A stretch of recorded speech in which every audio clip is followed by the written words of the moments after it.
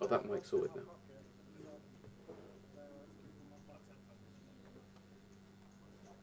Ladies and gentlemen, this is it, the culmination of the week. You join us on the Party Poker Tour in Birmingham at Resorts World for day 3, the final table of the £500 main event. My name's Ben Shannon, and I am joined, as ever, for the 4th time this week, by Mr. Guy Taylor. I hope you don't say 4th time as in like it's becoming a slog for you, Ben. Slog's one way of putting it. No, it's been fun in this cupboard. It has. We've enjoyed ourselves, and these players out here are certainly enjoying themselves because they're all playing for that beautiful Party Poker UK Tour trophy right there in shot. Look at that. It's huge. It's huge. It's solid gold, guys. And one of our players will be taking that home today. Wow. Let's get some comments in the chat already. Who do you think it's going to be? Let's say nice and early. Who's the favourite? Who do you think is going to run well? We've already seen some of these players run very well on the stream so far this week. And lots of smiling faces, lots of people happy to be here. It could be the highest score for some people here as well on this table. Yeah, so obviously a few big hitters at the table. Rob Duras, maybe the most noteworthy player, the champion of the mini-main earlier this week, and obviously a very winning reg on the UK tour of the last few years. But he's not the only local hero here. On his right, there you'll just see behind him in shot, Tai Huang, who is another Birmingham player via Vietnam, his home country. But yeah, he's had a few big scores in his time, and yeah, he's coming in second in chips. And we did see him play incredibly well on the stream, not just on the final table earlier in the week where he finished second to Rob in the mini-main, but just on stream last night, guys. Tai playing some amazing poker, finding some great check-raise bluffs, hero calling a river with king high as well. So, yeah, keep your eye on him. He's not to be messed with. We're just having a little dance around here now for the photo.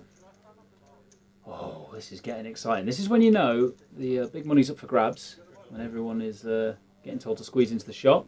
We're going to have the trophy front and centre as well. Being very careful to not knock over any of the setup the stream team has put together. And a great job they've done. This is what it's all been leading to. Look at that, we've got the lights on. And James there in the middle, putting his sunglasses on just to make sure that he can still see, because I can tell you, it's a very bright light right there. Yeah, we did have some headshots of our own taken today, and if you have been inside a casino for 4 days straight, like we have, that light is rather blinding. I've left my sunglasses in the room, but I feel like I probably need them right now. Lots of smiling faces, and Josh. People pretty pumped to be here right now, and we've actually been able to have a little chat with a few players. We've spoken to Mikey. We've also spoken to Tony. Right? Yeah, I had a chat with Tony, and it turns out he basically came here to play the PLO this weekend, and he just decided to flick it into the main. He's actually, right, get this, he's played a day 1 of the PLO today on the basis that if he does bust out of this, he'll be in the day 2 later on for the PLO Masters. Unfortunately, he didn't make it through, and the commiseration prize is to sit down on this, the day 3 of the main event final table, with 3k in the back pocket already. Yeah, we've loved having Tony on the stream. Clearly, you could tell yesterday that he was really hyped to make this FT. He's already got £3,110 locked. We'll get the payouts up on the screen a little bit later on in the stream, but just to give you a ballpark figure, 3k for 9th, 8th is going to be just over 4, 7th is 5.3, 6th is £6,770, 5th place will be 8.4k, and then the top 4 all getting 5-figure scores, which, as we say, will be the biggest scores for about half the table here. £10,400 for 4th, £12,970 for 3rd, silver will get you over £18,000, and the winner will be taking home £27,420 and that massive trophy. That gold trophy. It really is like silver and gold, you know, with the gold winners trophy. Yeah. It really is like an Olympic medal. And the man in prime position to take it at present is our chip leader James there in seat 5, who I can tell you is not afraid to get busy. Yes, we were hearing last night when we spoke to some of the players, we were hearing about some of the hands that were played on the outer tables that we didn't get the footage of, and it sounds like there were some big pots going on. Yeah, James is not one to be pushed around. And yeah, he found some great spots to amass some chips last night, bringing over 5 million to this final table today, with just over 17 million in total play. And as someone that's worked with James a bit, I can tell you that he knows his way around a final table, guys. So I do expect him to be putting the hammer down. There's some other notables at this table, though, that we haven't mentioned. Another local hero there in seat 1, Tim Slater. He's been around the block a few times, and this is certainly not his first rodeo. I do believe he has final tabled a Genting poker series back in the day, I think. So in the previous incarnation of Genting casinos. I was having a little look earlier at the Hendon mobs of these players, and I can tell you that Tim definitely had a few scores. I do remember him coming maybe third in maybe the biggest ever Genting poker series that they had back in the day. The one that I think it was Tim, Simon Deadman, and then Michael Richardson free-handed, from what I remember. Maybe it was forehand, I don't know. But I do remember that one. And yeah, there's the payouts that Ben was just going through. So yeah, a little bit more detail there, guys. The numbers, all the juicy money we're playing for here, and all of them will be happy to add those scores to their Hendon mobs. As you say, Tim, second place in terms of the highest earnings on this table, according to Hendon mob. We've got Rob, 572k lifetime earnings in dollars, that is, on his Hendon mob, and he's obviously added I think it was about 10 grand he took for the mini main just a few days ago on Thursday. So to be back on the final table and sat next to Ty, who obviously came second and also got quite a nice score. I think it was about 7k. I have slept since then. They'll be looking to potentially, a little bit, potentially go first and second again. But it'll be Rob wanting to, oh my God, have 2 trophies. Imagine that, just next to each other. That would be matching. This main event trophy is slightly larger than the mini main event trophy. It is. This is the biggest of the trophies available. You can win another beautiful medium-sized gold Party Poker UK Tour trophy this afternoon, though, if you do happen to be in day 2 of the PLO Masters event, or if you want to come down and play the 1K High Roller event. There's a one-day tournament. Late reg available in that one until 7:50 p.m., guys. And there has been roughly 15 people qualified to that event online, so it will definitely run. We are going to get underway here. Not too sure why Tim Slater has the UAE flag next to his name. I'm sure we'll get that rectified. And it looks like Michael Casson potentially going to be the first player to come in with an open of this FT. Michael will not be afraid to tangle. Now, he isn't purposefully hiding his chips behind the hat of Rob there, but we do obviously have the knowledge of his chip stack, and we also have the knowledge of Jitten's Ace King. Yeah, and Jitten was going to need to find a spot at some point early on in this final table, coming in second shortest, and finding Big Slick almost immediately, and oh my days, what a spot for Nicholas. Right off the bat, such a sticky situation to be in. Ace Queen off, facing a 3-bet jam We've for started 16 bigs. as we finished here, haven't we? Last night we saw some massive hands, and we're picking up the action straight away here on the final table, day 3 of the main event here in Birmingham. 9 players left, and it might be 8 players left after this hand. It could even be 7 players left. I can't see it being 7 players. No, you're probably right. And in fact, it looks like it's going to be 9 players, because I do expect Michael to respect Jitten's jam here the same way that Nicholas did. Yep. Yeah, good fold from Nicholas. It would have been over half his stack with Ace Queen off there. Just not a great situation given the ICM. And certainly, first hand of a final table, you just don't want some sort of disaster happening like that. That's going to settle Jitten's nerves. This is potentially the highest score he's ever had. We were chatting to him about 5 minutes before he sat down at the table, and he has been playing here quite a few years ago, and he did grow up around here. He was telling us he's moved down to Milton Keynes now. He's come back for this. Imagine if he could take the trophy back there. And yeah, just settling some nerves. Ace King first hand. Not got to think too much. Just put the money in. Hope to get some chips back.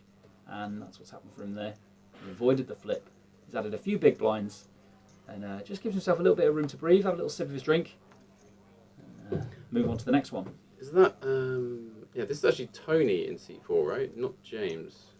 I think that is a typo on the stream. Yeah, that's going to be Tony Pierce, not James. We do have the flag updated for Tai Huang. Wait, there we go. He was flying the Thailand flag yesterday. It has been rectified to Vietnam.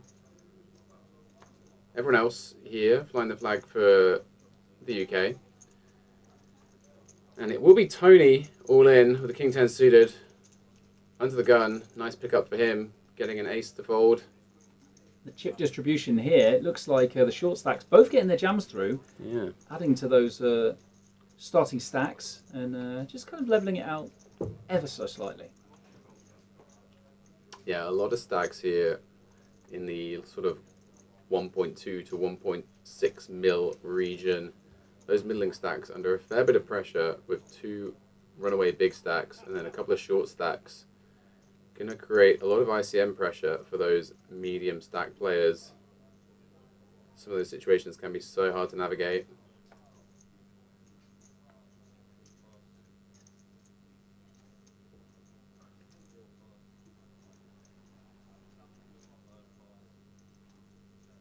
And we're just trying to load up the current live clock to see how long we've got left of this level. Yeah, because we did obviously end about 15 minutes before the end of level 24 it was last night. So the blinds will actually go up pretty quickly today. We will be hitting 60k big blind probably within the next orbit. And then we'll play 3 more levels after that, this first session I believe. And yeah, we'll see. I do expect this to get wrapped up, guys, at maybe around like 8 p.m. And it will be not too long after that that we'll stream the high roller final table. I believe we'll be waiting until the bubbles burst of that and then picking up the FT late tonight. Rob Duras, the mini-main event champion, getting his first open of the day through one of the middling stacks.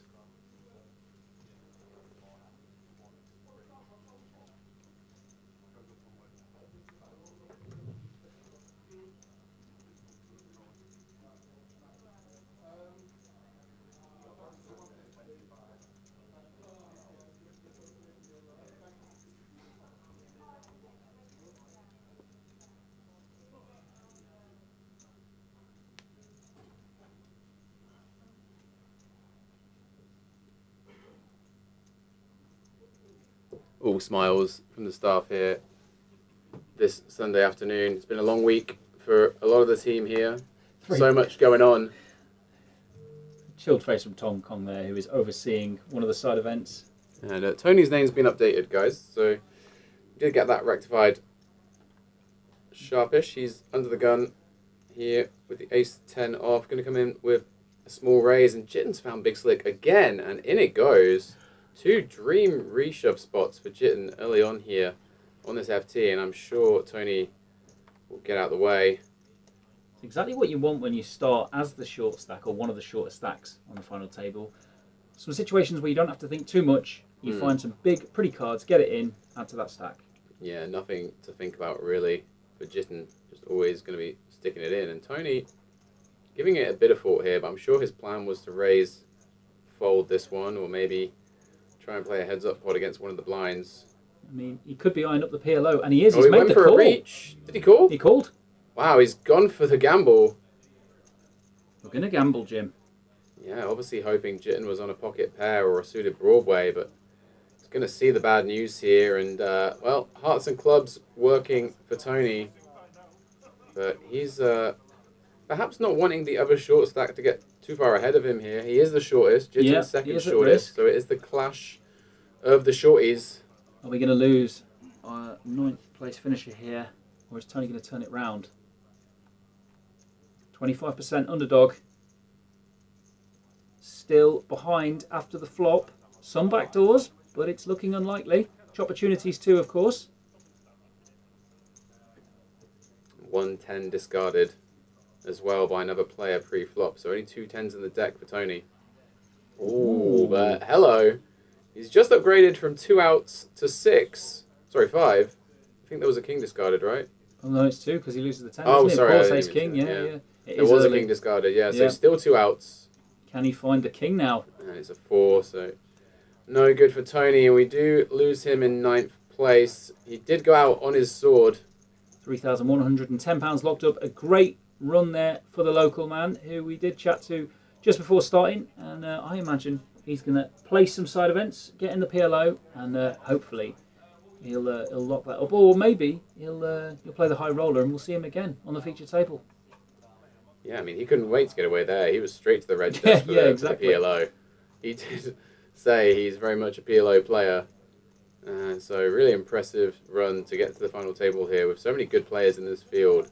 We saw some great poker on stream yesterday, and including the Staples brothers. Outlasting them is no mean feat, Tony, so well played. So all these guys now locked up over £4,000. And I guess the tournament just got a fair bit deeper with the shortest stack busting to the second shortest stack. There will be no one in immediate danger. I think everyone's going to be over 20 bigs. And yeah, we're going to really play some poker here. Certainly not just going to be an all-in fest on this FT. That being said, of course, the blinds are going to be going up shortly. And I think it's a 60k big blind when we go up. Trying to see how long we've got to wait until that does happen, but yeah, Jitten there going to add to his stack, ace king twice, and busting a player as well. So the remaining 8 players have all locked up over £4,000, and they are one step closer to lifting the heavy gold trophy. Do we know how heavy the trophy is? I mean, we know how shiny it is. We've seen how shiny it is. I can confirm I touched the medium one a few nights ago. But you did, the trophy, actually, that's right, yeah. The gold trophy, this big gold trophy, they've not let me anywhere near. Okay. Probably for the best. Yeah, rightly so. That was rightly so. And rightly so that Tim's picked up 5s here in seat 1. Tim will be the new short stack, and he's just folding the 5s there in the cutoff. I guess it's James's big blind, and he's seen how aggressive James has been. Yep, that's true. I mean, this is the 2 most aggressive players on the table now. We're going to be sat next to each other here with Mikey and James. Michael putting in some really nice bluffs together yesterday. We saw the river check raise out there. We saw the 4-bet pre with the king 8. And of course, Mikey was on the stream a bit more, and the players might have been using that to their advantage. You know, James, I imagine, will have checked some of the stream footage out, and he might be building a range for Mikey here, and he just decides to check. Well, they are somewhat familiar with each other, being both members of the TaylorMade Poker crew. I thought you said they're both wearing hats, but oh yeah, they do unfortunately have the privilege of knowing Guy. Indeed, and James putting Michael to the test immediately here, and Michael probably going to go nowhere. It's obviously a very connected board. He does have a pair and a straight draw. In some situations here, up against chip leader, you might just fold bottom pair with no backup. But with that straight draw, Michael going to come along. And the question now is, does James find another barrel? He'll be pretty aware that Michael will be very snug here in this situation, respecting the chip leader on his left, and he'll have a lot of Jack X and Queen X in his limping range. He's not going to go just like raising King Jack offsuit, etc. every time here with the ICM situation, because you just don't want to get free bet. You just want to protect your range. But having got to the river here with just 8 high, we're going to see how much James wants to push the envelope. No. Going to check it down there, and I mean, probably quite wise too. I mean, he might have got Michael to fold a 10, but certainly not folding a queen or a jack. Yep, and preserving that large stack there, James, you know, doesn't want to go too crazy, too early doors, I imagine. Does have quite a short stack on his left as well. In fact, no, of course, Jitten knocked Tony out, didn't he? So yeah, Jen would be up to almost 2 million by this point now, right? Yeah, well, above average. What do we have left? 8, 16, yeah. The average should be about 2.4. Yeah. 2.4 is it? We've got 8 left, 17 million in play. Yeah. 2.2, something like that. Just trying to load up the clock. But of course, the graphics and the dealer will be informing us when the blinds go up. I imagine it will be soon, because I think we had about 8 minutes left when we finished yesterday. And as I say, we will go up to 60k big blind relatively shortly. In fact, it's right now.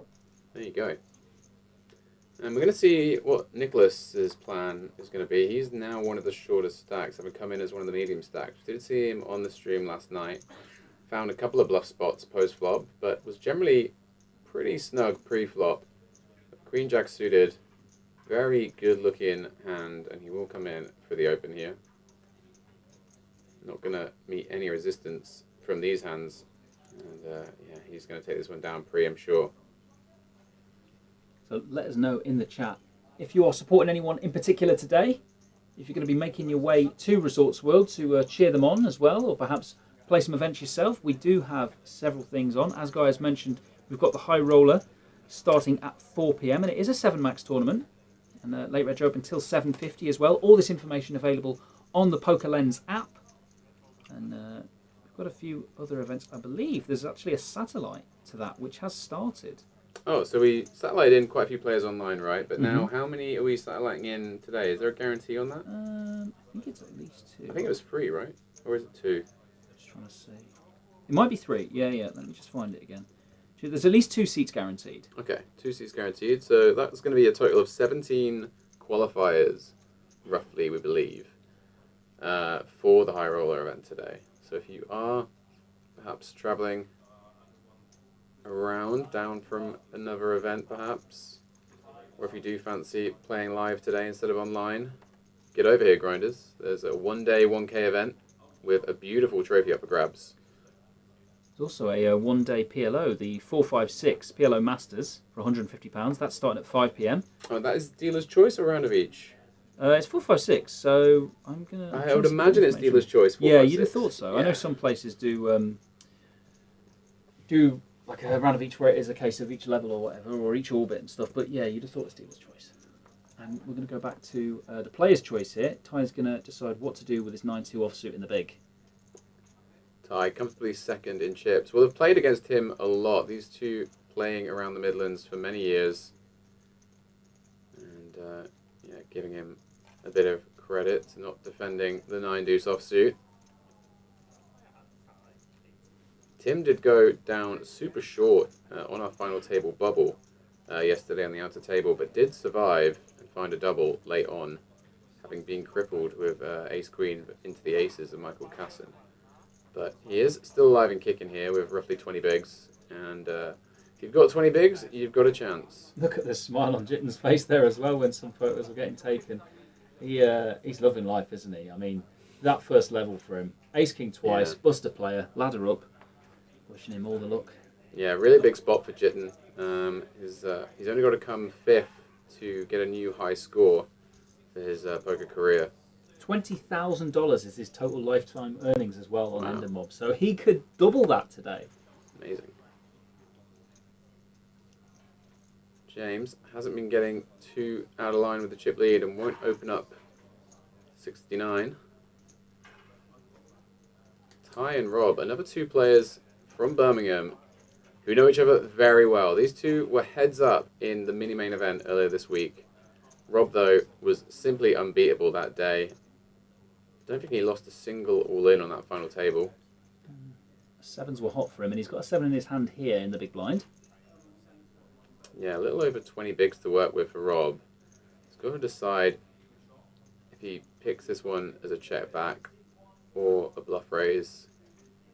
I mean, if there's anyone who's going to be tricky enough to find these limp traps on this table, we do think Ty would be one of them. Another player that's enjoyed the trap yesterday a couple of times was Josh. Oh yeah. Who twice trapped successfully with pocket aces on our feature table. It's a great situation to have there. You get aces twice on the feature. You managed to trap twice as well, and he got paid as well, didn't he? So. Got the max both times. Yeah. So the flop has been whiffed by both players. Rob contemplating a stab with 10 high.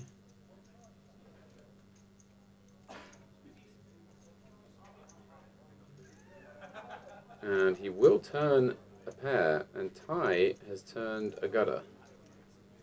We can see he's only actually got 1 out to that gutter though. 2 7s discarded pre. And obviously,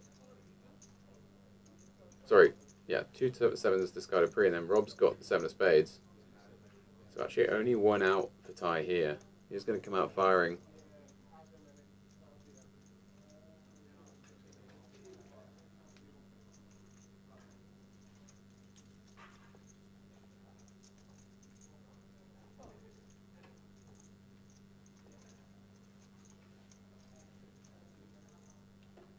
Very easy call from Rob, and he is going to play very slow and deliberately against Ty. Ty just such a streetwise player. We saw him make some great reads yesterday. The King High River call was really nice, and the check raise with the open ender. Don't want to give him any more information to work with. Yeah. And he is going to give it up. And it is possible for Rob to go for a little bit of value here. Could potentially put Ty on a 4 or a 6 that he didn't bet flop with. But no, he is going to just check it, see what Ty was working with, and scoop in a pot. So, Ben, why don't you go ahead and tell us about the Party Poker Toolpath? Yep, I was just going to say after this hand, you could be fighting it out. It could be you, guys. Everyone here, or the majority of them anyway, have bought in for £500 to play, and they're fighting it out for that £27,000 top prize. But some of the players will have won a package. We've got lots of 1k packages to give away, and that gives you entry to the tournament, £500, and £500 of expenses. Now, there are 5 steps on the Party Poker Toolpath. You can't actually buy in directly for round 5. You can buy in for round 4. That is just so great. Yeah, right? you can't just go, boom, right, I'm straight in this one. You can work your way up, and you can actually get a ticket for round 1, as long as you're rated 1 cent from a real money poker hand. You get 2 20p tickets. Yeah, just for that, straight away. And we've got daily MTT sit and goes as well. Loads of different stuff there. And then £1 the next level, £5 the next level. You could be getting in for, like, just change. And you could be fighting for a 5-figure score, which is crazy to think. Yeah, and I do hope at some point we get one of those stories on the Party Poker UK tour. We are here to stay, guys. And speaking of here to stay, Mikey's found a fold of ace ace here. I was going to say he's likely to open this, and maybe he won't be staying in this pot. James finding ace king suited. Photography team there taking some great shots, guys. Do have a look at the Party Poker Instagram page. There's some amazing headshots that the girls have been taking this week of both players and staff. Yeah, and I believe all the players that have lifted trophies have got some shots on there as well. And you and me might even have some headshots to work with. We don't know what they're going to look like, guys. So don't judge us yet. Rumours are they're going to spend all Monday in the lab editing. Yeah. We need like several AI bots to try and make us look presentable. But James with the very presentable ace king of hearts here. Nick with jack 7 offsuit. Probably one he's not going to opt to defend here against James. James with just a reputation for being so aggressive post flop. You've really got to pick your defends wisely in these situations where you are going to face aggression. And Nick wisely getting out of the way there. So James taking down his first raise and take it of the FT. Probably won't be his last. Another ace king sighting as well. Yeah, we've had a few ace king sightings. You're right. Yeah. Now, all these players, I believe, will be adding towards their scores on the Party Poker Tour Challenge. And that is, of course, a way that you can also win a package. I'm just going to bring the leaderboard up when I click the right thing. I can't find it now.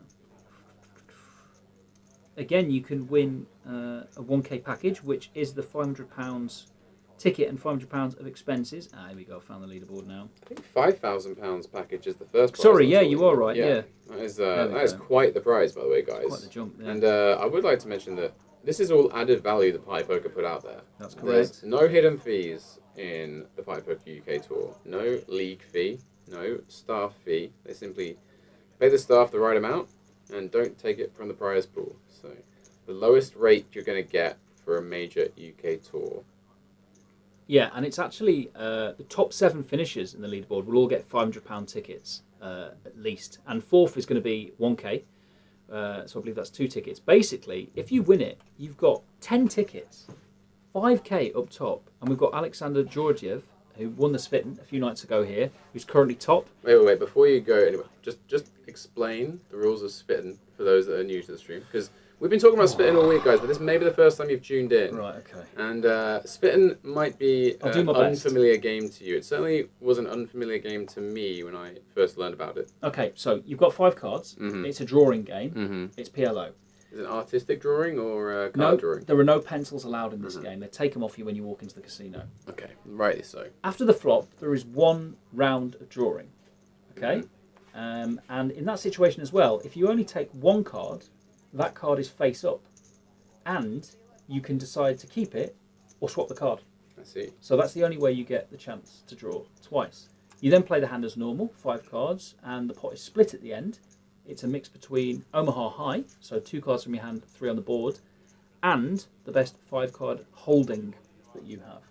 I think that's correct. That is far too complicated for a simple mind like me, but to the mixed game players listening, that might just sound like music to your ears. So next time that you see a Party Poker Tour event, look out for that on the schedule. It could be the first thing you try and find where the spin is. So yeah, in second, we've got Jamie Staples, Party Poker Ambassador, and he's got the 3K package locked up. And then our Manchester winner, who we did have a chat with yesterday, Dennis Orhan, has got a 2K package locked up in 3rd place. So lots to play for, as we say, added value, and it could be you on the next stop of the Party Poker Tour.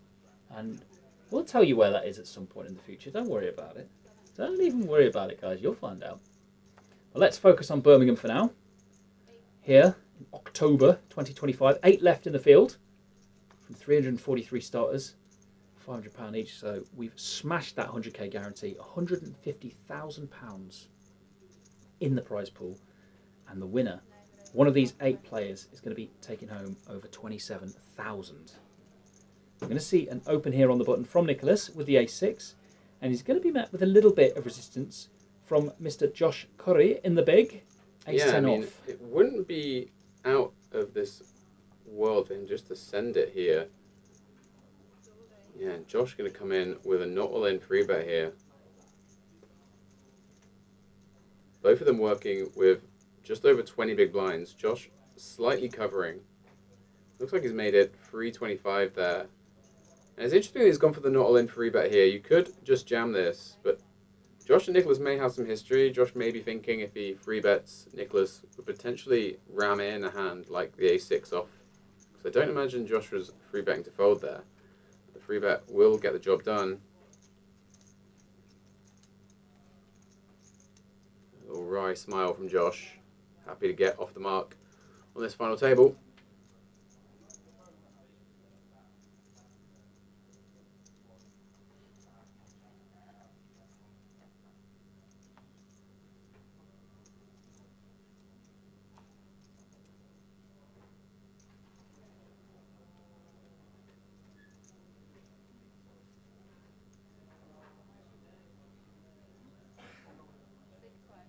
So a few players not getting too involved, just settling in, feeling it out.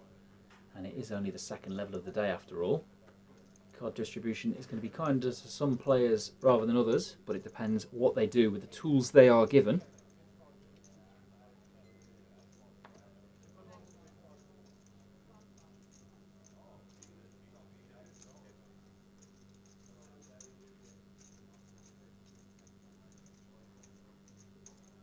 King Jack now for Al Dente, Mr. Casson.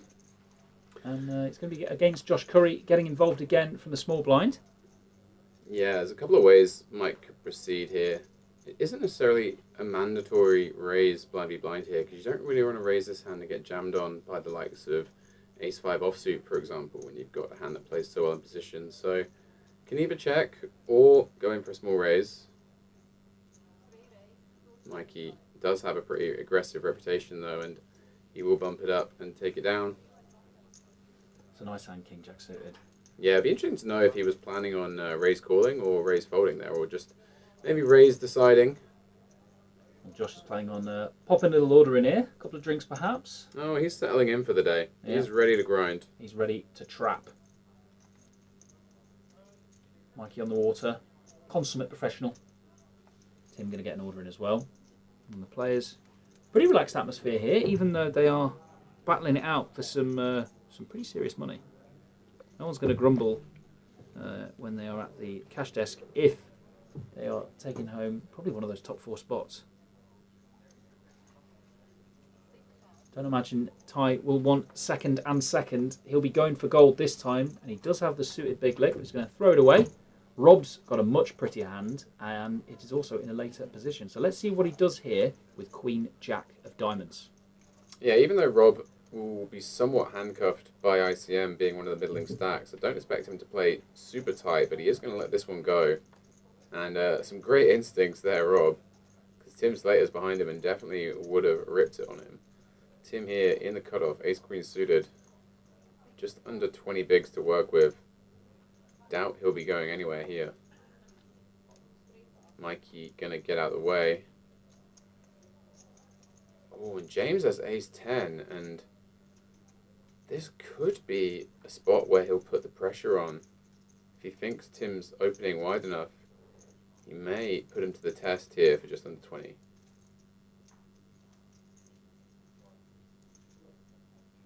Really just depends how he wants to use his chip lead and what he thinks of Tim, but he is gonna just call, I believe. So maybe sensing that Tim is gonna have a very snug range there from the cutoff. James, a guy with really good instincts for the game. Oh, and he's just flopped best. Not just the good instincts, but the good ability to flop and get ahead. Well, if I knew I was going to flop top pair with this hand, I would have just set it in pre and hoped to get a call, to be honest with you. But instead, he's going to have the opportunity to check raise. Tim with a range bet here. Only the backdoor straight draw. Well, of course, the queen's live as well. Yeah, but pretty likely that this just goes check raise from James against a small C bet that he would have been expecting to face.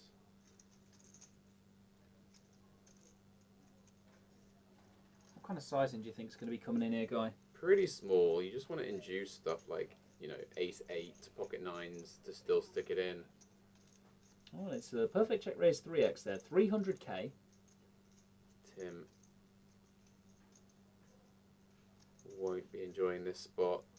Kind of knows that with James' image that he could just be check raising a draw here, like the 9-7, the jack-9.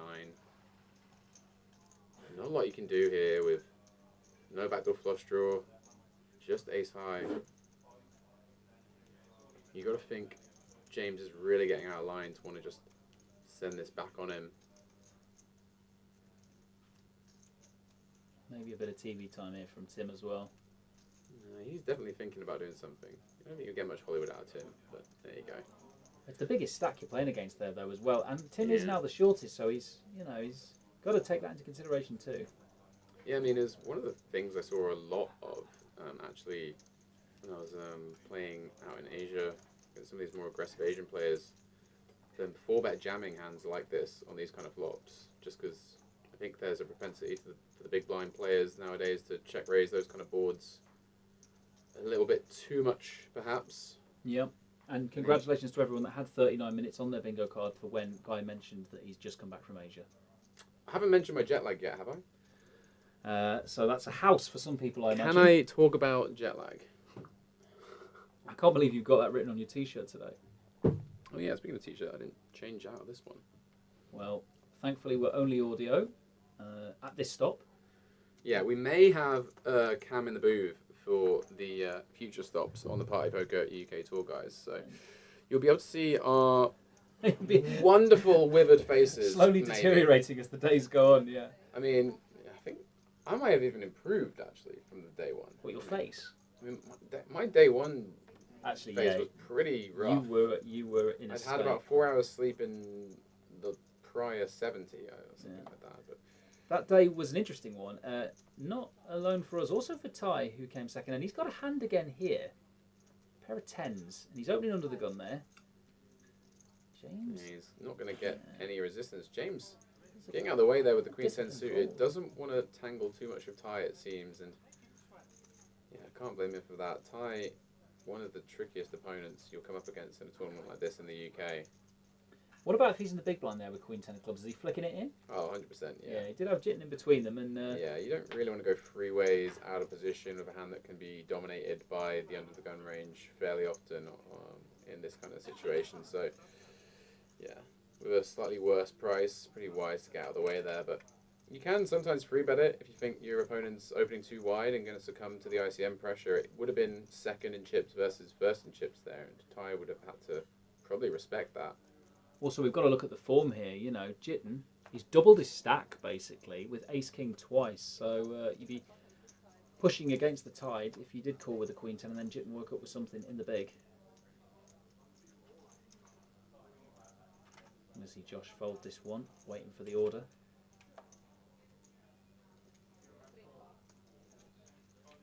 And it looks like nobody's really got anything this hand. So will we see James open the button? I believe so. The mouth is covered. We're looking at maybe a slightly larger size here. 135, so a little bit more juice. Charging a bit more for Jitten, who does fold. And Ty's got a very playable hand in the big. But will he want to tangle with the next biggest stack at the table? I feel like the form Ty's in, he's not going to be shying away from any confrontations. It's just a good enough hand to defend in almost any situation too. But if you know your guy is going to be wide, all the more reason to get involved.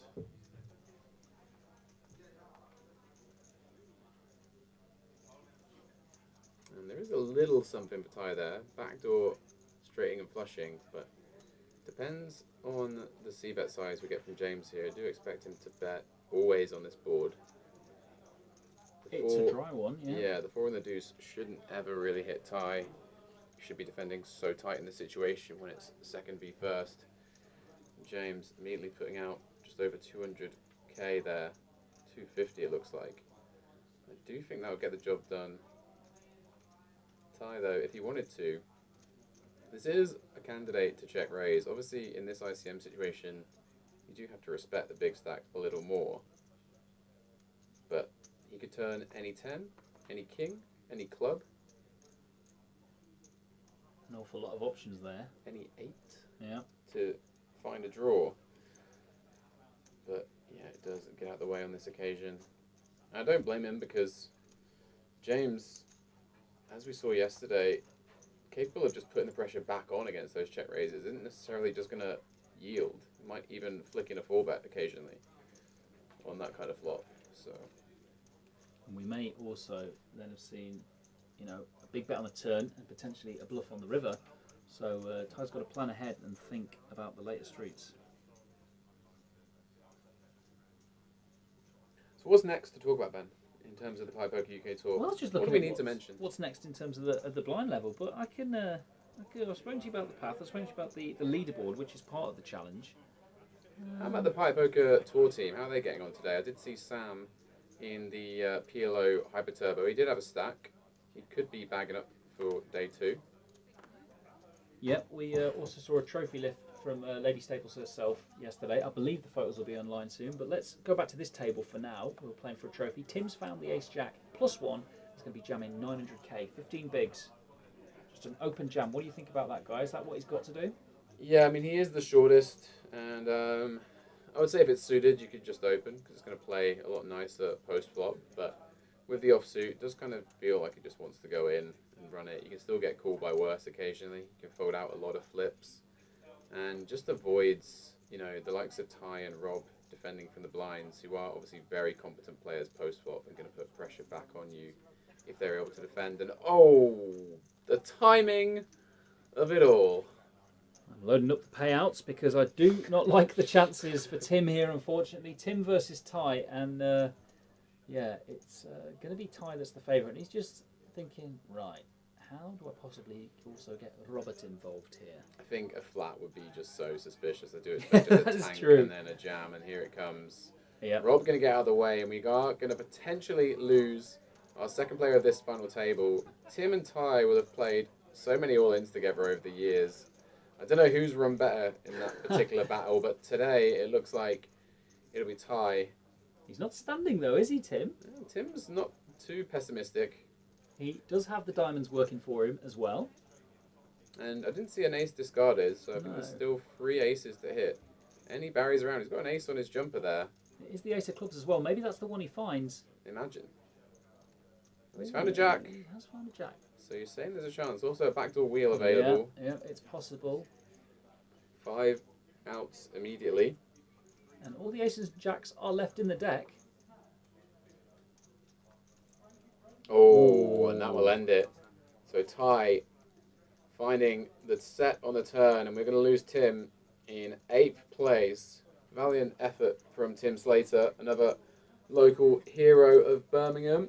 Going to cash for £4,120. Ty going up north of 4 million here, and our second place finisher from the mini main event looking to go one better here, and he's in a great position to do so. I'm enjoying Rob's face there when he's looking at those chips. He knows how difficult it can be if Ty gets a stack. And thankfully, he's got position on him. I think the heads up today, whoever it is, might last longer than that mini main did, which was, of course, only one hand, a flip between the gentleman you see the centre of the photo there. It took longer to set the cameras up for the heads up confrontation than it did the actual heads up itself. We just had 7s v ace-8, the ace-8 of Ty flopping a pair, but Rob turning him dead with a straight and pocket 7s that were really kind to him on Thursday. And we'll see, with 7 left, how kind the cards are to everyone today. 5.3k locked up for all our players. Not bad for a £500 buy-in tournament. And it does say something about the quality of Rob Doris and Tai Huang, that the two of them have the chance to go 1 and 2 in both the mini main and the main event still. The fact they're both still here 7-handed, and they're both quite different players. You know, like Rob's a very theory orientated guy. You know, sticks to mostly the solver approved ranges, whereas Tai likes to mix it up and play a bit of street poker. We might see some street poker here. Michael's going to open 120, min raise, ace jack off +1. Not going to be met by any defence here. What about in the big blind? Oh, not again. Oh, it's the same exact hands. Kings versus ace jack, and with this stack size, what do we think? Is Michael going to call it off? I feel like Michael might get away from this one. Nick's been pretty snug with his free betting pre-flop. But the thing is, though, he's now the shortest stack, right? That's so you true, might just look at it and think, well, he's now the shortest. Maybe he's gambling with, you know, a suited ace-x, suited Broadway. The fact that he's free bet and not just shoved does look insanely strong, though. And that It does, could doesn't give it? Yeah. Michael a chance to get away from this. Assessing the situation here, the Bluffalo, Michael Denty Casson. Yeah, I mean, it's not a hand that you're going to bluff with here, is it, ace-jack? But maybe he does sniff this one out. It does look so strong, doesn't it, from Nicholas? But maybe he's trying to use that as a bit of a reverse. Yeah, I mean, if Mikey's thinking, well, this guy thinks I'm pretty aggro. He's seen me on the stream yesterday, running a few bluffs. His nickname online is the Bluffalo. He's got a few nicknames online. Yeah, he has actually. He likes to change it every so often. The anti-aunt, and wow, he's going to find a good great lad. fold there. Good lad. From Denty. Surviving. I mean, he might have won the hand. We never know. He might have hit the ace. True, he could have hit an ace. But he's gone for the safer option here, and he has folded, and he's not going to quite be bottom of the pile. Still got a very workable stack there. 30 bigs at the 30k, 60k level. I dare say if that had been a suited ace-jack, he might have gone with it, and he certainly, I think, would have gone with ace-queen. Much sexier flavour. Calm down. Well, when it's suited, it is. That's a categorical fact. It's in all the books. Just because the ones that I see are mostly pictures, that doesn't matter. Speaking of pictures, there are some great pics from our photography team here on the Party Poker Instagram, guys. Go check it out if you don't already.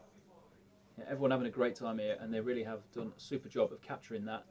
Just the atmosphere here at Resorts World is pretty good. Pretty good. Jitten's going to pass this one because it's not ace-king, and he knows he'll get ace-king again shortly. So why mess around with suited numbers when you can get double Broadway? Speaking of Broadway, well, you've got the ace of diamonds here in Rob's hand. He's going to be opening the button. Ace-9 of diamonds. So two of the shorter stacks probably going to tangle, if anyone. Yeah, indeed. Now you think about it here, I say the short stacks, but they've all got about 25 bigs around this part of the table. Josh probably going to shove. Yeah, he has shoved. There we go. So ace queen from Josh, and Rob already folding. Look Oh, at that. straight Not even in the giving us bin. the time to say. Yeah, not even a little bit of Hollywood Do you from know what I Rob. mean? He's just like, let's get on with it. Let me Yeah. find another spot. And it's a really interesting situation here now because we actually have Rob all the way round to Mikey. All four of those players really similar stacks between 1.4 and 1.8 million. And so it could just be a case of who runs better here, who gets the better card distribution in terms of the player that is going to pull away from the middle of the pack and join Ty and James as the chip leaders in this tournament. Who's your money on? Well, I think Jitten might get ace king again We'll see. at some point, and it might hold. The conspiracy theories will be out if he finds it this hand. Yeah, you're not wrong. It really could be anyone. We've seen some great play from all these guys this week. Well, Jin's found something pretty nice there. Ace six of hearts, sorry. His early position though.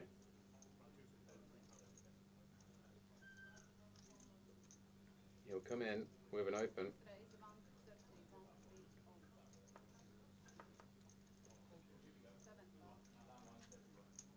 Rob with the king queen. A candidate he could pick as a free bet here, but respecting Jitten's early position raise here. Not getting too out of line. And Mikey in the big, ace 10 off. We just saw ace 10 in the big blind from James the previous orbit, flopping top pair. Don't expect Michael to go anywhere here.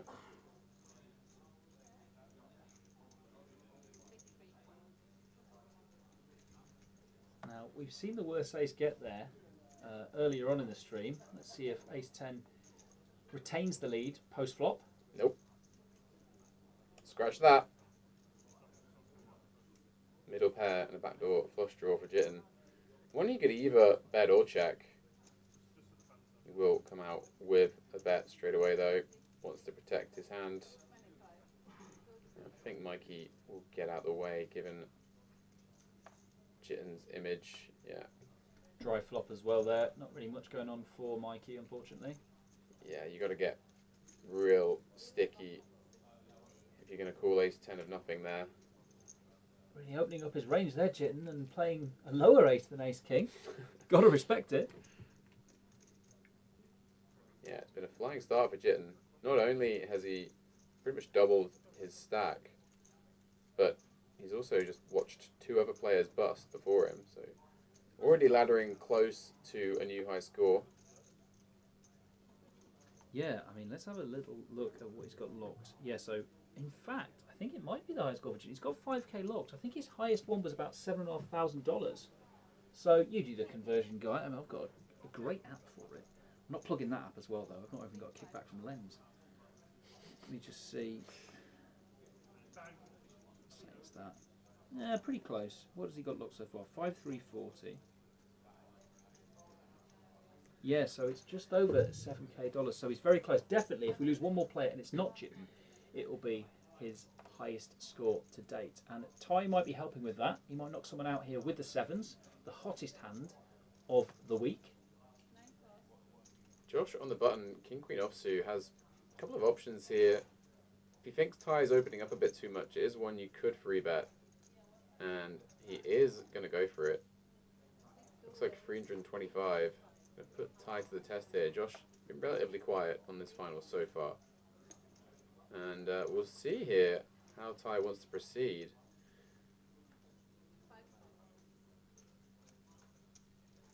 If he was to find the rip here, I don't think Josh is ever going to be calling this off. It looks like a folding face to me.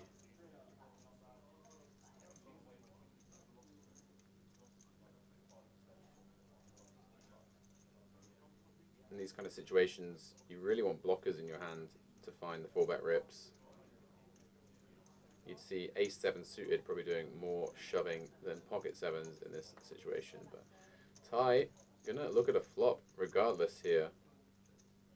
Try and flop a set perhaps, or just try and find a dry low board to get it in on. And that is not dry or low, that is ace ace king, and not much going on for pocket 7s there.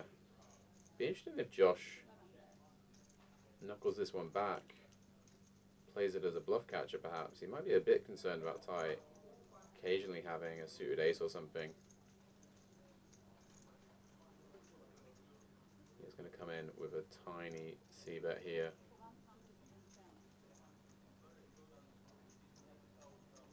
And there's really not a lot you can do here in Ty's spot. Also taking into consideration the fact he's second in chips, and there is a real gap between second and third. You might want to preserve that stack. I don't know, like, I don't know if that's necessarily Ty's style, but I do think it's just the worst board ever. But not going anywhere just yet.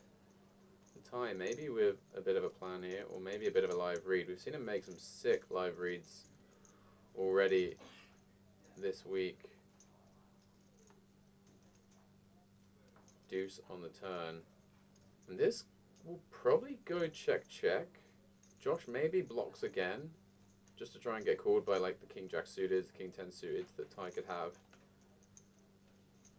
Also, he might be wary that Ty could have diamonds, like a 10-9 of diamonds kind of hand. So, could be a block bet from Josh to check back the river with, or he might just check again. No, he's going to go for another block.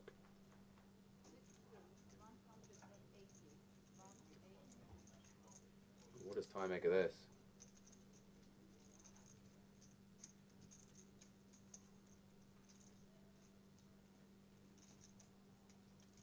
Very strong line from Josh.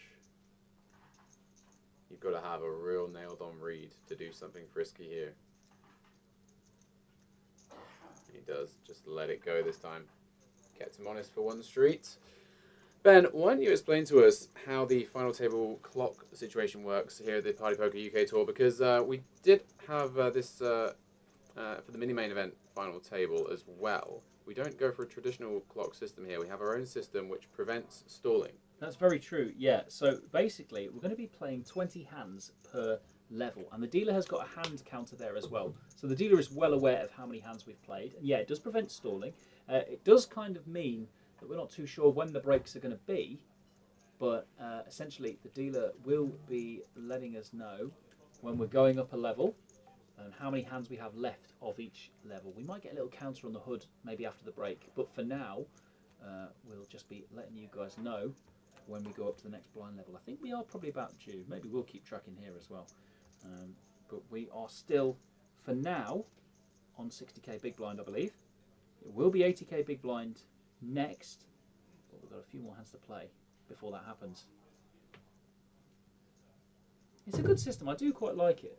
Yeah, I think it's perfect. It just cleans up so many of the issues you get with stalling and just slow play in general. It just means you don't need the shot clock as well. Yeah, exactly. And like, I'm not really a big fan of shot clock poker on final tables when you've got these decisions that are just for so much money. Mm-hmm. And particularly when recreational players are on a final table and they've just got so much to think about with the money jumps in situations they won't have been in particularly regularly, because obviously they're not like the online pros who are playing, 20 or 30 tournaments a day. So yeah, I just think it's a much better system, because there's been situations, even as myself on live FTs, where I've only had a few time banks on a final table and I've been sat there just thinking like, well, this just isn't long enough for me to think about this decision, and I've just ended up pitching a couple of cards that maybe I could have done something with. Yeah, and even if you are used to playing a lot of those finals online, it is a completely different kettle of fish, really, where you are then live and you've got to take different things into consideration. So the idea of players really be given the opportunity to take their time, and like you say, for a lot of people, it's their best result. So they're then taking that time to decide what they're going to do in order to increase their chances of finishing as high as possible. Yeah, I have to say there's been absolutely no issues with stalling or slow play at all this week. It's been played in great sportsmanship here in Birmingham. Unbelievable, quite frankly. Great work. Thank and you. Potential collision here. Rob will probably open this under the gun, yeah. And Nicholas, just over 20 bigs, ace queen suited. Do expect to see a free bet here. Nicholas has found some great spots so far on this final. Yeah. He may opt to shove, but I prefer, personally, a free bet. You don't really want to shove and then find someone wake up with something massive behind. You just want to give yourself the opportunity to get this one heads up. You don't really want to be freeway all in with ace queen suited at this stage. He's got to try and keep it similar to when he did this with the kings as well, really. Exactly. Yeah, a good balanced strategy from Nicholas. James on the button with fives, our chip leader. Does he put down the hammer? No. I mean, it is a spot where it probably would have worked. And just for all listeners there as well, do you think he'd ever be peeling? Or is he literally fold or 4-bet? He certainly shouldn't be peeling. And I can tell you, if he's got a good coach, he'll find the fold there every time. Just going to pause for laughter there. I'm saying nothing. Rob, though, will be probably either saying all in or fold. I do think he'll get away from this one. If you think your opponent's going to be using a few suited ace-x as 3-bet bluffs there, you might send it in with the king-queen, but Nick shows Rob the goods. And he did show yesterday as well. I'm sure Mikey Casson will be paying attention there, and that might actually work in Nicholas's favour if the same thing happens later on. Because like we say, he kept balanced, he made that raise size with his kings, and now he's shown ace-queen when he did it. Obviously, Casson's ace-jack still behind ace-queen, but yeah, players can be paying attention to this, and who knows if later on this final table with the remaining 7, that may be information. I think Nick was the only player to show a bluff on the stream yesterday. As in, like, we saw plenty of bluffs on the stream, we but did, the only person to proudly throw in at the opponent when he got it through, Nicholas yesterday getting a couple of barrels through with just king high. It was still the best hand though, wasn't But it? it did happen to be one of the rare occasions where it actually was in the lead by the river. It actually got the best hand to fold on the flop, and then a draw called through, but yeah, it did get the job done. I mean, if he'd have checked the river and given up, he would have got bluffed off it likely. So there you go.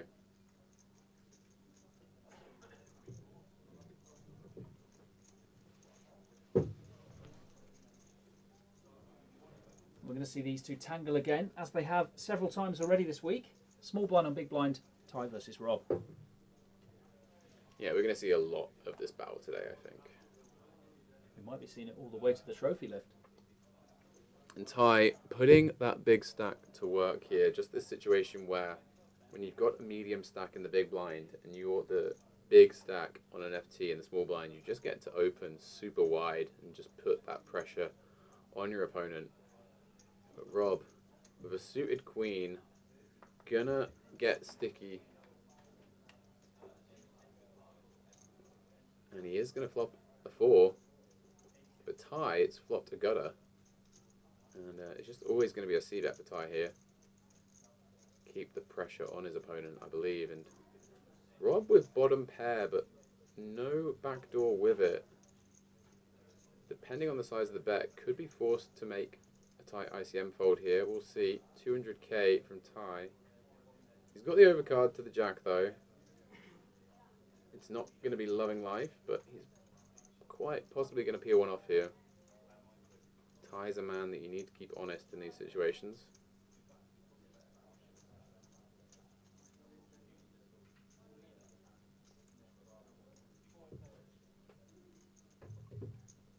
Rob reaching, puts in the call.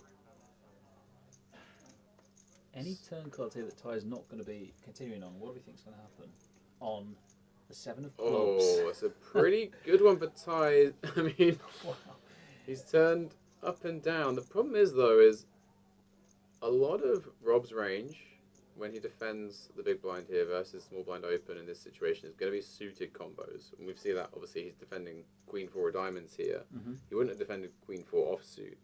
So Ty, you know, having the deuce of clubs doesn't really block any of those suited combos that Rob would defend. So it's not exactly the best turn card for Ty. If he thinks about how Rob's constructed his range, Rob also going to defend a lot of Jack X in this situation.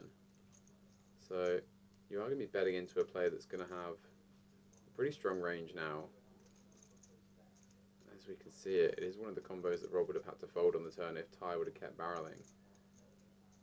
Rob going to check his option, and Ty does have plenty of outs on this river. That is not one of them, but I tell you what, that is a card Ty could definitely rep, and when it goes check, check, turn, Ty might be putting Rob on a 4 or a 5 here. And he does have pot back, Rob, so what kind of size do you think Ty is going to be using here in order to get the fold? Well, it just depends on how he thinks he's constructed his range. Probably won't give Robert credit for an ace ever. Most ace-x going to be shoved pre. If he wants to fold out a 4 or 5, he doesn't need to just send it. He can just bet relatively big, and it looks like he's gone for 500. Yeah, a little bit more than that, maybe 650. Well, yeah, so He's he's going to the be top of the stack, wasn't it? 600. Yeah, so he's leaving Rob 200k. Yeah, I do like this size from Ty. Will Rob sniff this one out? Talk to us about this as well, guys. Chosen to use the purple chips here. Is he trying to Well, make it look more intimidating, or? No, I mean, they classically say that the lower denomination chips supposedly are going to be the weaker part of the range, or more likely to be a bluff. Supposedly, if you look at the statistics on live footage, people use the higher denominations more often when they're value betting. But Ty could know that and just be using that as levels against Rob. Mm-hmm. So I don't know if that will come into Rob's thinking here. Rob's just simply thinking, well, Ty's a very capable guy. He's not got a jack here. It's either an ace or nothing, or a slow played flush, maybe a slow played straight. Do you want to be a hero, Rob? If he folds, he's going to be the short stack. That's the other thing. Yeah, and this is really where it is important that there's no shot clock, because Rob can take all of this into consideration and try and make the best possible decision for this stage of the tournament. And this is the business end now, guys. Yeah, I love this tension, honestly. This is great viewing for me. Just like thinking about the cogs turning in Rob's head, what's going through his mind.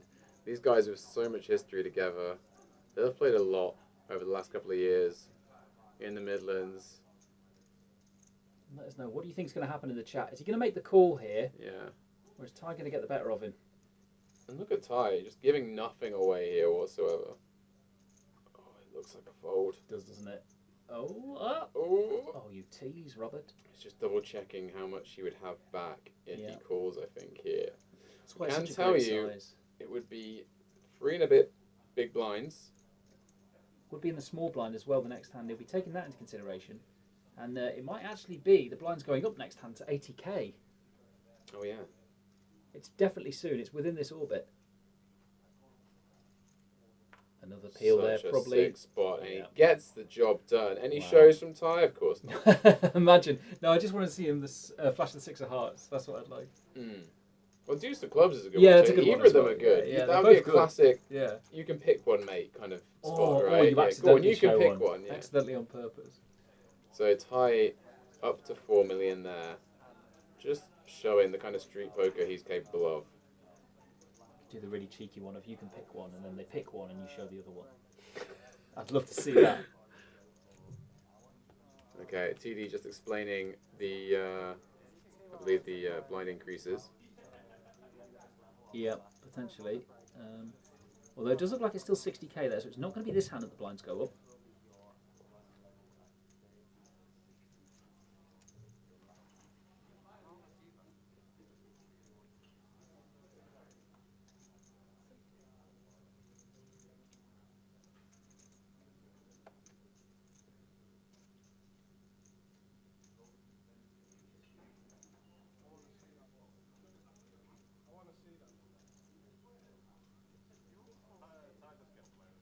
We're folded around to the blinds here again by the looks of things. Ty might be trying to keep momentum going with a queen. Queen 3. No, just going to let it go. We do have now the shortest stack. Rob in a small blind, and if he finds something, he will be getting looked up by Nicholas. Wow, yeah. Rob yet to box his cards. I dare say any ace will be going in. Quite a lot of King X and quite a lot of Queen X too. This feels like a shoving hand here. There it is. Ace 8 off.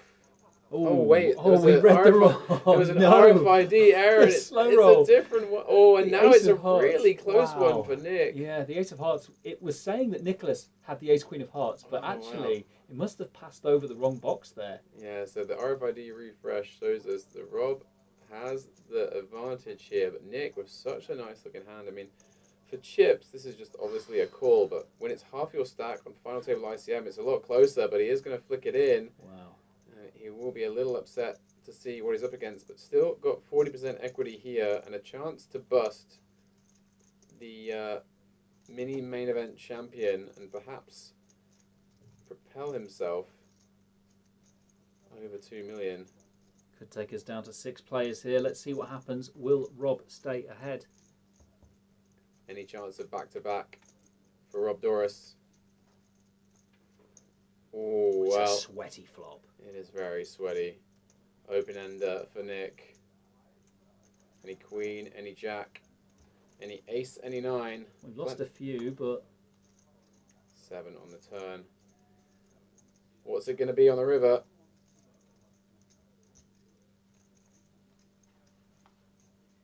it's a brick. And Yeah. if you're watching the mini-main event final table earlier this week, it will come as no surprise to you that Rob Duras has held. And they're basically going to swap stacks there, I think. Yeah, Nicholas looking like, if this is correct, he's down to about 750 after that call, and he's kind of got a call really with the Queen Jack of Hearts. We did almost get slow rolled by the cards there. Yeah. Ace of Hearts passing over, and yeah, it's going to be a double up for Rob, who's had an interesting couple of hands. And we're also going to pop the blinds up now to 40k, 80k. Yeah, so really bad timing for Nick to lose half his stack there. I do think that Queen Jack suited probably bottom of the range maybe for calling blind on blind there with the ICM situation, but a hand far too pretty. So we're going to be playing 20 hands at this level, 40k, 80k, and then I think I might be right in saying we're going to take a short break at the end of that. I will get confirmation, but yeah, let's play our first hand of 20. We might play the 100k big blind before a break, but as I say, I'll get confirmation of that. For now, 80k is the big blind, and as a result, the depth of stacks has got shorter. The chip leader has not changed though. James Fowler doing the business so far, and he'll continue to put pressure on here with the Jack 9 suited, and Jitten is going to have a decision. Ace Queen off here, another big pre-flop hand. 20 bigs to work with now. We did see him get it in with Ace King twice earlier on, and it go very well for him. He's got Rob behind, who's a bit shorter. He's got Nick behind, who's a bit shorter as well. He's not going to be deterred. 3-bet to 500k. And he'll be planning on calling off a shove from James, but potentially giving himself a chance to get away if it did go a rejam behind him and a call. So very good ICM aware play from Jitan here, not to just rip it, but to go for the not-all-in 3-bet. James would have loved to get to a flop here with Jack 9 suited.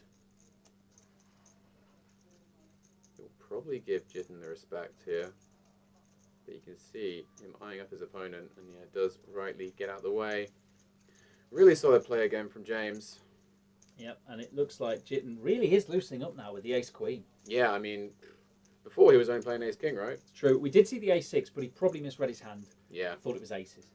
Yeah, no, really good performance so far from Jitan. He's gone from short stack to, I believe, up to 4th in chips now, 7-handed. Yeah. Short stack to middle of the pack. And it's a great first session here for Jitan. Nicholas has been a little bit up and down, found some great spots to squeeze, but did lose that 60-40 against the mini-main winner, Rob, who will be trying to build on the momentum and go back to back with shiny gold trophies. James here, chip leader under the gun, likely to come in for an open with King Queen. Not really that many shoving stacks out there, just Nicholas really sub 20 bigs now. So James will be pretty comfortable opening up the whole range under the gun here.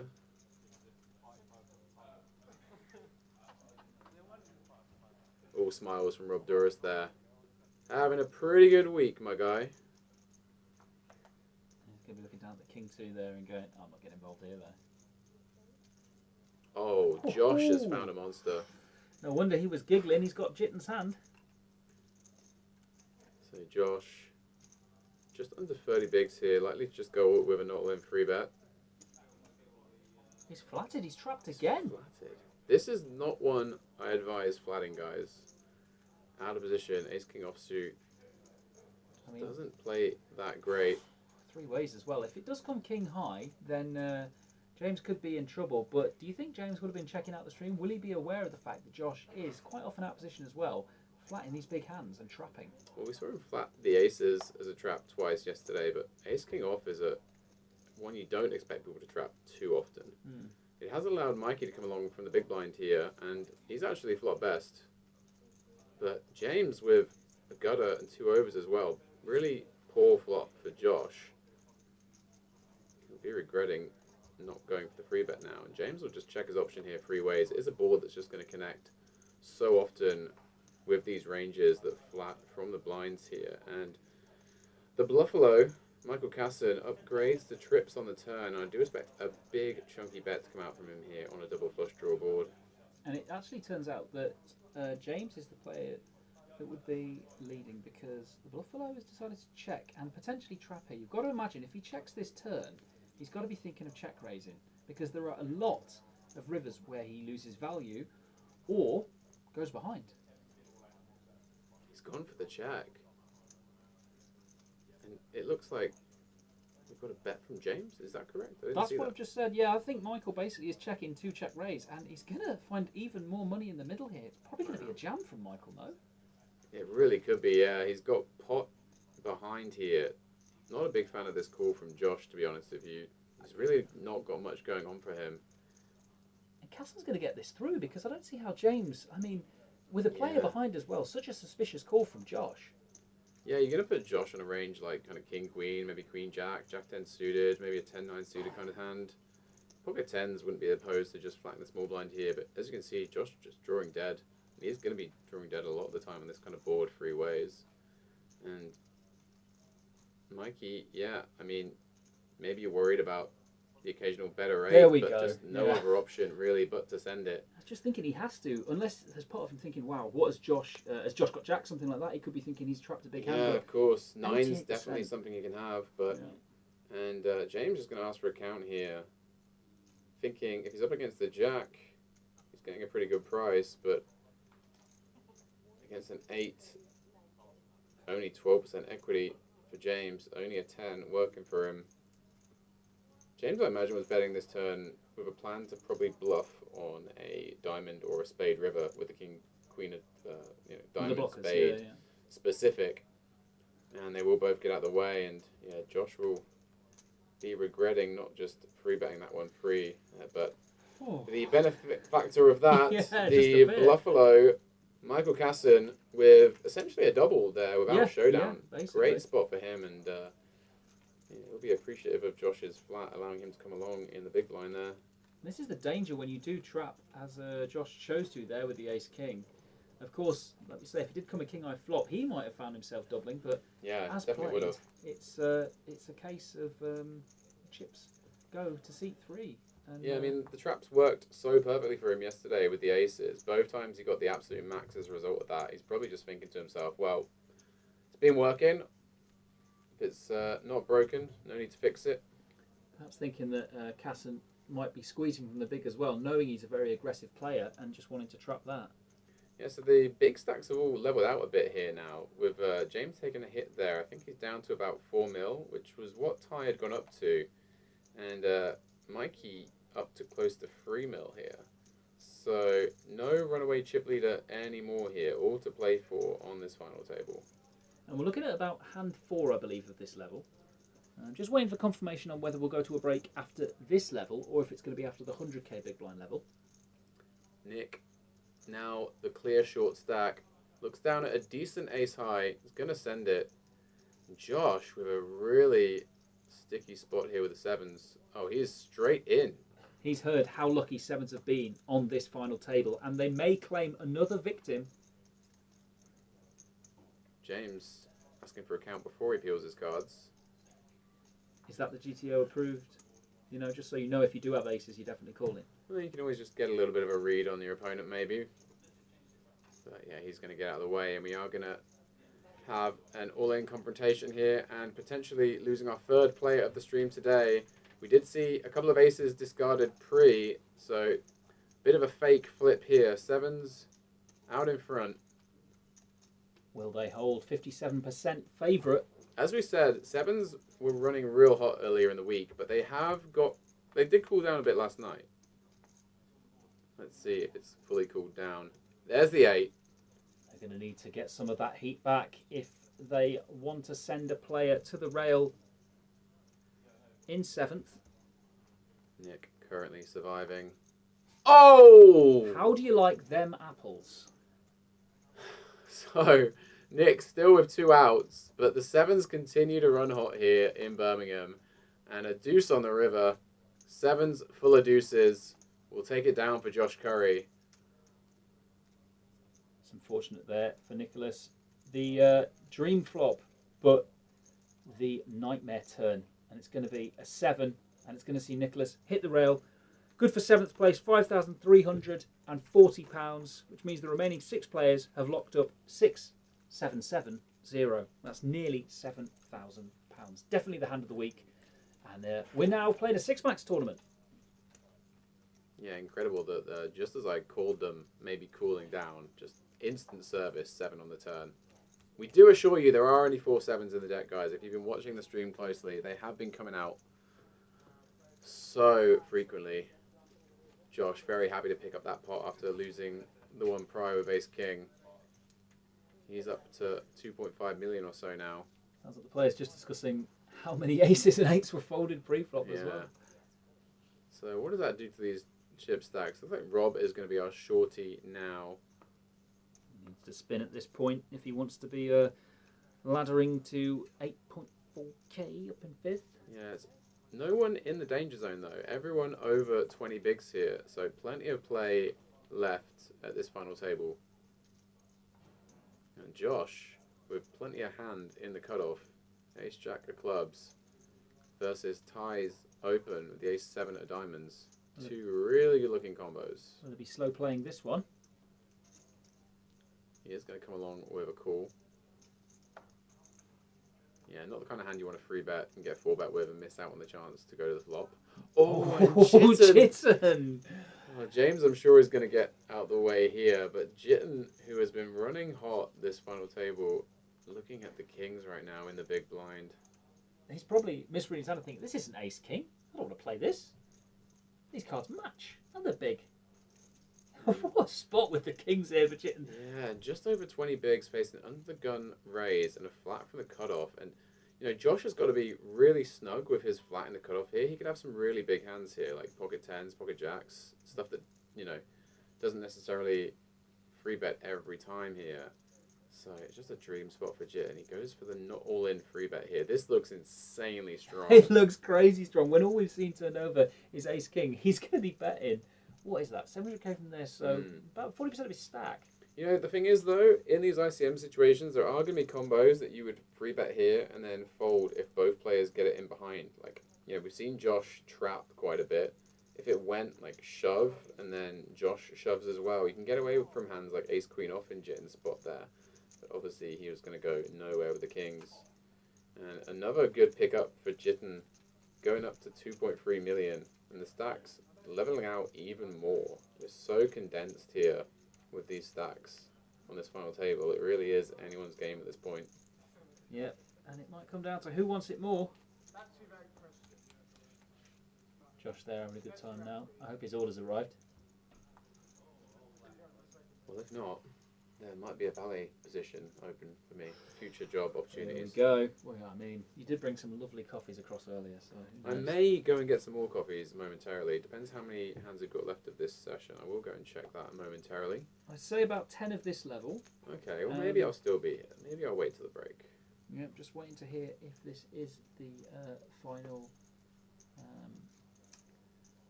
level before a break. It's not going to be the final hand Josh plays, though, you imagine, 'cause he's got a pair of 8s here. Yeah, momentum building again for Josh. Oh, and it's nines for James, and there's a couple of options for James now. He's seen Josh open pretty frequently. He may just go for a free bet call with the nines, feeling they're strong enough. And it does look like it. And this is going to come down to how Josh wants to operate. Can you imagine when you free bet the nines here, you're doing it with a plan to call most of the time. If someone comes in from the blinds, you can then get away from them. Ty not going to get frisky with this combo. And yeah, what's Josh going to do here? I think ordinarily, with the ICM pressure, you don't want to ship this one. He's going to check how much he's got. Just comes down again though to what he perceives James to be doing. But yeah, he's going to get out of the way. These middling pairs really being played as all in hands rather than any kind of set minor at this stage of the final table, because obviously you just have not got the depth. Yeah, and you just got to preserve your stack utility as well when you're on a final table like this. And the more condensed the stacks are, the more the value in preserving your utility goes up. And you would rather have a hand like an ace-8 suited to 4-bet rip there on James, just as a blocker to the top end of the value. Let's have a look at the stack sizes then and how many big blinds everyone has here at the 80k level. Short stack 21 bigs, Rob, and the chip leader James has 62 big blinds. 5 million of the 17 million in play. He came in as the chip leader. He's still the chip leader with 6 left. And as you say, the chips there with the bottom 3 players, in fact, bottom 4 players, all very close together. Yeah, it's super condensed, and the more condensed the stacks get, the more sweaty it gets for these middling stacks. You know that anyone could finish 6th here, like literally. There's just like no short stack.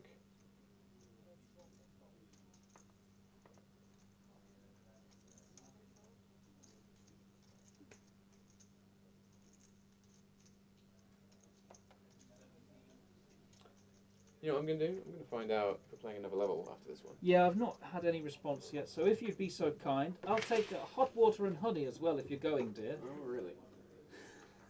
Pass me a cup then. The sass on that, alright. Give it a rinse. Maybe.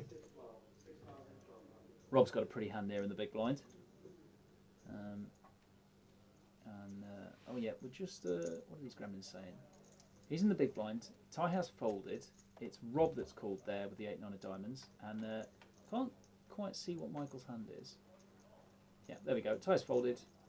Rob's called. And he's connected. So we're going to be sweating with Rob.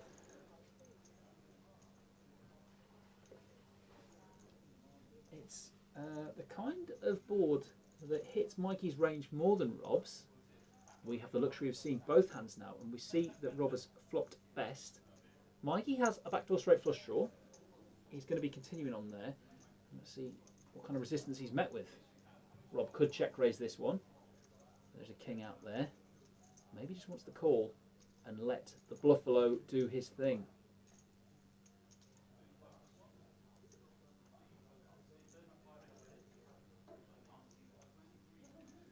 Shortest stack player at the table now. He is electing to call. If this could be a club or a wheel card, we could see Mikey go for it. It's not. It's the 6 of diamonds. So we're now looking at a rainbow board. The ace is still live, but you've got to imagine when Rob has double pot behind, Mikey will be giving this some serious consideration as to which of his cards are live and whether he can get Rob to fold the kind of hand he has. They'll have clashed before at previous tournaments over the years, and Rob will have been watching the streams and will know that Casson is capable. And here we go, we see that bet from Michael Casson on the turn.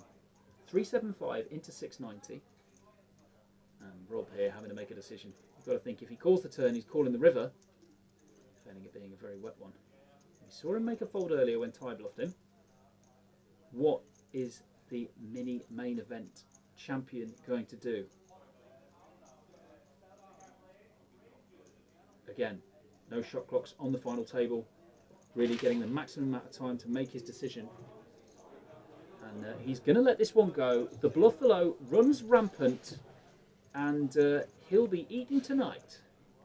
We've seen a lovely bluff there from Mr. Casson. unsurprising. This guy was finding some super creative stuff on the stream yesterday. I've just been informed that it's actually at the player's discretion whether they want to play another level, so they'll be asked and it'll go to a vote apparently. Is it not at our discretion? Unfortunately not, no, we're not quite important enough. Ugh. All right, I'll see what they say. We'll see whether they want to allow us to actually use the toilet at any point today. You can go. No, I know. I can hold down the fort. We've got upwards of 3 buckets here. Yeah, we won't be using those. No. Can assure you. I'm just going to... 6 players remaining. And as you say, a couple of bluffs getting through against Rob. You've got to think he's sick of folding these spots on the river. Yeah, he's not been blessed with easy decisions so far.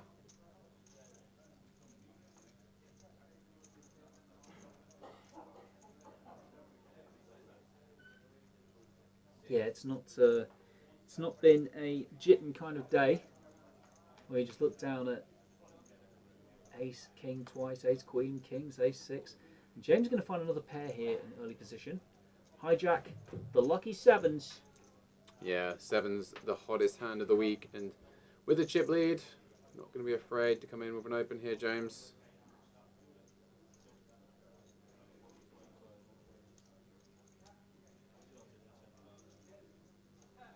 Yeah, if you did miss the mini-main event final table earlier in the week, we did see pocket 7's sent pre for 40 bigs effective from Mr. Rob Duras there, the man on the right side of your screen. He ran into queens on that final table and found the lucky 7 to take, I think it was half the chips in play four-handed at that point, right? Basically, yeah, and just from there he did not take his foot off the pedal. Yeah, tournament-defining hand for Rob. Like I said earlier, he also won the heads up, which lasted 1 hand with 7s, and he bust in 12th place, the chip leader on the day. 7s versus kings, I've been told he made a straight. But let's get back to this tournament, and we'll see that the 7s have stayed ahead here versus Josh in the big blind. Yeah, very unsurprising. It is a board that shouldn't really hit the opener's range too often, but it's going to be really hard for Josh to continue without much going for him. Backdoor clubs, but not the kind of hand he's want to be putting in his check raise range, no? No, you kind of just want like a 7-6 or kind of like, you know, something with a wrap potential around that board. I'm hungry now you've said that. A wrap? I've heard the word wrap. Fancy that Nando's chicken wrap? It could happen, you know.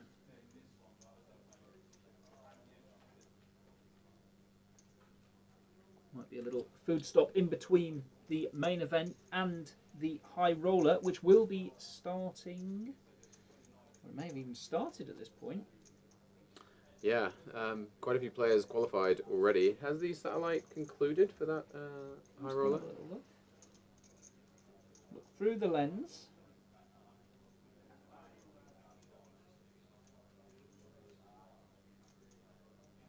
I believe it's ongoing. Yep, so there are 2 seats guaranteed. I'm just trying to see the clock. It is underway. And there are 17 players, 14 remain, 2 seats there. So a bit of added value. Jump in. Late Reg is still open, I believe.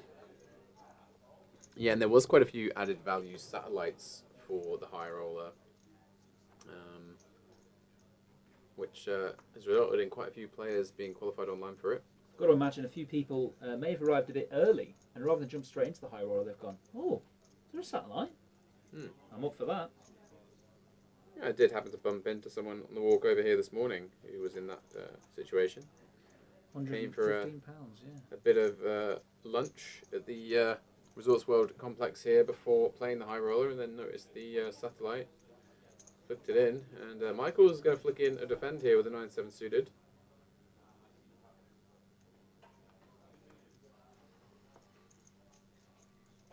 And he's going to flop a fair bit of equity here, up and down.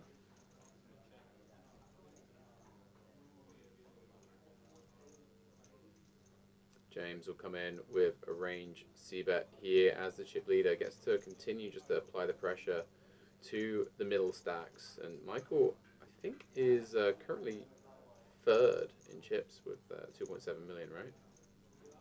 Yeah, at the start of this hand, I'm just checking Josh's stat. Yeah, I think he is. Of course, we have Yeah. Rob as the shortest, and then Jitten slowly chipping up. But I believe it is Casson who is the bronze medal position at the moment. Yeah, just going to continue with a call. We can't really get too frisky facing aggression from the chip leader here. 1.1 million in the middle already. And the Bluffalo will turn a pair here to That's go seven with his again. straight draw. Was it the 7 of diamonds to bust our last player on the turn? I'm trying to think. It was definitely a 7 on the turn, but It certainly was. yeah.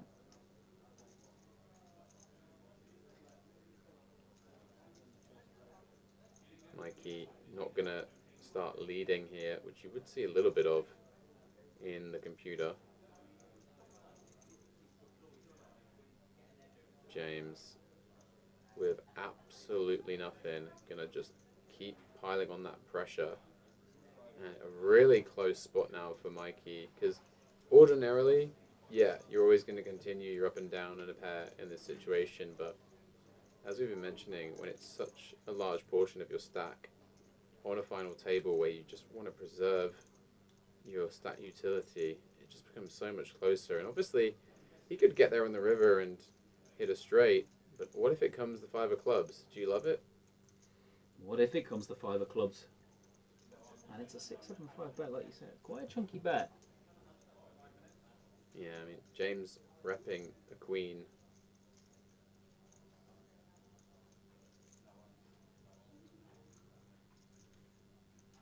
Again, another hand where Mr. Casson is going to be given a lot of time to think about it and come to the decision he's happiest with. Real positive to not having any shot clocks on this final table. And let us know in the chat what you think he's going to do here. All options available, Guy?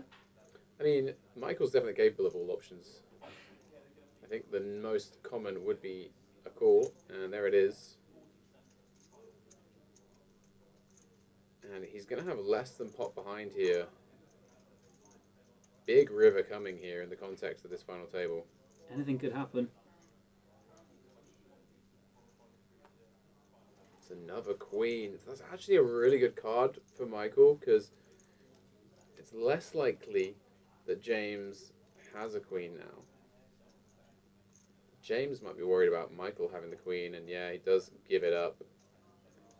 And pretty sick run out for James. And it is Michael Casson now is going to be our new chip leader after that. Getting sticky in the big blind and getting rewarded. And so, for the first time this tournament, Michael Casson taking the chip lead. The man who made the trip up here yesterday morning to play the Hyper Turbo Day 1D, played all the way through till 2:30 this morning to bag up for this final table. And man, is that grinder mentality being rewarded here. 13 hours for the Sticky Buffalo yesterday, and he has certainly found a way to build the stack. And I think also we might be having a break after this level. I think that's the plan. We're gonna find out. I think I just saw it update and then unupdate again on the Lens app. But yeah, we will keep you posted on that, guys. Josh having a great time. And you could be joining us and having a great time on the next stop on the Party Poker Tour. We are in Birmingham right now, and we'll tell you at some point where we're going to be next. Maybe. For now, let's focus here on the final table. 6 players left. They all have locked up £6,770, but it could be an even better day for them. They could have another 20 grand. Why not? Just a cash 20 grand on a Sunday. 27,000 up top. So Michael, now with the chip lead, going to be blind on blind against second in chips. They are really deep though, over 50 bigs. Ace-8 suited can do either a raise or a limp here. Thing is, Michael might not be fully aware that he's now the chip leader. They are very similarly stacked. And do you think that changes how he would play this hand? I mean, you can have a quick glance and see they're similar stacked at least. I mean, certainly if you are slightly ahead in chips, you just get to raise a hell of a lot more in this ICM situation. Yeah. I mean, he has opened here, Mikey. He has raised, and James is going to defend 265k from Mr. Casson. And so now we already have over 500,000 in the middle. That's over 10 starting stacks. Yeah, crazy. Not a lot there for James.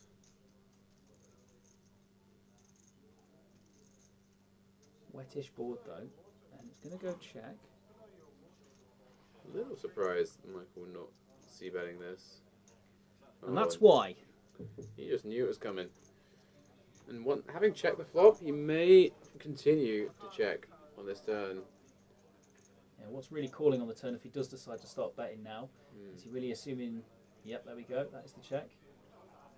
Yeah, he's going to hope James maybe has a smaller ace of his own. We know he likes to put the pressure on. We were hearing a lot about the hands he played on the outer tables. He did check back the last hand, chose to not fire a bluff in, and took the ace-high showdown. But this time, king-high showdown not enough, and he's going to bet 375k. Yeah, it's obviously a spot where James will still have a lot of ace-x in his range. Not really incentivized to free bet blind and blind here when you are second of 6 against the chip leader. But Michael is the one with the Barry. 1.4 million in the middle. Jack on the river. And this really could be one that James gets tempted to bluff. It's not going to work if he tries it. Would it depend on sizing as well? I mean, if we have a look, 1.4 in the middle, like you say, both players have about 3.5 million. Got to assume Cassen's not going to block a bet. He's probably going to check this one and let James bluff at it. As we know, he has done earlier in the tournament, but not earlier in the day. Yeah, I mean, if he's got any chance of winning this pot, he's going to probably need to send all of it in the middle, which would be quite the play. And I can tell you there. Michael is going to go for a block here. Interesting. Did not see this one coming. Maybe he reads James for like a raggy ace and just wants to block and just get a little bit of value. Maybe just not wanting to go check when James has got a jack or something on the river that he might have fallen into. Certainly James could have the kind of hands like King 10, King Jack. And it's opened up the chance for James to raise and just rep something like King 10. That's a big one. Or a 2 pair, and there it goes. And 1.4 maybe? wow. James, a player with insane instincts and a lot of creativity. These guys know each other's game pretty well, so this is super interesting. Cassen won't want to lose the chip lead when he's just got it off him, but I think we're in for a bit of a tank here, and we'll see if the Bluffalo comes to the correct conclusion. What are you thinking in this spot here if you're Cassen, guy? I mean, it's pretty sick. Like, it does look like 2 pair. You are blocking all the 2 pairs that would raise. And the only other combo you're really worried about is like a King 10. Yeah. Maybe Queen Jack is good enough, but then James didn't bet the flop, so unlikely to have Queen Jack ever in this line. Could have had a slow played flop set. Maybe something like ace 3, ace 6? Yeah, for sure. But again, you've got the ace blocker, so I don't know, you're probably going to come to the conclusion that this might well be King 10 or nothing a lot of the time. And James, obviously, with the King blocker, going for it. It's a great bluff regardless, isn't it? But you've got to admit that Cassen, by putting that blocker bet out there, he gave James the opportunity to make a bigger sized bet. Yeah, for sure. Michael's going to fold. let it go. Wow. What a hand, guys. 2 players who have been the most creative with their bluffs on the stream over the last couple of days go into war with each other, and James will reclaim the chip lead, having just lost it to Michael the previous hand. Turns out you can bluff a bluffer. Huge pickup for James there. I think he goes north of 5 million once again. And I'm just wondering there, on that river, Mikey there has obviously done the blocker bet, targeting certain hands. However, do you think it's one of those where if he checks, you assume the bluff size is going to be smaller, right? So maybe he's supposed to check there with his ace-8? I mean, I think ordinarily you would check. Yeah, I think like it's a pretty clean bluff catcher. yeah, I mean, the bluff size isn't necessarily going to be small. I think like a bluff for James on the river there, facing a check, would have probably been a similar size to the raise he made, Okay. which maybe Michael felt like he wasn't going to be able to call. So He it was was looking 1 point. to block and try and prevent what happened, but actually Yeah. maybe just underestimated how often James would find the bluff raise on the river there. 1.2 into 1.4, wasn't it, the bluff raise? Over a 275 bet. So you think if it did go check, you think potentially James would have bet a similar size? I think so, something in that region. I mean, like maybe he may have even found like a double pot jam. You know, like it's not out of the question. Speaking of jams, I think we might find one here. Yeah, Ty is going to be in a bit of a jam here because he's opened with the 8s and Rob 100% is about to send it with the 10s. And there it goes, our shortest stack at the moment, the mini-main event champion from earlier this week, sending it in against the mini-main event runner-up. You see an 8 there in Jitten's hand, so if Ty wants to get his own back, he'd need to find the case 8. Yeah, and it's a tricky spot for Ty. He's getting a pretty good price with a pretty good pair. Knows that Rob is going to be shoving a lot of suited Broadway still here, a lot of ace-X. It is a big chunk of Ty's stack still, and that's where these ICM problems come up. These are patient players as well, though. They've just had to witness quite a long hand that they weren't involved in. And with Two long hands between the two chip leaders, yeah. Other end of the table. But sometimes that could affect the less experienced players, and they might then think, right, I'm finally in a hand, let's play this one. But Ty's going to give this some serious thought. He's going to flick it in, though, giving Rob credit for a wider range. Can't really blame Ty there. Potential here for Rob to leapfrog Ty and go up to 2.7 million here. We have seen him run like God on this table this week. Doesn't need to run too well here. As we've seen, 1-8 has already gone.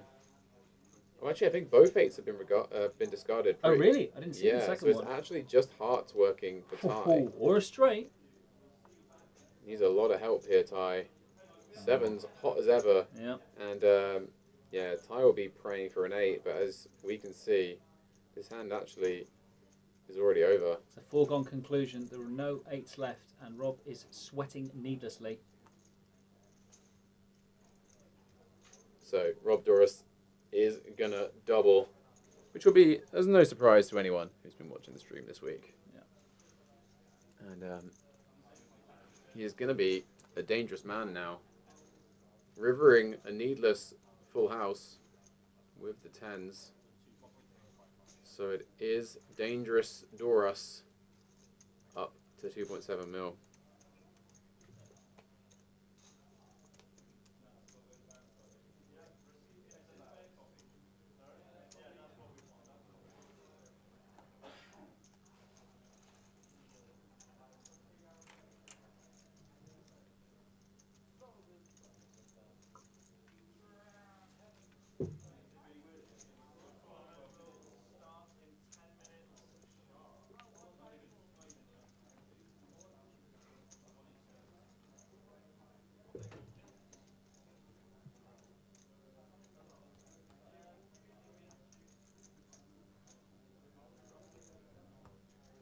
So we're still at 80k big blind here, but if my counting is accurate, I think it's going to be the next few hands that we go up to 100k big blind. 2 starting stacks. In fact, if you're in the big blind, that's 4 starting stacks, isn't it? Because the big blind ante. What year did that become the norm? The norm.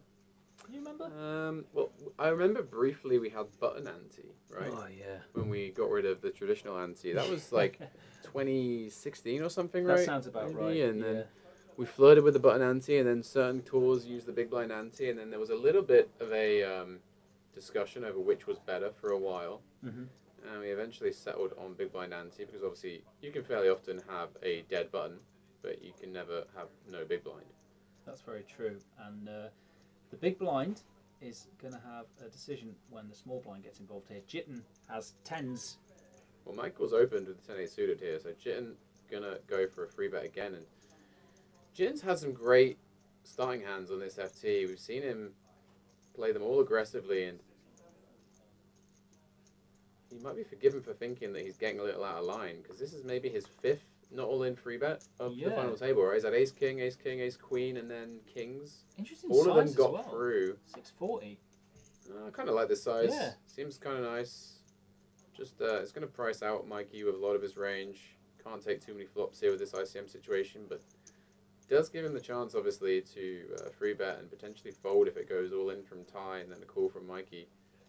So nicely played from Jitten, who's really put in a nice performance here on this FT so far, and you'd be forgiven for thinking that he might be in a very comfortable scenario for himself here, but actually this is the biggest spot he's been in for some time.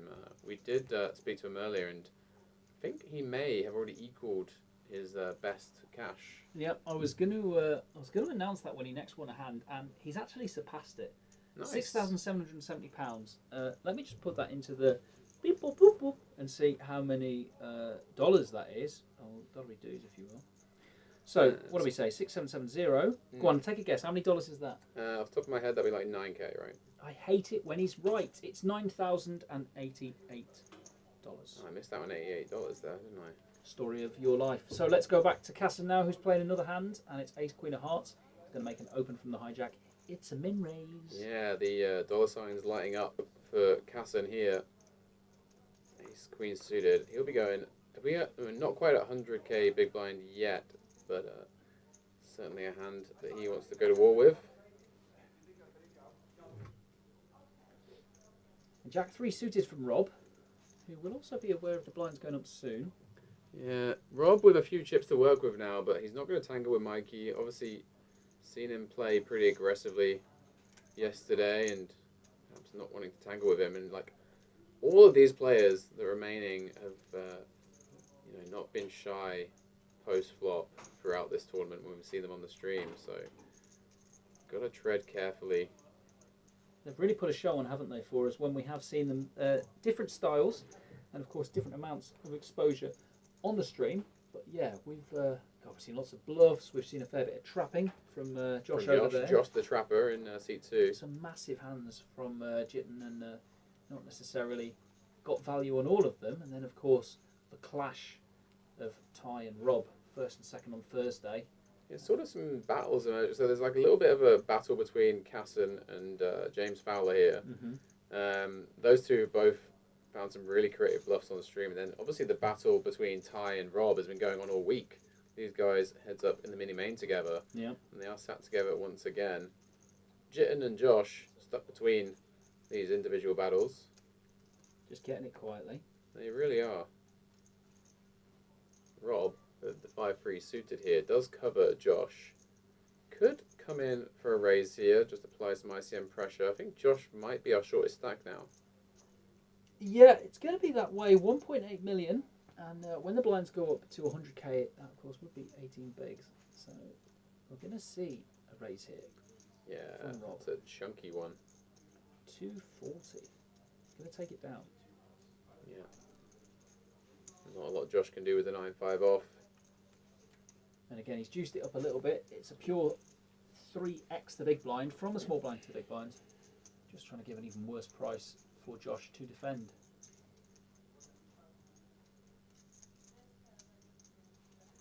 And in terms of small blind on big blind play at any stage of the tournament, really, this one in particular, though, let's say, that is probably where there's going to be the most mistakes, the most issues, do you think, for a lot of players that may not be familiar with this situation? Yeah, ordinarily, because with ICM you're always learning. Every day's a school day when you're running ICM sims, honestly.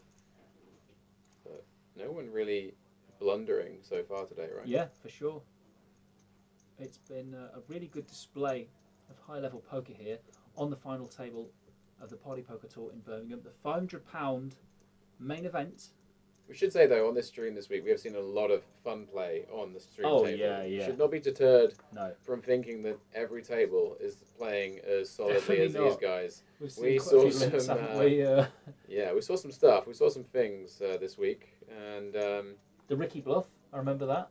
Chatting to him in the chicken shop afterwards. oh, yeah, that was... Yeah, I mean, Ricky's performance was incredible. Yeah, we did enjoy that, and And he do just check that out as well. Back-to-back pocket kings getting cracked pre for Ricky was pretty sick. Probably only just got over that and we're giving him a bit of PTSD, but sorry Yeah, about sorry that, if you're watching, Ricky. That was a sick one for you. Yeah.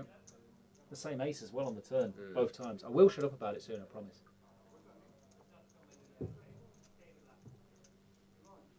Some side events there going on. Little update on the chip counts. You can see there, Josh is currently our short stack, but not in the danger zone just yet. Still north of 20 bigs. Ty, who did start the day second in chips, things haven't quite gone his way. Did find that really nice bluff against Rob blind on blind earlier, but does find himself 5th of 6. But those stacks still so condensed. This is anyone's tournament, guys. Yep, and everyone's pretty deep here.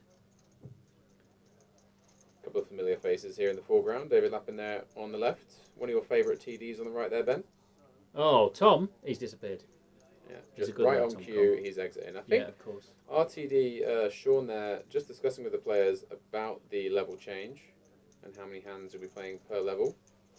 Yeah, I'm just looking to get confirmation about that as well.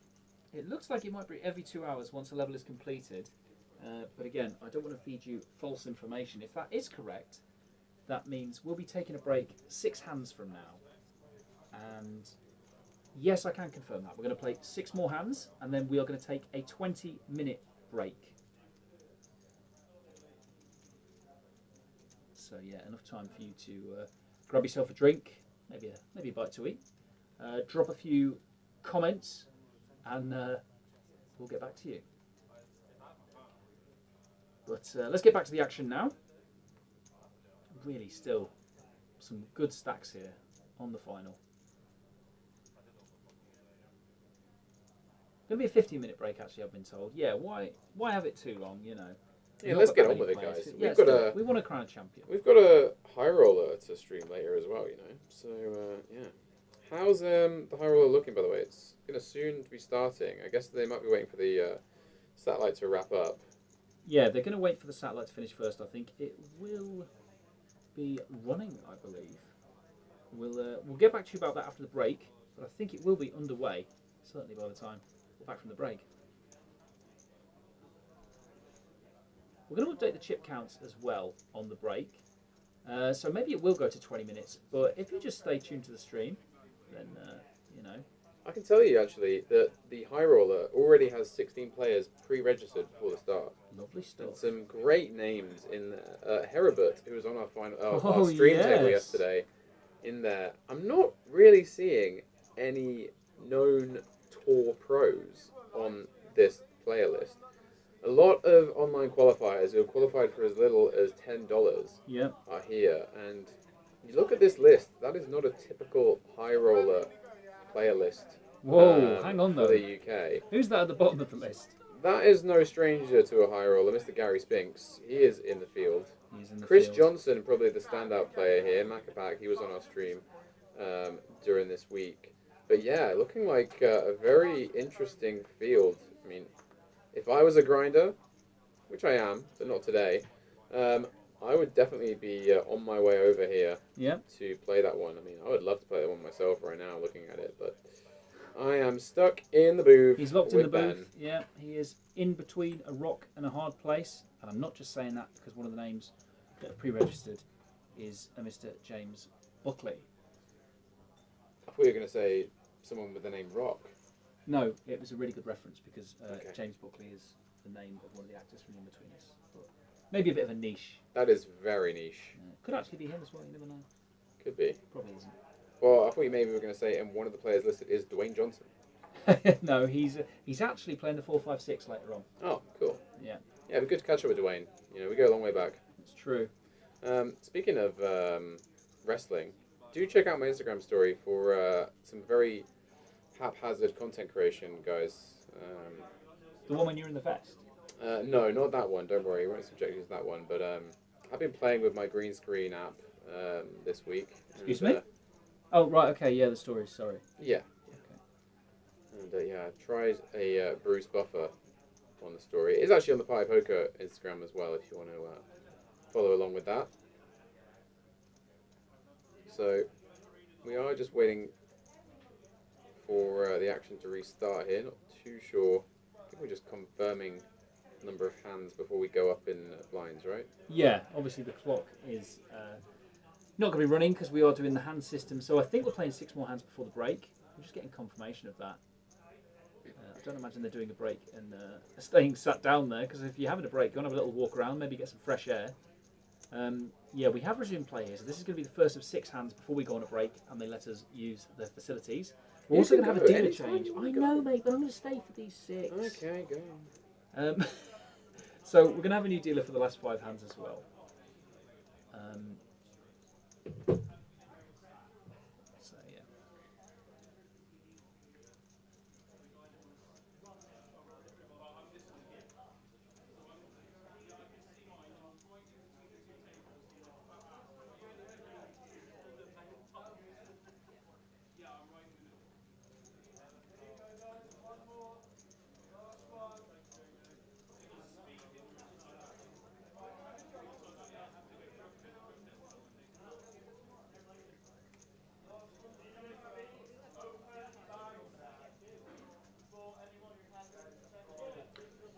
So you do hear there the PLO Masters main event, day 2, just kicking off in the foreground.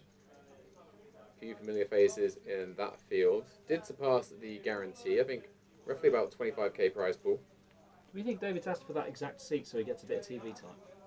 Well, he's had some time in the booth this week with me, and he is regularly broadcasted. Regularly on the airwaves. I don't think he needs any extra. I think he'll be okay. Yeah, he'll manage.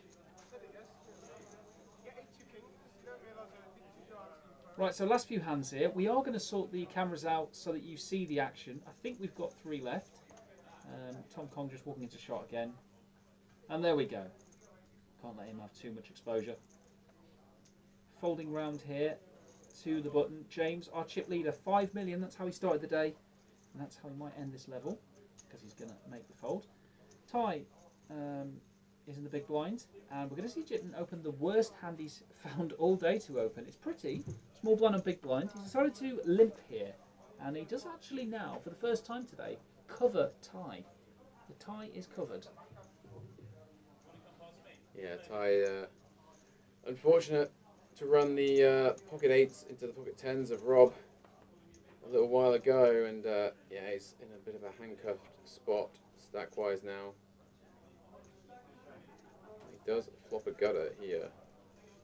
Jitten, with the backdoor clubs, just jack high, might opt to go for a stab. He does check. I don't expect Ty to check back with this one.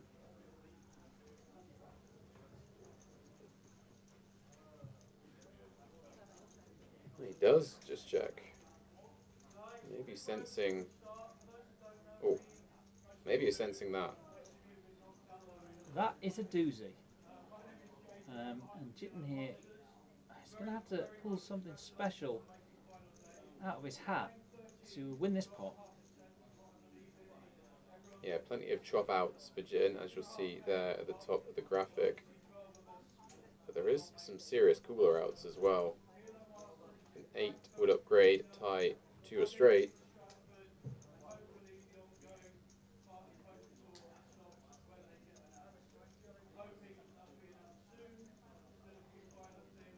Yep, and we can see now that it's going to go bet call. Yeah, and on a brick river, it would probably go with a small bet again for Jitten. That's not a brick. That is one of the chops. Wow. And it's going to be interesting to see if Jitten follows through here. Might check to lay the trap. No, he is going to follow through. And this will get jammed on, I'm sure, by Ty. And they will chop this one up, blind be blind. Ty will feel a little bit aggrieved to have ended up chopping this one when he sees how far ahead he was on the turn. Yeah, maybe the player thinking the other has a 10 and seeing the dollar signs light up. Alas, it's going to be a chop and 3 more hands, I believe, until we go to our first break of the day. You can't wait for that, can you? I cannot. But just to remind everyone, we have lost 3 of the 9 players. So what do you think? Do you think we're going to lose another 3 in the next section? In the next session? Yeah, I reckon we'll be definitely free-handed. Could have lost 1 there, really, if it wasn't a jack on the river. I mean, an 8 on the river would have been a nasty one. Mm-hmm.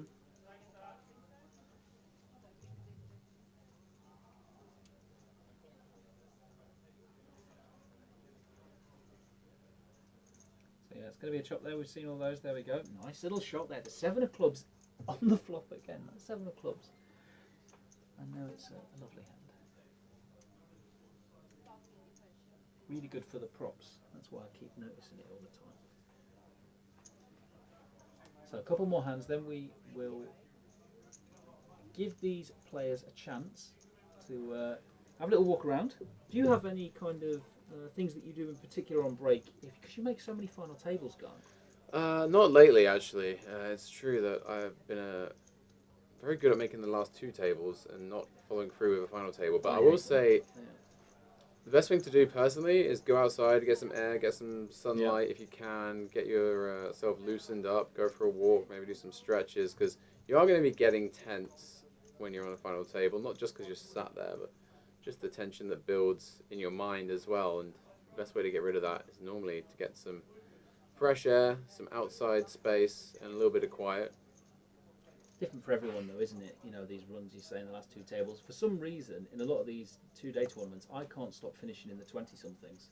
It really does get down to those last 3, and then it's just like, oh no, lost the flip, or oh, got cooled, or oh, played wrong. That last one a bit more often than the others. But we're going to see James, who is having a bit more chips than the others, start from the cut-off and open the Jack-9 suited. Yeah, and Jin with a couple of options here. Could free bet the ace-9 off if he thinks James is opening too wide. Might see him just call. We did see him take a fair few call spots yesterday, but now he will free bet this one. It isn't really good enough to just flat the suited one, sure, but with ace-9 off, you don't want to really go 3 ways of it. And with the ace blocker, it's a pretty nice one to free bet. I dare say though, I doubt James will want to fold here. Going to get a pretty good price of Jack-9 suited, and it is the kind of combo that he'll like to look at a flop with. So we could see some action here, but Jitten has been very snug so far, but obviously he's been winning the hands without showdown. We've been seeing that he's had ace-king, he has kings, ace-queen, but none of the other players have seen it, because every single time he just won without showdown. But nice. James finding a really good discipline fold there. It's almost as if he's got a great poker coach. Yeah, we can neither confirm nor deny whether he has been subject to the torture of my booth partner in his ears several times, who sometimes even elbows walls for the sake of it.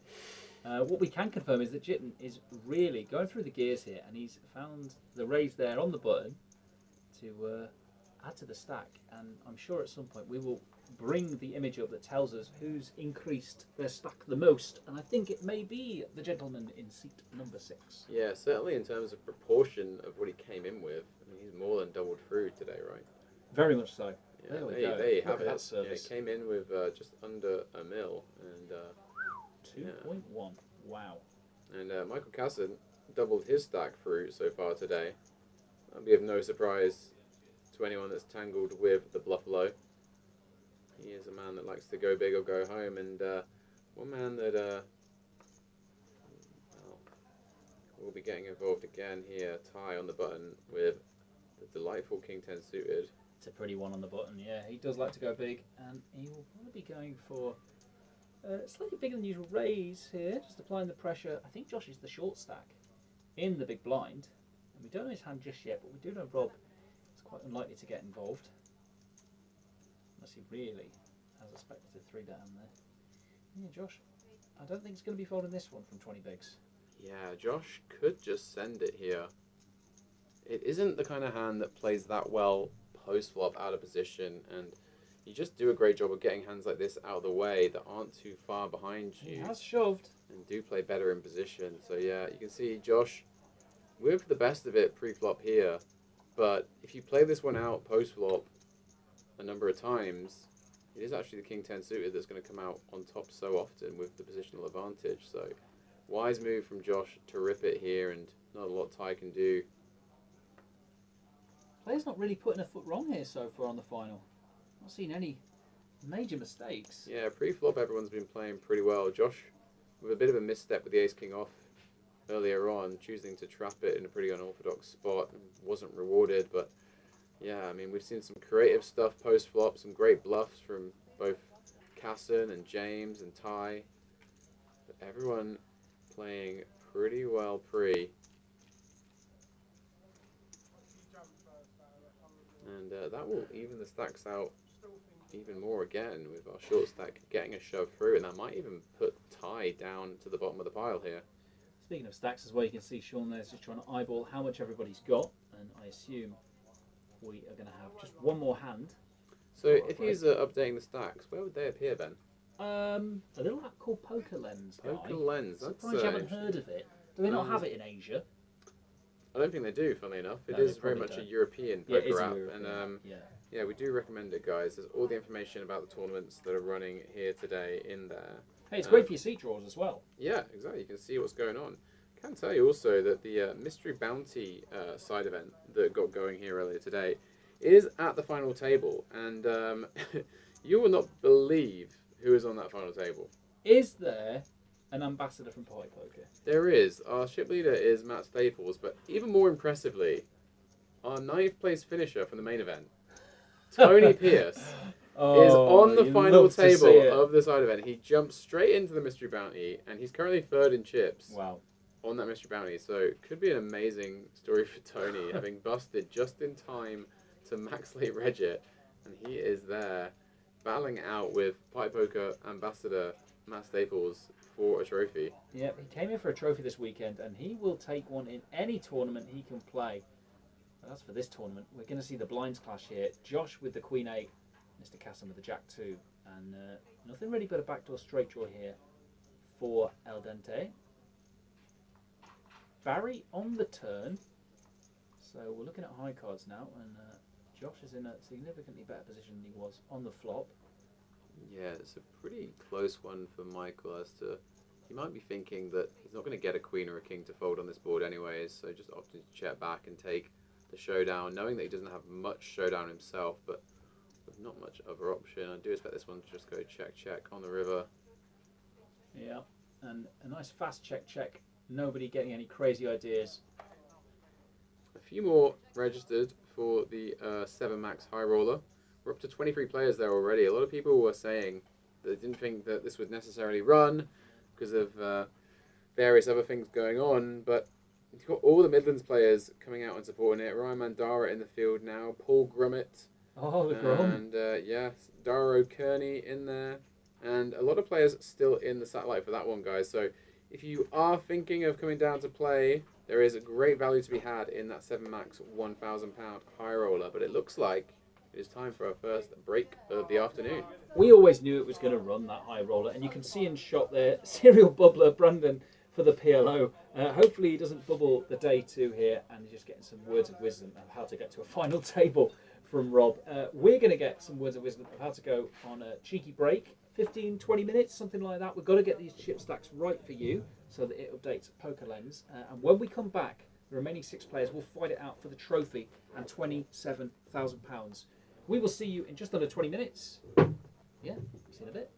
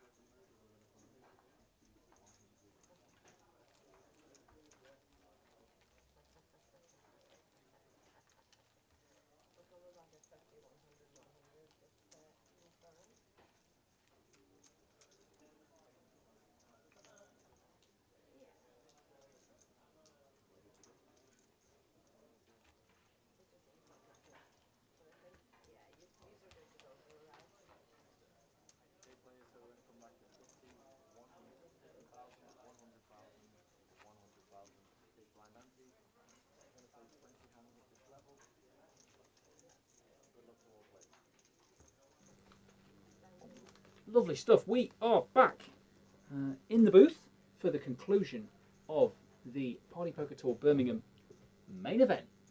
Guy, what are we thinking here as we up the blinds to 100k? Well, it is showtime.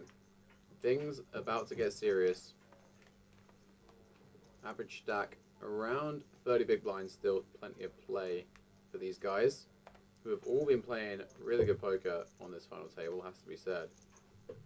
Not a foot wrong been put by a few of them.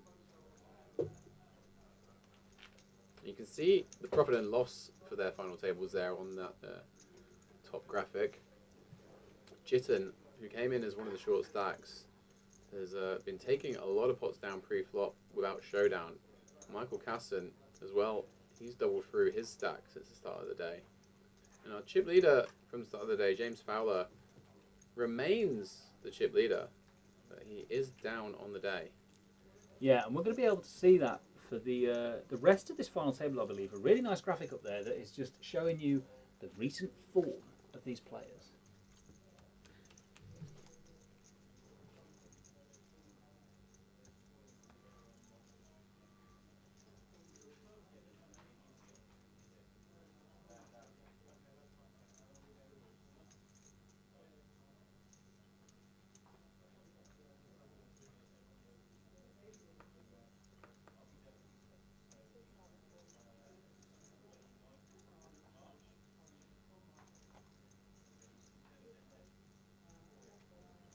Going to be getting folded round here to the button, and Mr. Casson has found an opening hand. Ace 9 offsuit. He's got 32 bigs, and it's going to be a little bit over a min raise. 250. 2.5x. He actually dominates both the hands in the blinds here, a couple of nines. And let's see if Jitten decides to defend. Yeah, Jitten locked up his best ever live score at this point. So it will be maybe opening up a little bit. Oh, and sure enough, he has come back with a bang. Looks like he's going to be 3-betting here, and a little ponder there beforehand. The nice ones to be doing it with. Yeah, small free bet from Jitten, laying Mikey a really good price. There's the full chip counts of the top guys.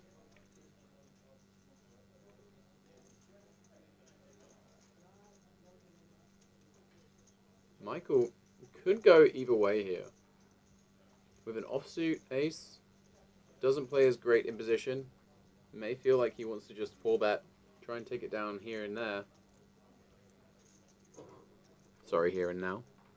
Here and now, there and far.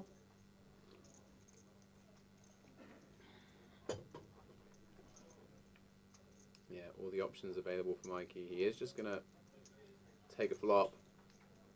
A little concerned about Jitten's range, perhaps. Can see Jitten has slowly but surely widened things up. Not a bad flop for Jitten. He's flopped the gut shot here. With the queen and a jack out there, it is kind of bored that the c-bet's going to work against Michael's exact hand. It would be fairly common for Michael to have a queen or a jack in this situation when he's called the free bet. A lot of the call is going to come from those kind of suited Broadway kind of holdings. We'll probably see Jitten get this one through. Yeah, is it going to be a case of the bluffer getting bluffed again? Yeah.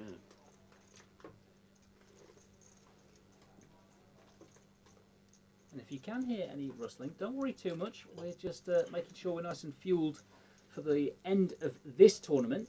And of course, we're probably going to need to have a little refuel at the end of this tournament and the start of the final table for the high roller, because I've had a little walk around during the break, and I can tell you we've got over 24 players in the high roller right now, Guy.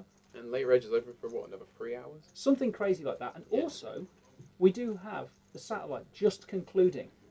It did break the guarantee, so not only will there be 2 players coming into the high roller just after the start, but there will also be, I think the 3rd place finisher getting like £300, something like that. So there's going to be people playing a 1k for just £115. How crazy is that? Nice. All in one day as well. There's a lot of players in that satellite who will be planning to play regardless. I spotted Florin Duda in there, for example. And there's a few players in the PLO Masters final day running alongside this main event final who are likely to fire the high roller as well if they should bust. Spotted David Lappin and Brandon Shields, Min Ji as well in there.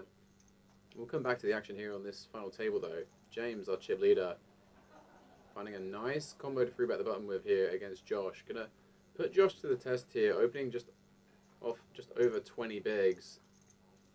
Just pocket 5s here. Gonna be in a sticky spot. You've got to really think that your opponent's getting way out of line if you fancy shoving the 5s here. In these ICM heavy situations, the computer does tend to favour hands with blockers, so it would be more inclined to jam a hand like ace-5 suited. than pocket fives in some scenarios. Josh is going to give it some consideration though. You may have watched some of the stream footage back and seen James getting pretty aggro, but wisely lets it go here. And James will extend his chip lead back to where he started the day with 5.2 million chips. Yeah, he did start this session of play with 4.76 million, but that has quickly risen. Mr. Casson came back from the break with 3.2 million, but he has given a little bit to Jitten, who is definitely up from his 2.7. Robert yet to be involved. He is now going to be the big blind. He has 2.5 million. Josh Curry, losing a little, was at 2.3 mil. And our short stack at this stage of the tournament is Ty in the small blind, and he has 1.65 million at 100k big blind. So just working with 16 bigs there, but very capable of spinning that stack up. Yeah, Ty, the only player in the danger zone right now. And Mikey, I'm sure will open this up with the King Jack.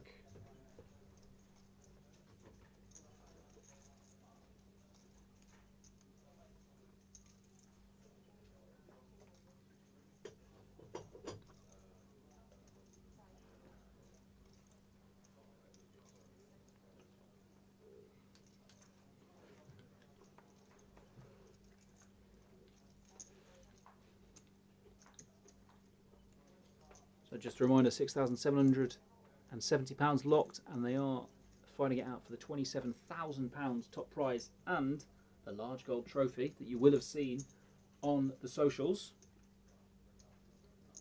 Michael going to take that one down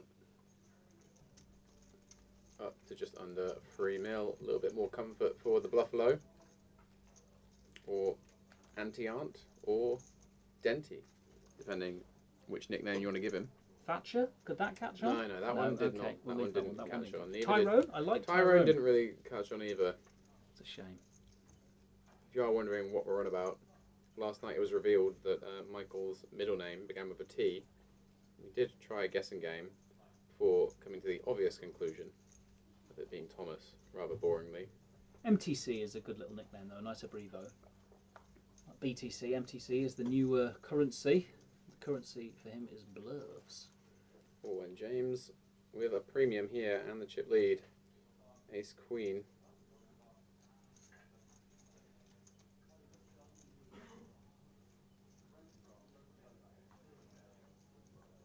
Putting a little extra juice on this one. 225 to go. Oh, and Ty with the suited ace on the button. Could fancy this. With the ace blocker, suited wheel ace, quite common to find these ones as free bet jams. And he's probably been seeing James going after it quite a bit. Quick glance at the chips, and we really could see some action here. The chip lead could change again, or we could be down to 5 players if Ty decides to put it all in, and he does. Yeah, and it goes. And I don't blame Ty for this. It looks kind of bad on the graphic, but it is one of those hands that's normally going to play pretty well as a shove.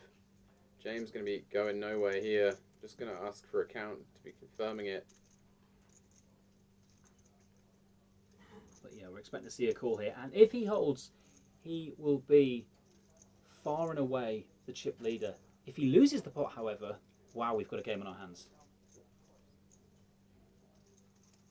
Again, just getting a quick count, maybe just seeing if he can pick up any live reads in case he does lose the pot. He doesn't know, of course, that he's in such great shape. 74%. The thing dreams are made of at this stage of the tournament, if it holds. Just counting his stack. Looks like he's putting together more than... He can't give you any more chips here, James. He can only do what's in front. Are we sure it's 1.4? I'm pretty sure it's 1.4.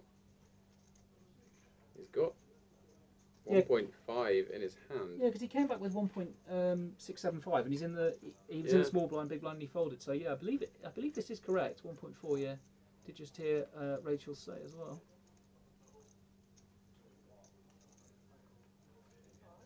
And he has called. Yeah. On your backs, boys. And we are Gonna see an all-in confrontation early here in the second session.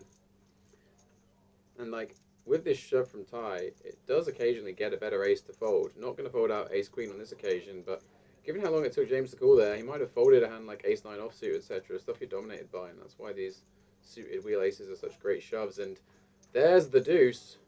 Ducks ahoy on the flop here for Ty, and he's got the backdoor straight flush draw. Dreamland, unless we find a lady on this run out. That's a free. Well, it's actually some opportunities here for James. Fumph or queen? What's it gonna be? Oh, he's hit the post. He has hit the King post. on the river, and Ty will double up to 3.1 million. Sick one for James. Sick one for the rest of our players as well, who would have had a ladder there from 6,700 to 8,400, or the better part thereof. And Ty, you just cannot get rid of him. That's going to see the chips balance out a little bit more, and we have got a game on our hands here, Guy. We're in for the long haul. Kind of crazy, you know, like looking at this shot here, Ty and Rob heads up earlier in the week in the mini main event final table, and we've seen them both double up on this main event final table already today. They are just immovable objects here this week. It feels like almost destiny that we're going to get them two heads up again, to be honest. But James, still plenty of chips to work with. I think he's still narrowly the chip leader. Yep, that is correct. But these stacks, so condensed, it's anyone's game. Maybe it is a case of the fact that the heads up between those two players you see in the centre of your picture only lasted one hand earlier in the week. We've been a little short-changed, and we want to see a large battle.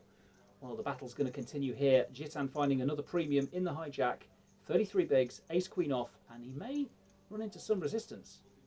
Yeah, King 10 suited for James. Going to be an open. He would much rather be opening this off a huge chip lead that he almost just had.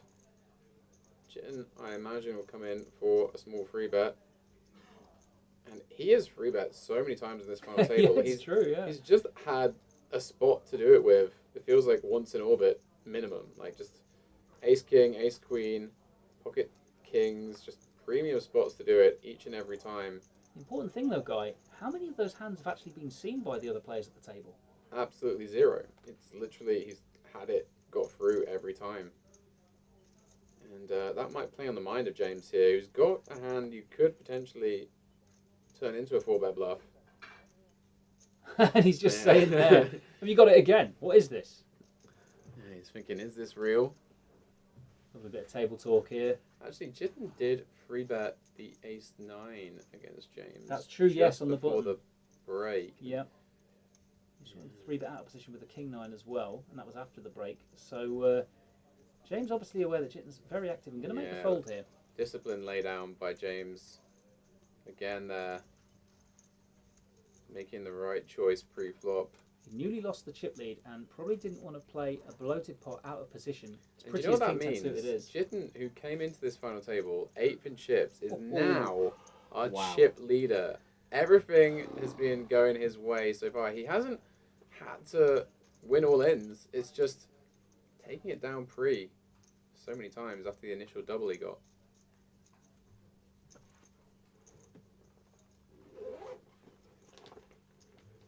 More biscuits for Guy.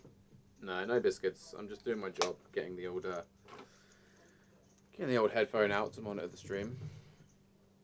So yeah, if you have got any comments, any questions, anything you want to know about this stop of the tour, or about Birmingham in general, because I mean you were here for university, so you were Birmingham knowledge. Wow, 7 long years. But actually, was it 9? You told me earlier. No, it was 7 years. Was it 7?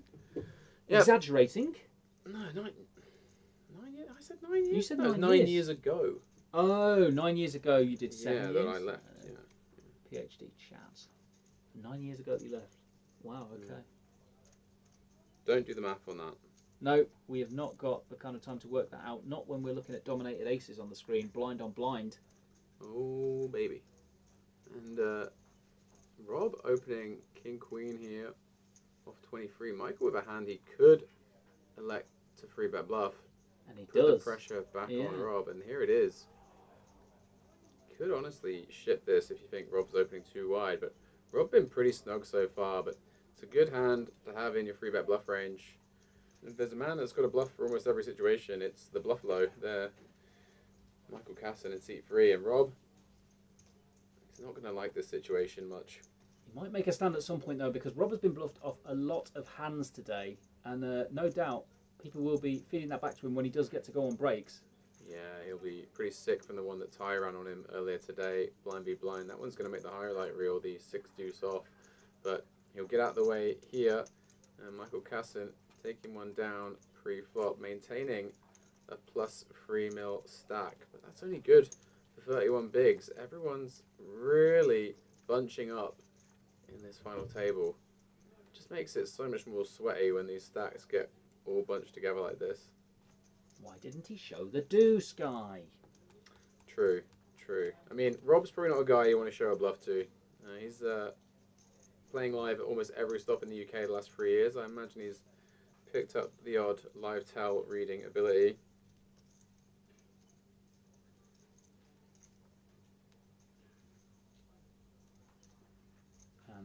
Josh hasn't played any hands at all really since coming back from the break.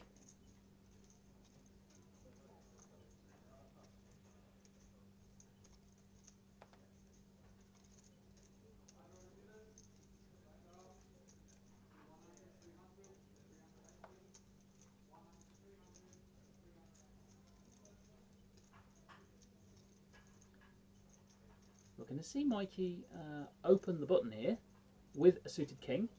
And it's going to be another clash between the players that couldn't help but bluff each other earlier. We're going to see King Queen from James, and he could use the 3-bet here.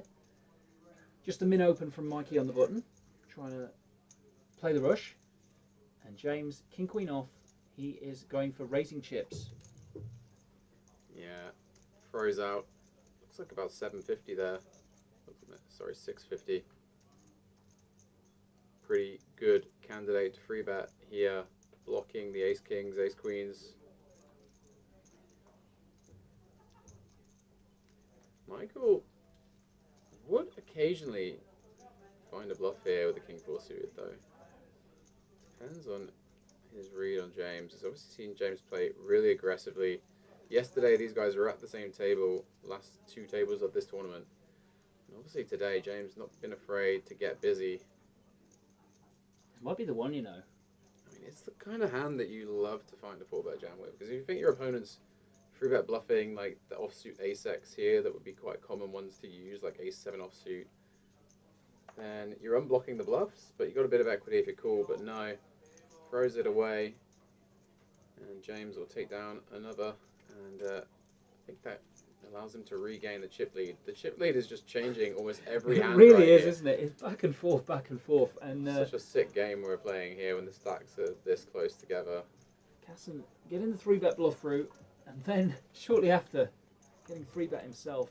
One of those where you can't let it go to your head. You've got to retain composure and keep fighting out here, because you know the money jumps starting to get significant, and plenty of play left in the tournament.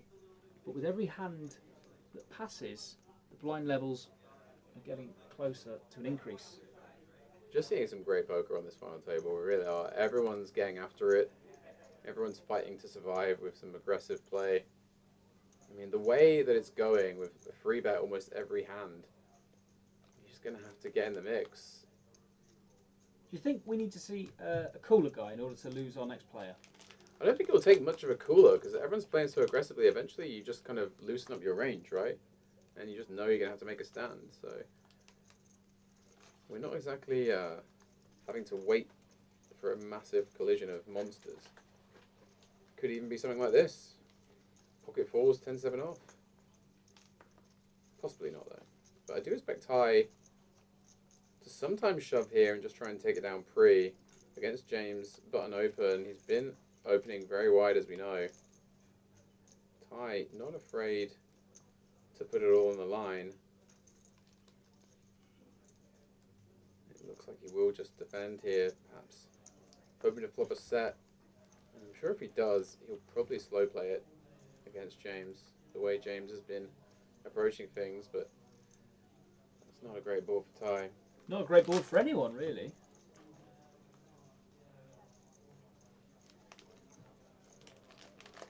do expect James to take this c-bet. It's going to be difficult for Ty to continue, but on a paired board, pocket pairs do go up in value quite a bit.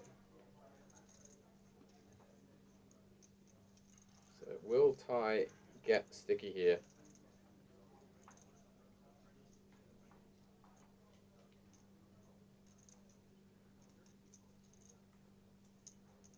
Ty knows his customer. Going to flick it in with the fours and have a look at a turn card. Oh, and James picks up showdown. So what are we going to see happen here then? Because ordinarily James might keep firing here to try and take it down. Now that he's hit a pair, I'm pretty sure he's going to just check back here. Oh wow, he's carrying on. Didn't really expect this. Ty can have a lot of ace-x in his range, given the ICM situation. So when you bet twice, you are in danger of just running into it. What do we think James is trying to accomplish here with this bet? I mean, he's going to fold out stuff like King 10, King Queen. That's still got a fair amount of equity against you. Also, you fold out maybe like King 4 of diamonds that might float the flop, etc. So you do clean up some equity, and yeah, it's going to work. But he actually was only up against a one-outer, potentially. James won't mind though, up to 4.4 mil, and yeah, slight extension on his chip lead, but it really is all to play for still for all these players. Everyone's in with a shout here. We have seen the one-outers come in so far this week at Resorts World in Birmingham. Normally in the shape of a 7, right? That's very true. Yeah, and, it's always a 7. 4 is not a 7. What's a 7 on the turn again then? That's true actually, yeah. Damn. 7 on the turn may well be the phrase of the week. Alright, in terms of updates on the other tournaments we've got going, guys, the 7 Max High Roller £1,000 buy-in is up to 31 players. So my prediction of 40 for that maybe is going to be correct. It's still almost 3 hours of late reg for that. Josh here with just under 20 bigs, our short stack, finding ace queen under the gun, and Jitten has been finding a lot of free bet spots so far in this final table, and on the button here with ace 10 off has another candidate, and they've been working for him, so you cannot blame him for going for this one. There it is. He's finally going to get met with some resistance though, you'd imagine, when Josh has a holding as strong as ace queen offsuit and a stack as short as 20 big blinds. Yeah, there's nothing else to do for Josh here. I mean, at this point, if Jitten's got it on the button, you just say he's earned it, right? Because he's been free betting so much. Yep. You just send the ace queen here and just got to hope for the best. And when Jitten does get back to actually having strong hands, or stronger hands, in his 3 bets later on in the tournament, you may see some lucid jams against him as a result when he folds versus this. Yeah, he certainly was just free betting with the goods earlier on in the FT when he was shorter stacked, and once he got a stack together, started taking a lot more of these kind of spots. Josh giving this a lot of thought. We have seen him trap earlier in the day and earlier in the week. Yeah, this would be an ill-advised trap. He did earlier with ace king, but with ace queen, I think you've just got to get all the money in the middle and realise that equity.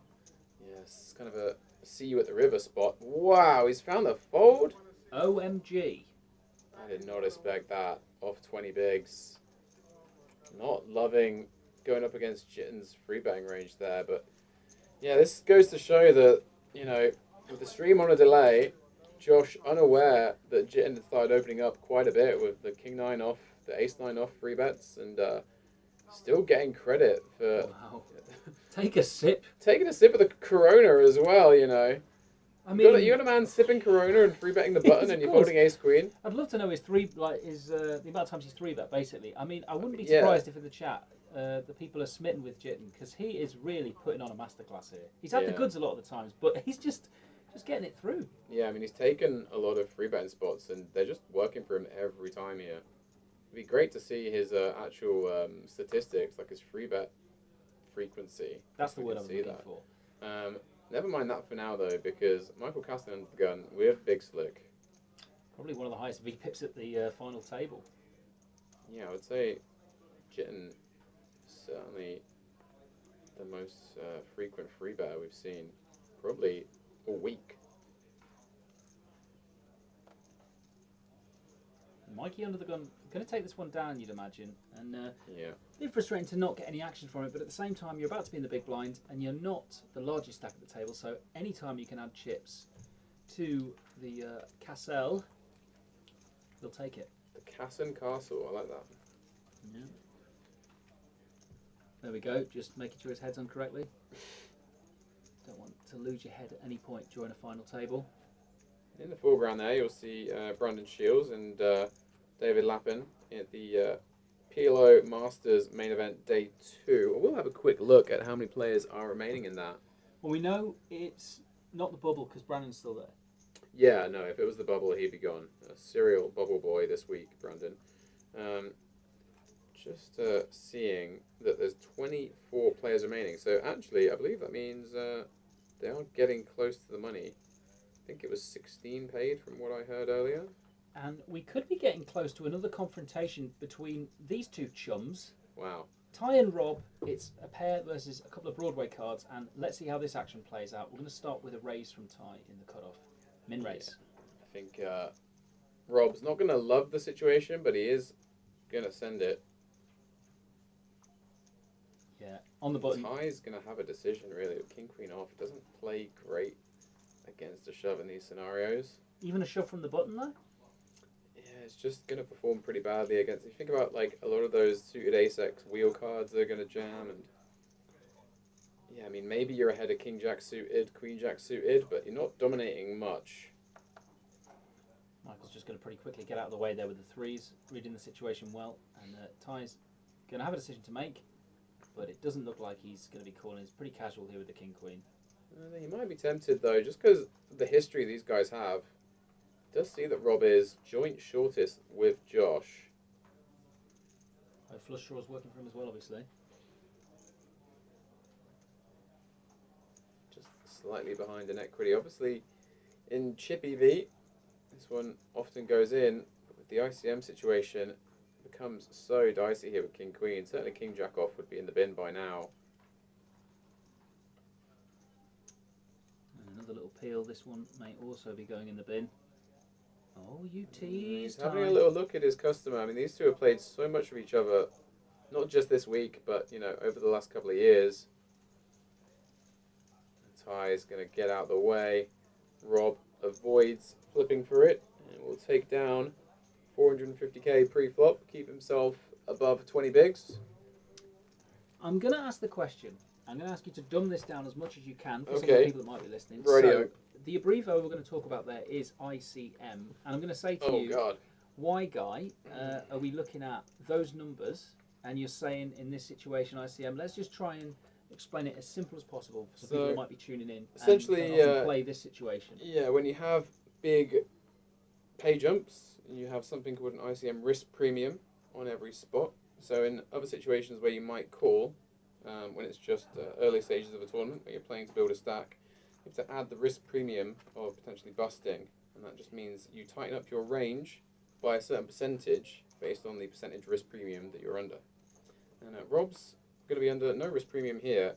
He hasn't peeled his cards yet, but there is a couple of ladies under there. Yep, he was giving them a good rub, and he's going to be delighted to see that they're both red. Yeah, so potentially momentum building here for our mini main event champion from Thursday.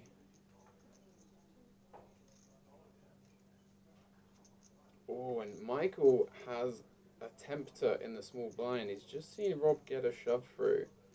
And he's got one that he could shove himself here. Of this kind of depth to put pressure on the 23 big blind stack. It's the kind of spot where King Jack suited would potentially fold out King Queen. Potentially fold out Ace Jack offsuit as well. Michael gonna just come in with a smooth call, avoiding potential disaster. James will likely get out of the way with a 7-5 off, but he is a big chip leader.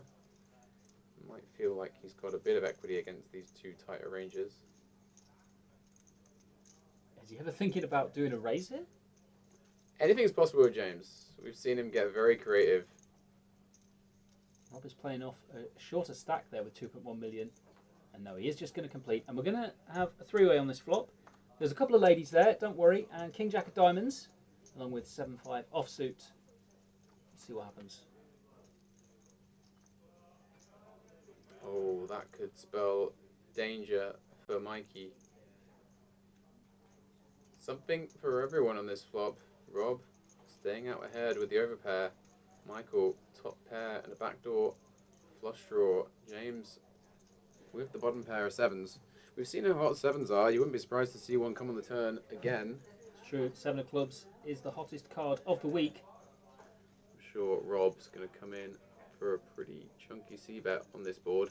What are you going to do if... Oh, he's checked it back. Oh, wow, okay. Never mind that. Diamond sweat at 5?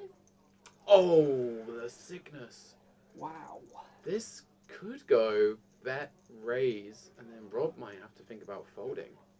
Backdoor spades, a possibility, but no one obviously that way inclined. And James starting to eye up his customer here, and we're going to see a lead from Michael. Yeah, unsurprising having this checked round. Rob's going to be licking his lips. So is James. Oh yeah, but I mean, when he sees two aggressive actions, and it might actually save Michael, depending on how the players behind choose to do this. We might see how. You remember earlier, Michael, he flopped a flush, didn't he, Casson, on day 1? He did. And he got away against the Day boat two. when Nicholas. Day 2, sorry, yeah, day 2, and it was checked. Yeah. He got it. He got it. The check and check after. That was it. Yeah, flopping a boat and then losing to a backdoor full house, and he might actually survive in this tournament here as well, because James is going to be raising here, and you can't imagine Rob wants to fold his hand. Well, yeah. If Rob saw some of the bluffs that James made already today and potentially yesterday. Wow, It's going a for a little big, bit extra chunky cheddar as well. Bet. Do like the large bet here. You know, you've got bottom 2. A lot of dangerous river cards for you. You're not going to love a spade, an 8, a 9, a king, a queen, an ace. So building the pot now while he's well ahead of their ranges, and this puts Rob in such an awkward spot, having checked back the flop. And this is where tournaments are decided for players. Let's face it, if he did get it in with queens, he wouldn't be dead, but it would be an uphill battle, and he has had to make a lot of folds today. That looks like a folding face. Yep. Probably He's not thinking let go that of he's cards up yet. against the big draw or the kind of hand that James has got. He doesn't block the spades, he does block the king queens, but he's going to let it go. Yeah, he's going to get away for the minimum and back on Michael Casson. And he's been bluffed by James once already. Is it one time too many for Mikey? If he finds the fold, he'll have 24 bigs, but he doesn't know how bad a shape he's in.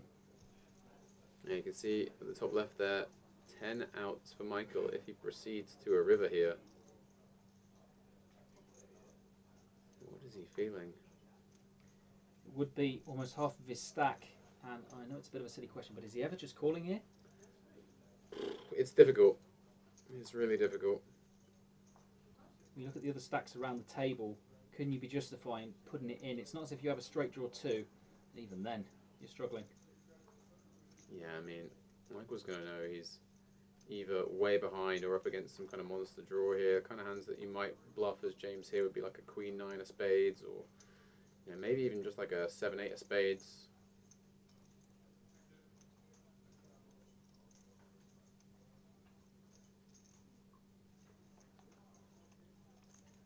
James looking pretty relaxed, but what could that mean? Casson just going through the motions. Looks like he's reaching for calling chips. Might be planning to call and then on a brick river stack off.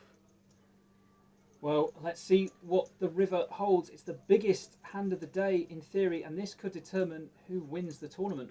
Yeah, this is the biggest pot of the tournament so far. Michael with half pot behind on the river, and it is the biggest brick in the deck. So if he did have the plan to call and potentially check call on a brick river, we may be losing Michael Casson here.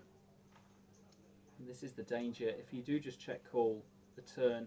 Oh, he Oh, snap wow. checked back from James. sensing maybe that was as much as he was going to get off Michael. And Casson will be Very relieved, man, that very he didn't relieved. shove. That's the third of his 9 lives in this tournament. And Rob will be looking at that, kicking himself that he didn't see bet there, because somewhat likely that he would have got a couple of streets off Michael there. And he would have obviously folded James out on the flop, but allowed James to upgrade to 2 pair. And James just upgraded his stack to once again being our runaway chip leader. He's had a big chip lead once already this tournament, fell victim to Ty with the ace queen versus ace deuce, with Ty flopping a deuce. But he has rebuilt, and it's not so much Castle of Casson anymore. That is Castle of Fowler. Doesn't quite sound as good, but let's say Juggernaut James. Juggernaut James, why not? That's a bit of wordplay for us at this point, and he's going to be very happy to have that many stacks in front of him. Very up and down today for James, but as you say, back in the lead, and the pendulum swings again. Casson here, right back at it, probably going to be opening this button. Yeah, 14 bigs now. He is the shortest by some way. Might be tempted to send it here. Let's see, it would get through the small blind, but based on the card distribution for Jitten, he's probably going to have a minimum ace king. Yeah, with ICM you can definitely just open this one if you wanted. The suited combo would certainly be good enough to jam. But looks like Michael going to go for it all. Try and put pressure on Jitten, who is now a middling stack. It's 1.2 there, the raise, and we see this quite often in tournaments. After the hand's played out, Guy, I'm going to ask you why this kind of thing happens.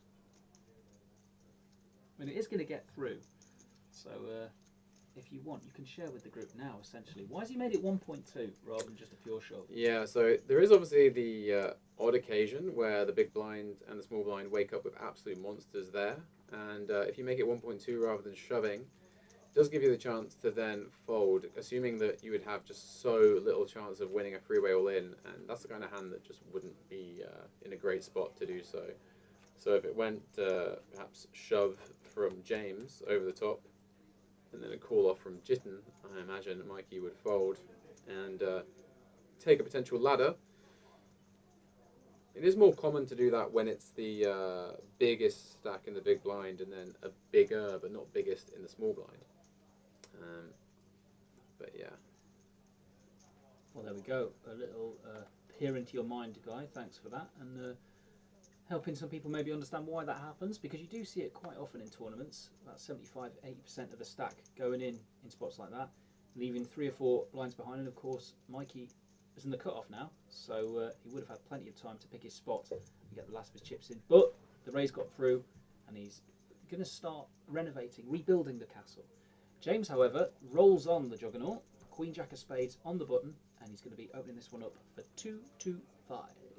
Yeah, really good looking hand on the button here. Ty may well defend the King 5. It isn't the best defending hand, but obviously aware that James will be opening super wide now that he's got this big chip lead once more. Could even be a candidate for a not all-in free bet if you really want to balance your range out. This is the kind of combo that sort of like doesn't feel like a great defend, but does have a blocker to some of the top of the range. So you could, if you really, really want to be balanced, use it as a free bet bluff. Ty just going to call. He has been doing really well post-swap throughout the week on stream, sniffing out a lot of his opponent's cards. We saw a great bluff from him earlier today against Rob, blind on blind, getting it through with the 6 deuce. Here though, he is likely to get bluffed off the best hand. James coming in with simple range c-bet on the ace high dry board. There is a spade there and an 8 though, so lots of nice backdoors for him as well. Yeah, any 10, any 9, any king, any spade, all good for a barrel, but not going to need to. Ty lets it go. And the rich get richer. James Fowler, 6.4 million of the 17 million in play, with 6 players remaining here at Resorts World Birmingham. we said earlier, £6,770 locked for these players, and 8.4k for fifth, just over 10k for fourth, just short of 13k for third, 18k for second, and £27,000 for the winner, along with the trophy. And these players have had a very good showing so far on this final table.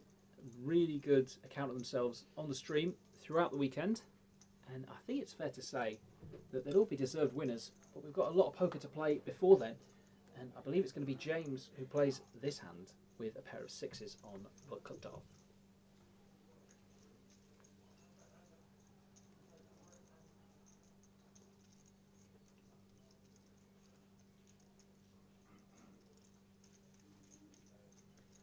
James not opened just yet. Maybe thinking about what kind of size he wants to go to. Potentially goes for a bigger size. It's Rob's big blind. Maybe he doesn't want Rob to defend as 225 often. again, yeah. Yeah, 225. A little bit of extra juice, not too much. Rob, with the King 8 offsuit, does have a defendable combo. Rob and Ty both in the danger zone here. 19 big blinds. We are only a few hands off going up in blinds. I believe the next blind level is it 120 or 125? It's definitely a round number. I mean, they're both round numbers, but I don't want to get pedantic. I think it's 120. Let me check. I feel like it should be 120. It's 120, yeah. 120 and then 160 after that. So a big jump. Wow, that is a jump. And then 200, and then 250, and then, well, yeah, we go up in hundreds. But let's not worry about that for now. Why don't you explain to the viewers how the blind levels work on final tables on the Party Poker UK Tour? Because we do have a unique system here. It's a system I like. Essentially, rather than play the full 40 minutes, we're going to play 20 hands per level. So every hand, essentially, should last about 2 minutes. That's how it works. 20 times 2, I believe, is 40. Let me just count. Yeah, wait, let me just check the math. Fingers I have and a toes. calc to hand. Let me check the calc. Yeah, no, that's correct. Well done. Okay, so that means we're playing 20 hands of this level. And I'm pretty sure we've played almost 20 hands of this level. So It does feel like it. In this orbit, probably in the next 3 hands, we're going to go up to 120k. And then we'll get a quick refresh of what that means for the stacks and how many bigs all these players are playing.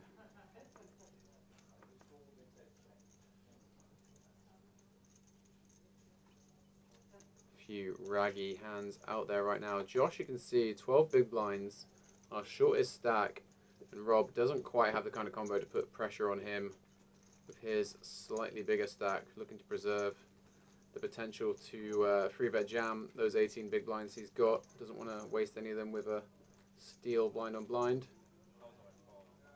And Josh will be happy to receive a walk.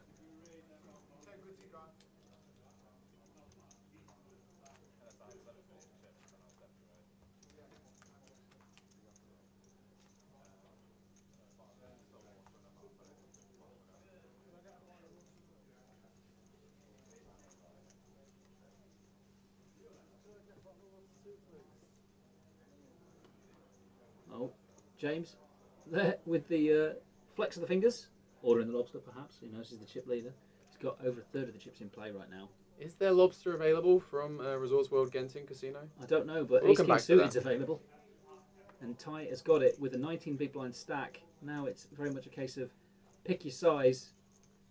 Yeah, I'm sure he'll come in for a min raise here. And it will really depend on what the blinds wake up with as to whether he gets any action. Just such a good combo at this stage. You just want to get the max from it. A little induce with the min raise. And this is where Rob sent the sixes previously. You can imagine if he sent again, Ty would have been snapping off. And Mikey, with an ace in the big and just 15 bigs to play with, I dare say if this had been a button open, he would be very tempted to shove over the top with the ace blocker. Here, though, against cutoff. Got to imagine as well the fact Ty is very similar stacked. Surely his range is a bit narrower. And like you say, he's going from the cutoff. Can Mikey sniff this one out? Or will he simply see the ace and say, I want to get more chips? I think he could definitely be forgiven for shoving if it was suited or maybe slightly bigger. He is just going to defend the ace free, looking to flop something to go with. We've seen it happen before when the worst ace has emerged victorious. Oh, what a flop for Michael Casson. Top and bottom and tie. Running into it big time here. You can see he's still got 4 outs, but you've got to imagine Ty's going to go in for a small c-bet, and Mikey would have a lot of draws to check raise on this board. 5-4 suited, hearts, etc. that just want to run it. So I do imagine he'll come in for a check raise, and we will see a potential elimination. Stacks so similar here that this could make or break either player's tournament. Oh, Michael coming in for the quick call, expecting Ty maybe to blast off on this board. Oh, and that is pure sickness. Yeah, there's no getting away from it now. This is the danger, and I think I discussed this yesterday actually, about flopping bottom 2. I'm getting a bit of deja vu. He's only got 2 outs now, and he's already done 3 of his 9 lives. The It's interesting that Ty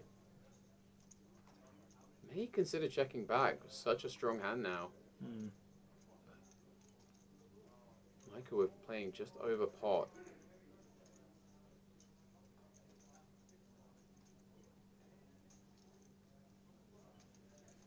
Ty sizing up a chunky turn bet, and this is where it's probably going to go in for Michael Casson.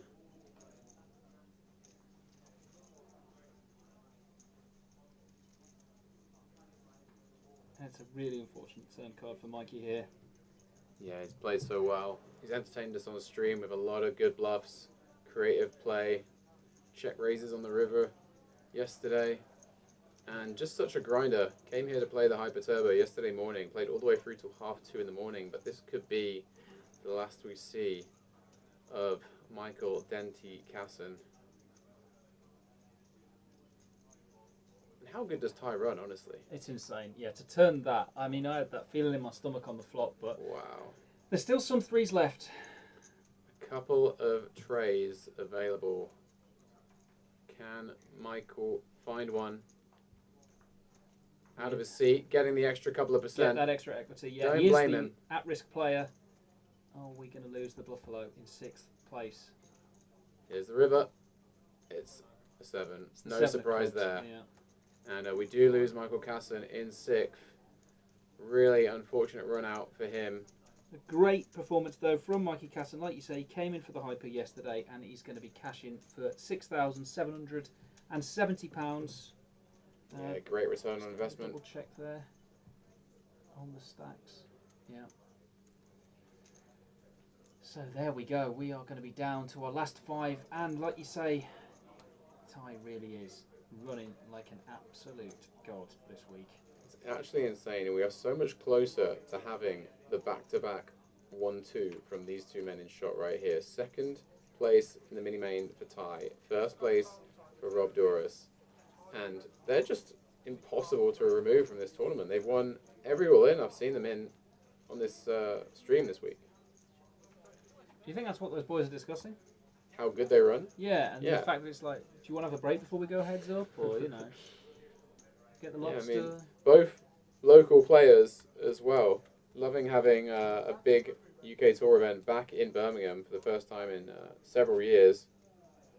And Josh is just letting the fireworks go on around him. He has lost a fair few chips today, but he's still in the tournament, and that's the most important thing. He still has a chance of taking it all down, even though he's now pretty short with 5 remaining.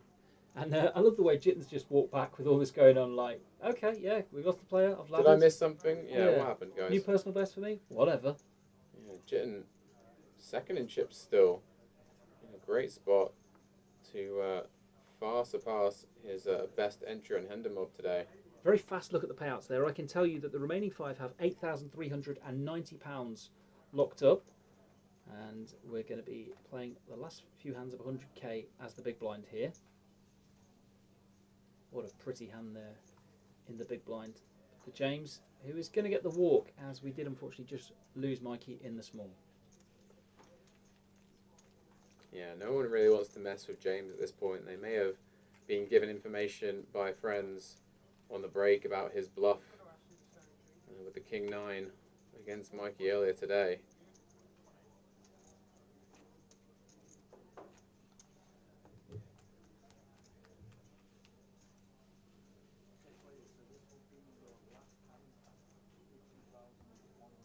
What was Josh's previous best score in Hindermob? Do we have that information? I'll try and find out, but I know that his overall is $69,000. Nice. So he's certainly adding to that with a nice score in itself. I can also tell you this will be the last hand of 100k big blind. Okay. So then we'll be playing 20 hands of 120k big blind. I'll start a little tally chart just so I can keep us going along with that. Okay. And there will be 140 big blinds in play at that point between the 5 players. Yeah, we really are at the business end of things. Blind on blind action here. James going to raise it up against Jitten here. James, chip leader, obviously gets away with a lot of raising blind v blind here against the second biggest stack, Jitten. With Queen 6 suited, definitely good enough to look at a flop with. In position.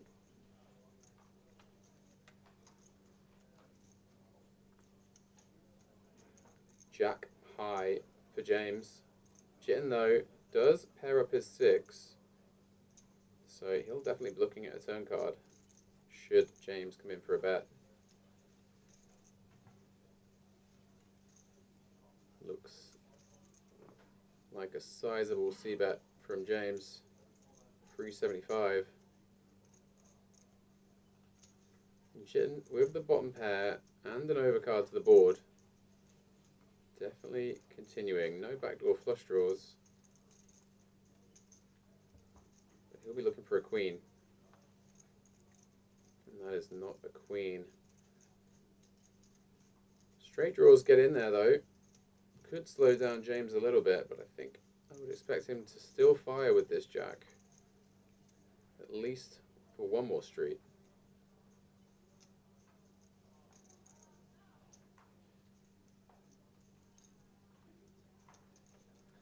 So just seen Josh's highest cash here. It's actually $17,000, so £14,000, which means he will need to finish a little bit higher. He'll need to finish in the top 2 places to surpass that. Okay. Comes close to it with third though, right? Yeah, for sure. Third place is going to be just under 13k. I don't Okay. think he's going to grumble at any of those. No, I think he'll be pretty happy. 700k here from James, really nice size. Going to certainly tempt Jitten to keep him honest.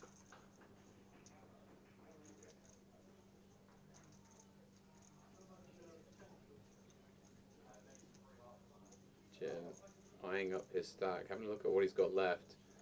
Thinking, if I call this, am I going to be able to defend on the river very often?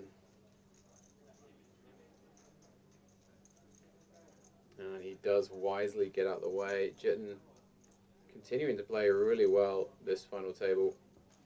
James, though, takes down another big pot, and he will move up to 7.4 million in chips with 17 million in play.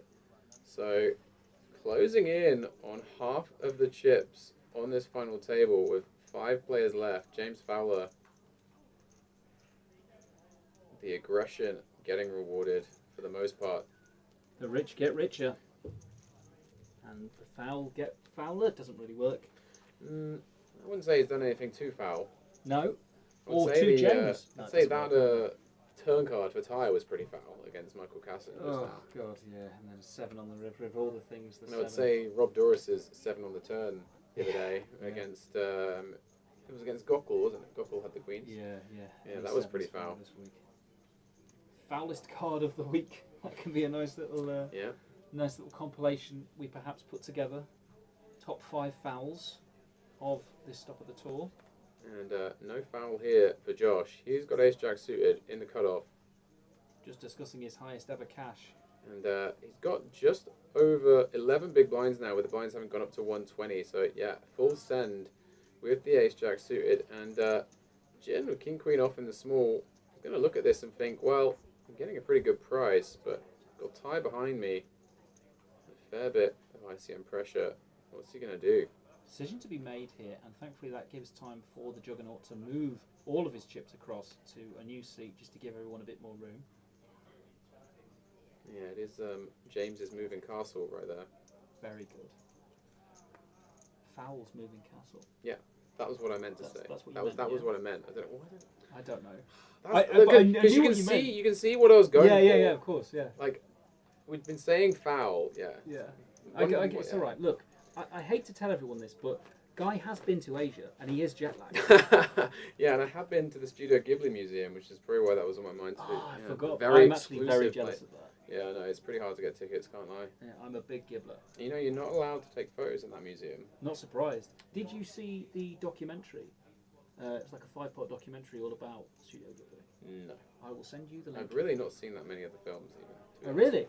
And you went to the museum? Okay. Well, Well, you know, I'm a culture vulture. You so, are. You know, You are I just go to the places you're meant to go.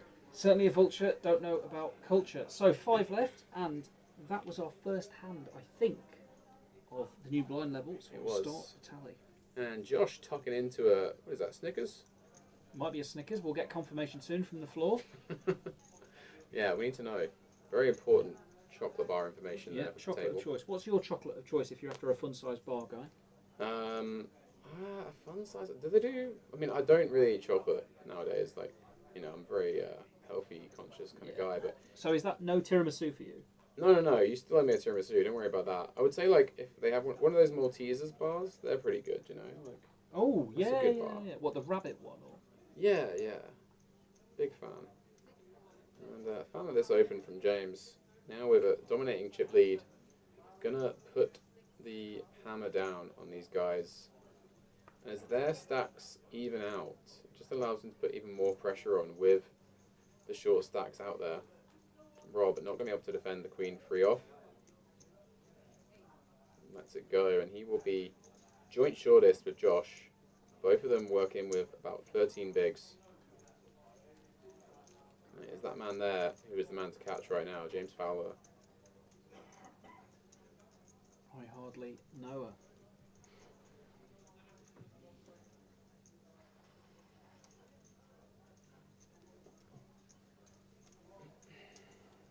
I still can't believe I screwed up Fowler's moving castle. You'll That's get just- over it, that was- mate. Oh, God. Yeah, my friend that I went travelling in Japan with would have been so proud of that. Yeah. Yeah. I was proud of it, and I... yeah, you realise the slip. and Yeah, you still- exactly. yeah. Do you know, you get a souvenir when you go to the Ghibli Museum, and it's a still from one of the films. Wow, I'm already jealous enough. What film was it? Howl's Moving Castle. Oh, nice. James Moving Castle. But I got such a good one. I got the old lady. Nice. Yeah, like actually one of the most famous like scenes I got a still from. Yeah, on the reel. Wow. Yeah, Crazy. my friend I went with was very jealous. He got a clip from one of the least famous ones. Which is? I actually can't remember. I'd No, never right, even it's heard of the quite- one it's it was quite from. niche. Like, he barely could work it out, which Oh, was really? surprising. Oh, yeah. wow. Also, it doesn't tell you. You've got to kind of... That's a You gotta problem, know. Yeah. He was literally looking at it for ages, like with that, that dumb stare face, like. I'd like it if they didn't let you in until you know what it's from. A real tester there. This could be a tester for Josh, because Rob could definitely send in a king here. Blind be blind. 12 bigs. Josh with ace-6 offsuit. Not the kind of ace that you're going to enjoy, but certainly blind on blind. Going to be good enough to call. There is an all in Rob there. sends it in. And I'm sure Josh will probably ask for a count and say, Ooh, cool, we've got there a it call, is. We've got a call. And one of the short stacks is going to double up here. And one will be crippled. It is Rob, who we think is covered by Josh by just 20k. So Wow. 1/6 of a big blind behind for Josh, if the stacks are correct. King 4 at risk. We're not 100% sure, so we're going to run it and then figure it out. But if Rob continues in the fashion that he's been in this week, we'll see a king or a 4, I'm sure. There it is. Yeah, and a Called 7 it. for good measure. Let's Always see, a though. 7. There's backdoor diamonds. There's still some possibilities. I'm not sure how many aces will fold. I didn't see any folded. Yeah. Diamonds are blocked. It's a brick. So it is going to be Barry on the river Yeah. for Josh. Otherwise, he is going to be potentially out, but we think crippled. Yeah, an ace and only an ace for Josh. No, and that will curry no favour. He needed the ace 4 to win that one. And he is going to be left with absolute scraps if we've got the stacks correct here. Let's just get a quick check on this. One of the dealers. And the floor, of course, checking in to do a great job. Yeah, that one stings for Josh. Couldn't do anything about that spot. And Rob just continues to sunrun this week. Yeah, this is a rough one. So we could be four-handed very soon with two of the players. He's eager to get some of it back. Wow. Yeah. So a chance to spin for Josh, Yeah. and if he did win the next pot, he does get the ante, Mm-hmm. and he would, potentially get a few X of 20k with it. But it is going to be a hell of a spin up for him to ladder beyond 5th place here, guys. What a story it would be. What a story.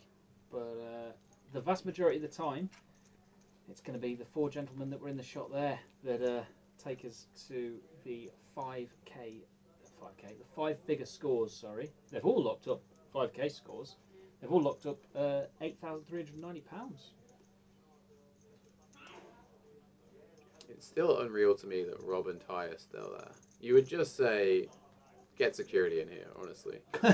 Yeah, exactly. We can't allow this. If they get heads up again, it really is a call the police situation. So you see Josh forced all in there. King 8 offsuit, not too bad. And looks like it'll be down to whatever James has in the big blind here, because these guys are not going to get involved. So Rob going to get out of the way with the 4 deuce, and James will flip over 10 forward diamonds. We did see a 4 folded, so Josh with a chance here to go from 20k to 160k. Let's run it first of all and see then. There we go. What we're saying is get a little bit back. Yeah, you should get 100k back. There it is. There we go. Yeah, so the pot is actually 160k. Yeah. We'll get that corrected. Just getting confirmation of it. If Josh doubles up. Well, more than doubles up. James offering a bit of charity then. Like, you sure you don't want this? I've got quite a lot of them. What'll it be if he goes, is it a septuple up or what is it? Oh god, septuple up? I think if it's 7x? I don't know what you call it. He's going to at the minute, yeah. I think it is septuple up. Which was also a Don't you band teach in the English? late You know that? 70s. No, I used to, but not anymore. I've lost my power with the words. Can still swim though, you have to teach him that. Oh, what a shot. A 7 on the turn. Would you believe it? Yeah, it doesn't help anyone in this situation. King 8 still favourite, a 4 or a 10, 5 outs for James to take us 4-handed.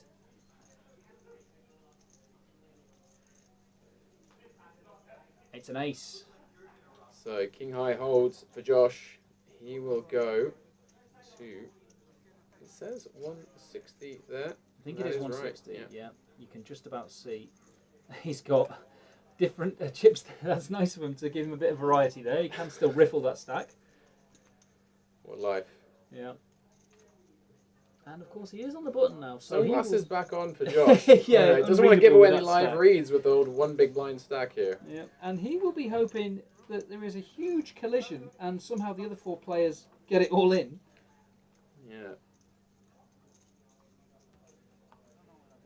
And in these scenarios, James is the big stack can really put some punishment down on the other players. And he won't even have minded, really, that Josh survived there. Because it just gives him the chance to just lean on these middling stacks and use Josh's stack as leverage. And you see here, Ty, with an ace under the gun. Can't really open, but he is going to chance it. He's in danger here of James just pulling the trigger on him. Just depends how James wants to approach it in this ICM situation. This is a spot where Ty is not really meant to open too much. Josh, yeah, he's going to stick it in. Finds an ace and nothing doing for James there. 8-4 suited, doesn't want to risk tangling. And Josh has a chance here to double up again. Even with a chop, it's not too bad for him. Yeah, that's true. Yeah, quite a few jobs here. And only 1 suit for each player. It's pretty interesting that he could chop this and still more than double up. That is the nature of the situation Josh is in. Yeah, what, 3-7? Yeah, close enough. Right, so A6 at risk even. It's going to be a 4 for Ty to carry on the run good. And we're looking at a lot of chop possibilities here now. Yeah, many chops available. No diamonds for either player.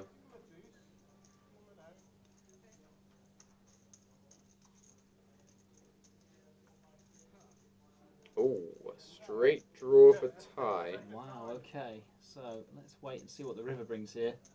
Far too late in the weekend to do the maths. A few less chops now. And that's a It's 6. 6 on the river. And Josh will get the full... What is that? The four tuple? Wow. So he's gone Yeah. from 20k to 140 to 620. And that sounds like the start of a great story. And look how relieved he looks. Yeah, he does that. He's 6 of spades. His glasses have actually disintegrated. He's that relieved. And he is going to be back with a few big blinds now. More than one, that's the main thing. Workable stack of 5 bigs here. Certainly, you see the power of just staying alive in a tournament when you're on a final table. With the big blind ante structure, just get the chance to spin so much more often.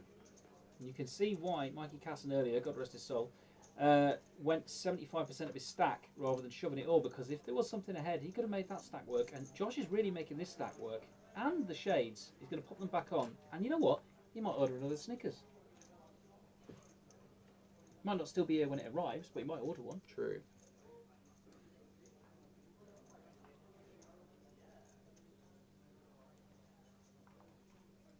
Five players left here then in the final table of the main event in the Party Poker Tour in Birmingham.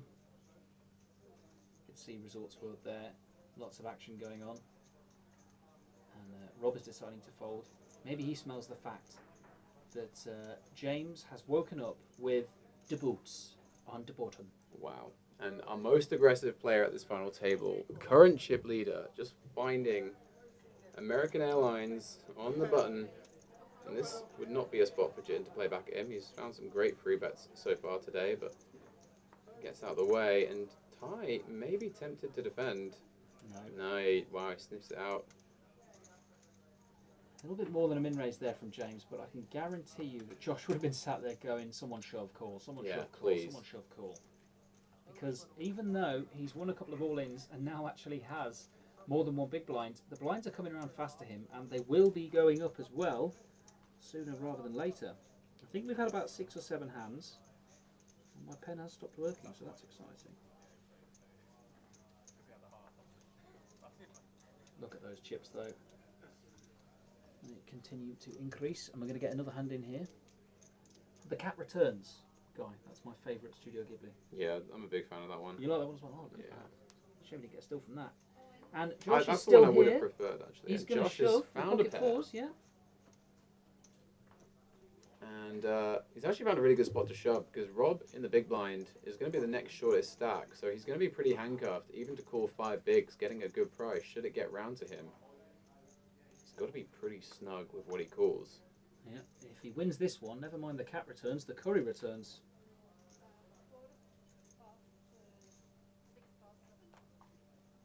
He's going to get it through Ty, and he's going to get it through Rob. And what a story we have developing here. Josh Curry is cooking. 920k now at 120k big blind. He is unfortunately going to be in the big, but you know, a smile on his face. He probably can't quite believe that he's still in when he was reduced down to 20k the last time he was in the big blind. And yeah, what a story. You can just see the gargantuan gap between these two players' stacks, the shortest and the biggest. And in tournament poker, that can all change quickly, or not quickly, slowly I think is the word, because you have the potential to go on a bit of a sun run even after disaster has struck.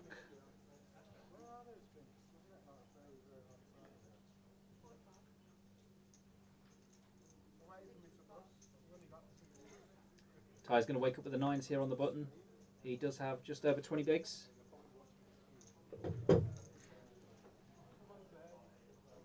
he's going to probably open with a min again.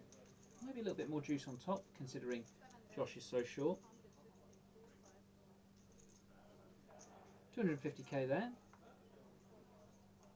Josh here with cards that are close together. They're not suited though. And he's going to elect to fold there. What a luxury that he can now fold from that stack. Just over 5 big blinds. And the last time he was in the small blind, he had, what, a quarter of one. So it's a very different situation now. There we go. We see the green chips there, just in front of the dealer, and that is to keep track of how many hands have been played. Guy, can you zoom your eyes in there? It looks to me like double figures. I'm going to say 11. Yeah, I think we're about halfway through this level. I'll go with you there. Yeah, I'll say half of 20 is 10, so I'm going to update this and say 11.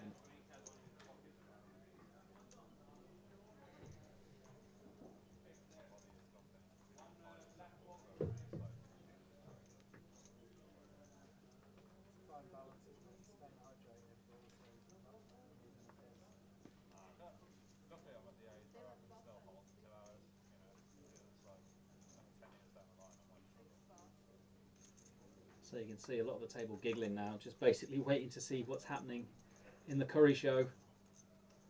And if it's folded to Josh in the small, which it probably will be, you've got to imagine he's going to be getting it in with this hand. He does have a lady of the heart variety, Queen 7 off.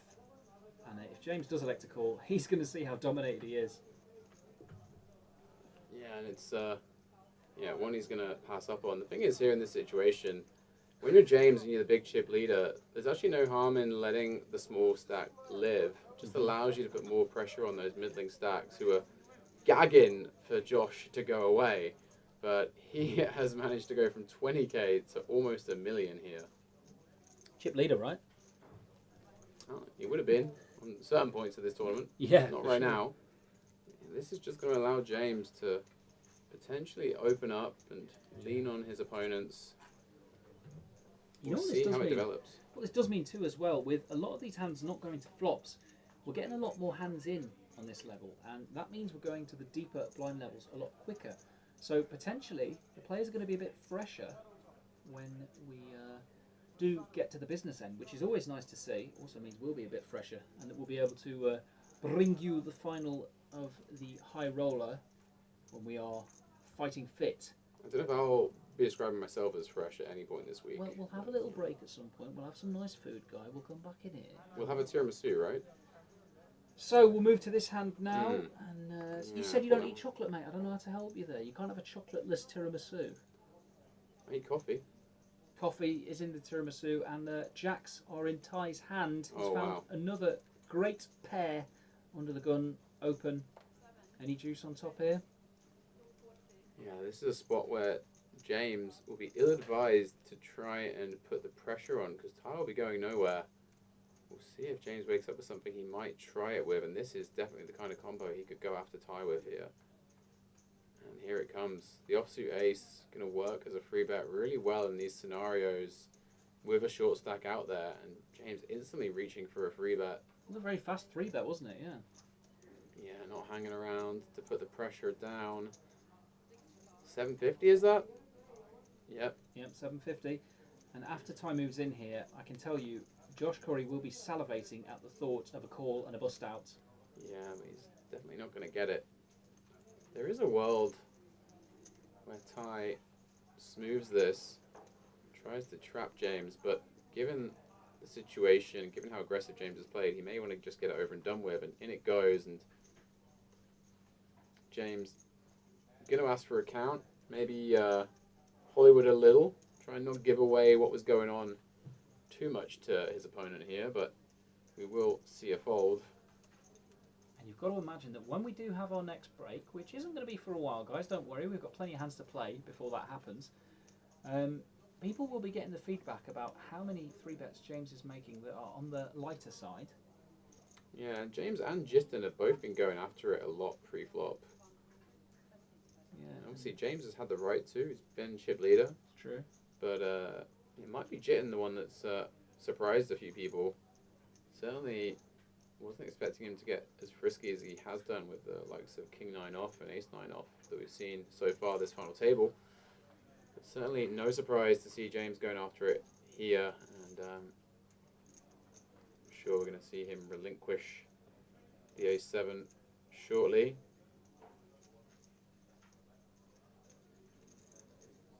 Might just be be thinking that Ty's trying to take advantage here of the situation, but you're never really going to be that far ahead with the ace 7.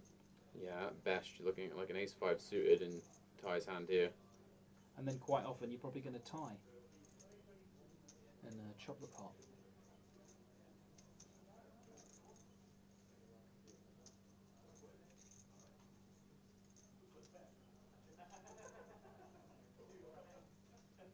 Passing that That's it, hand, go. moving on to the next one. Taking a little bit of a hit, James, but still comfortably chip leader. A wry smile there from Ty. Josh should be shaking his head, thinking, darn it. Yeah, Why can't it just be an aces and kings? Yeah, of course. He's probably saying that. Or just queens and jacks. Anything. Anything at all that would have resulted in a ladder for Josh. What a story it'll be, even if he gets a ladder. Yeah, I mean, from where he was, a ladder is insane. There's been many players over the years that have come back from one chip to win a tournament. Yeah. And 20% of a big blind, it would be some story. I think Chris Ferguson was one of the earliest ones. He won a bracelet from a chip that he had under a card protector that he'd forgotten he had. Probably the most famous story of that event or incident occurring.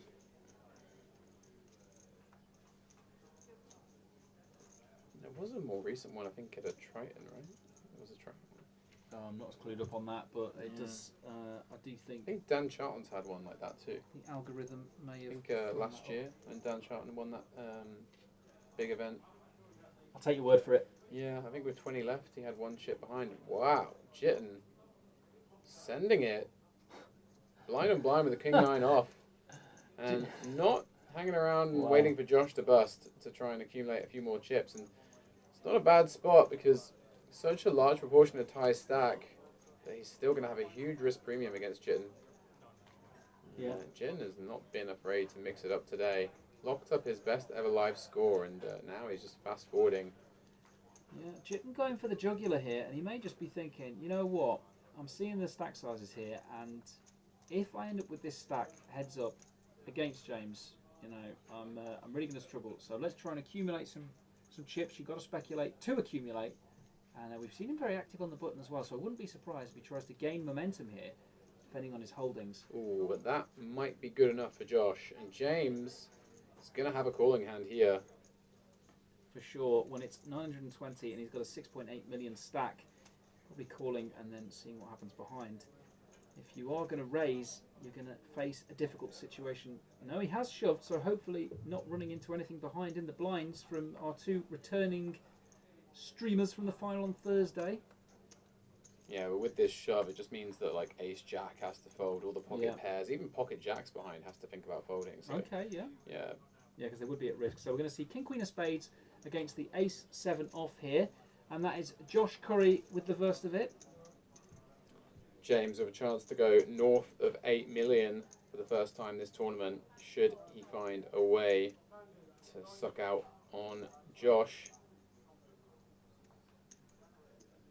Close to a flip, this one.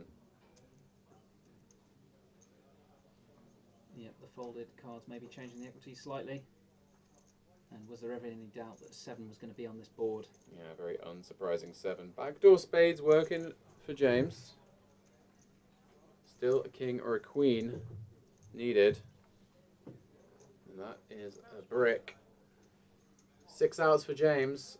Or we're going to see Josh go from 20k to almost 2 million. Oh no, he's and James has passed the chips already.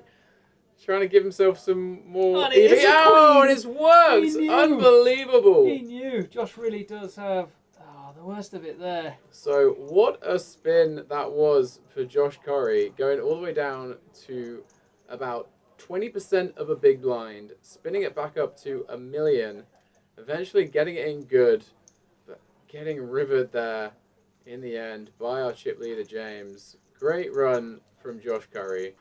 You've got to imagine that extra few percentage of equity there when James was passing the chips his way has resulted in a lady hitting the river and Josh hitting the rail to cash for £8,390. Still a fantastic performance from Josh. Really well played, sir. And we will see you again, I'm sure. Yeah, so James gonna restore a big chip lead here. Half the chips in play, four-handed here, and he'll be relieved to win an all-in, having lost the ace-queen versus the ace-deuce of tie not too long ago. Four-handed here, and 1 and 2 from the mini-main event are still with us. Tai Huang and Rob Doris. Also an announcement, this is the 5-figure alarm. That's right, all 4 players have locked up a 5-figure cash. The next player to bust will be receiving £10,000. 435 as well. That's quite a nice score for a £500 buy-in. And Jitten now finding himself as the short stack, but plenty to work with here, north of 20 bigs, and Rob Doris in a similar spot, about to find a free bet of sorts. It could be a shove, or it could be just a not all-in size. We'll see.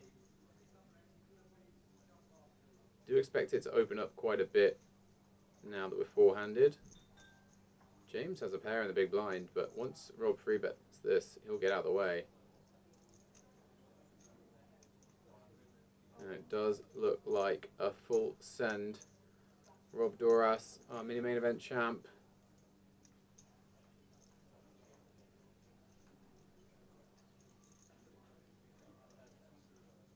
And James there with a pair, but it is a third of his stack, and he's probably just basically want to make it look like he's got more precision than he does. I think we're ever flicking it in here with the ducks. Yeah, doesn't want Rob to get too free bet happy. Probably just going to make him sweat a little bit. But then again, will Rob be sweating when it's written in the stars at the minute that him and Ty will be heads up? Let's face it, we've been talking about it from a point in yesterday's stream, actually. Literally. And it's crazy to think that we've got 4 players left. And, I mean, statistically, let's say 25% of the time it's going to end up being those 2 players heads up. James giving this a lot of thought. I dare say if he had like a pocket 8s or something that he would probably stick this in, but deuces here would be a serious gamble.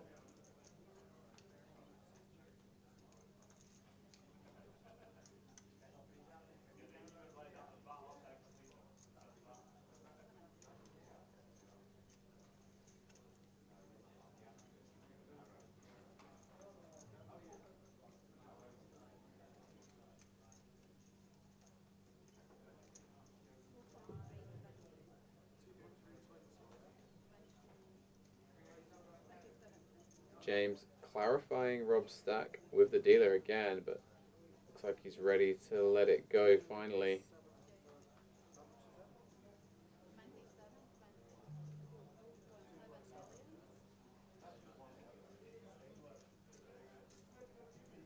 We are going to see the fold, yeah, and then Chitten under the gun, opening with the ace-3 off, is also going to release both of his cards. So Rob will go north of 3 million with that one.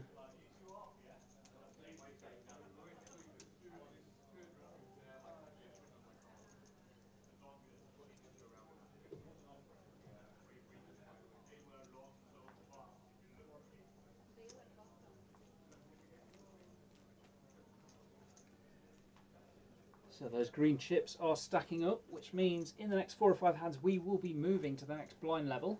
And there we go, just another quick look at the payouts. As I say, 10k locked up for all the players, just under 13k for third, 18k for second, and the winner 27,000 and a trophy. And Tom Kong looks on at the PLO day 2. Are they in the money yet, Guy? They are not, no, there'll be 13 paid. There's still 21 remaining in the PLO Masters main event. I can tell you that a few notable names still in the field there. Benjamin Sweetman, Brandon Shields, Minji, Blaise Bourgeois as well. Yeah, David Lappin, short stacked at the moment. Well, I tell you, James Fowler will be lapping this up. He's got ace-king in the small blind, and it looks like Rob is interested from the button. Yeah, Rob, four-handed now, needs to open up a little bit as the blinds come round so much more often, so your button range does widen, and Queen 9 off will be good enough. And James will have a couple of options here. Oh, wow, we're about to see a disgusting collision. Jitten. Jitten's been so aggressive this FT, so when James finds the free bet, I imagine he'll snap, turbo snap, when Jitten sticks it in. And yeah, James, realizing that Ace-King suited is good enough for a not all-in free bet, no need to shove, wants to give Rob the chance to 4-bet jam worse. But it's Jitten who's found the Cowboys in the big blind. Can't believe his luck for the second time today, finding them in a super premium spot. He is going to get it in, and yet again, he has not had to go to showdown. He'll go to showdown this time, and he'll be happy to see that he is the major favourite. Kings versus Ace-King here. The chip leader can take us three-handed, but Jitten, who's had a great day, and he's currently got his highest ever score locked, he could double here and really set a cat amongst the pigeons. Let's see if these Black Kings hold as we go to a very important flop.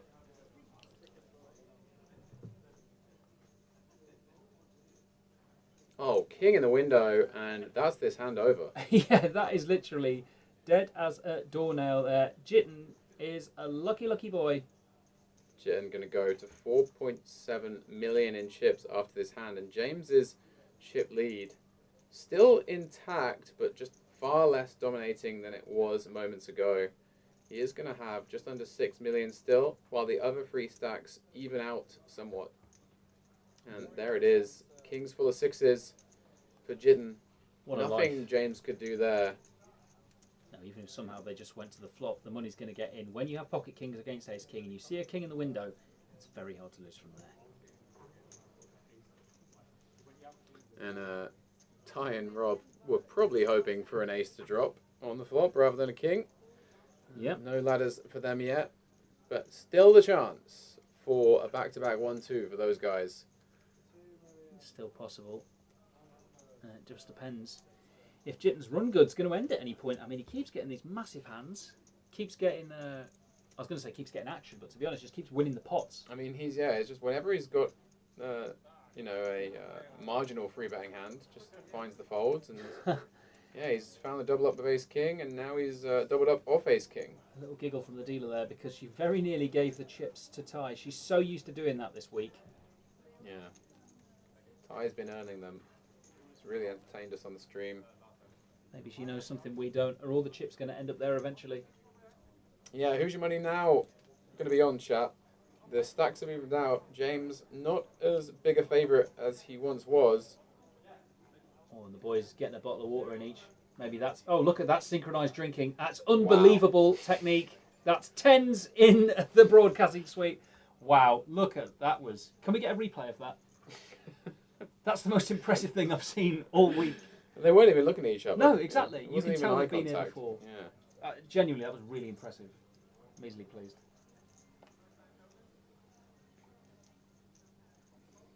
There must be something in the water here for the Birmingham boys. Wow, Rob folding the king 10 offsuit there under the gun. Pretty tight, given how kind of condensed these stacks are, and Ty, with a strong hand in the big blind, will just get a walk. Was he opting not to look then? Did you see if he looked? I tend to not. No, I don't think he even peeled. I tend to not peel if I get a walk.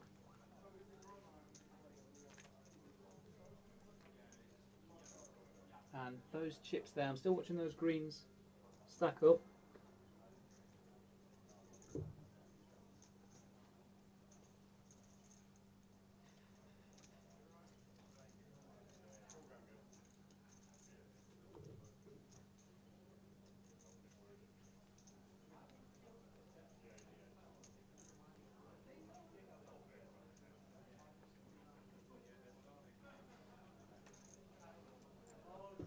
Going to see the ace-5 here under the gun, four-handed James. Not going to meet any resistance from Jitten, but perhaps there's something in the blinds. Yeah, James did take a hit just now, but still chip leader. Get to open pretty wide. Just picking a size, going for a little extra juice, 260.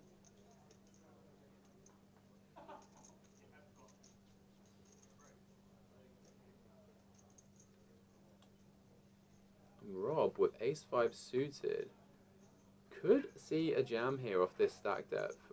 four-handed. As we know, it is the GTO hand. Does a great job when shoving or folding out a bunch of dominating hands, but also just always having equity when called. I would not be surprised to see a jam, which would be followed by a fold. Oh. Sorry, everybody. Well, that is a big sneeze from Ben Shannon, and that is just a call from Rob. I'm kind of surprised by this. Felt like we were definitely going to see a jam for 25 there, but does just call, and he will whiff the flop. Backdoor hearts. I do think this will probably still go c-bet call. Yep. It's got a little bit of chop most of the time, but maybe it goes down to who wants it more. Yeah, I mean, given the way James has played, it is highly likely we're going to see a couple of barrels from him. I mean, in this kind of spot, James is still going to get called by some king highs here, like king high, like king 10 of diamonds, hands like this. Definitely going to float one off. King queen off would probably call one here. Yeah, and you can imagine with this hand, you're going to be seeing the turn. Looks like a call. Yeah. A heart on the turn could spell danger for James. I mean, any backdoor flush draw starting, James might take initiative, and it is the 7 of diamonds. The most unsurprising turn card if you've been watching the stream this week. Yeah. We have had an unfathomable amount of 7s on the turn for some reason. And Rob checking again, and question is now, with 2.2 behind, 1.5 in the middle, can he call another barrel should James find one? James now maybe thinking he wants to try and bluff Rob off a free or potentially a slightly better ace high. I like the way he made that bet. That was a real bull. Here we go. 700 for a 7. And a really tough spot for Rob now. A third of his stack. And this is kind of why I thought Rob would have just jammed free here and taken the spot, because James has just been so aggressive post-flop. It's just going to be so hard to win at showdown with your ace high. It's a bit different against opponents that you think are going to play a bit more honestly post-flop.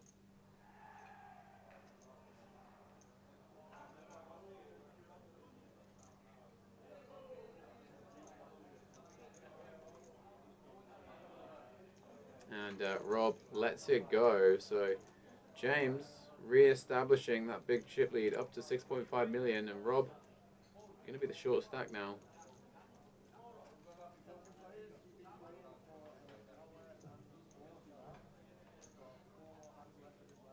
Just waiting to see a shot of the green chips in the dealer's tray, so we can get an idea of whether we are about to go up to 160k big blind. When's the next break, Ben? I just don't know why I found the voice used. That's so funny. And when's the next break then? Well, we're going to have... I'm thirsty. I think it's after 200k. I'm pretty sure. Okie dokie.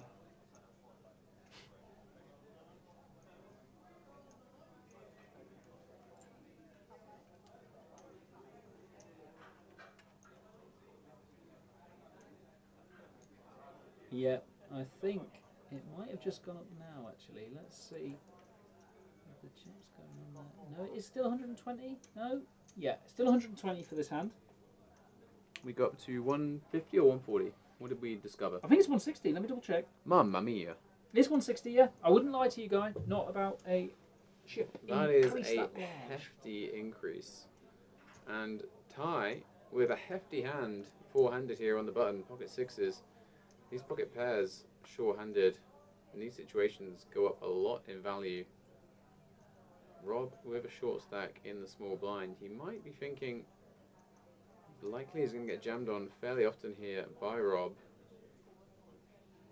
Not this time for sure. James with the queen 8 in the big blind. One of his outs against Ty already gone. Do think he can certainly defend here. With the chip lead, you are often just going to be able to win post-flop fairly often here against a middling stack. The queen 8 will be enough to cut it.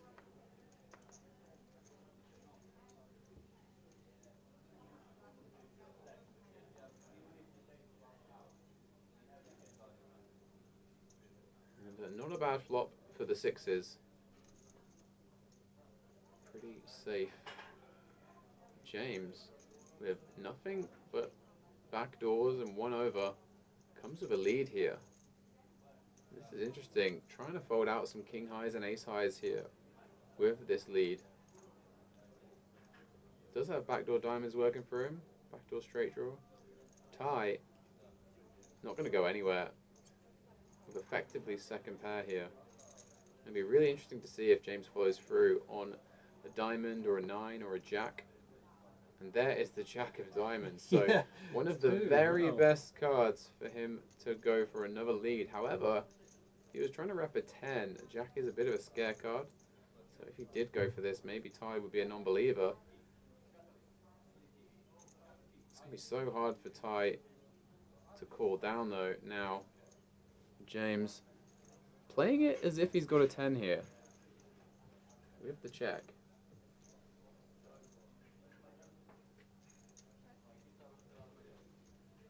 We'll go check, check, and be interesting to see. Oh, and now a 10 on the river, so it's going to be harder for James to rep a 10. If it had been a blank, it would have been very interesting to see what kind of bet James would go for on the river. Here with just queen high, no showdown, maybe feeling like he would have got floated by a king high or an ace high though sometimes. James going to go for the bluff. Yeah, and it will be hefty. It did work against Mikey, but is this one going to work against Ty, who has made so many of the correct decisions throughout the week, throughout this tournament? Yeah, we've seen Ty make some incredible hero calls. King high on the river once already this week. This one is kind of sick because with the ace-6 of diamonds, you're kind of blocking the natural lead bluffs on the flop, which would be some stuff like, you know, like 6-4 with a diamond and stuff. Still quite high up in your range if you think you're going to float ace high a lot on the flop. We'll see if Ty can sniff this one out. And he does find it. I think he'll take the chip lead. Yeah, he's casting a glance occasionally over at James, maybe trying to get a read, and he does find it. He's found the call again. This guy just not putting a foot wrong on these rivers. You know, I can only assume that he must have heard about or seen the bluff on Casson that we had towards the end of the last session. I mean, he's very capable of making that call anyway, obviously, but there must be information coming back to him if he can find that call. Looks like a good bluff, but a good call. Good poker all around there on the final table of the main event here in Birmingham. Yeah, and had it not been a pairing 10, he may have got more credit for top pair on the flop. Do we see the chip lead change again there? Yeah, Ty is now our chip leader for sure, and it will be James and Jitten close behind him, and Rob now the shorty four-handed. And there's confirmation of that. Not far behind though, the top three all very close.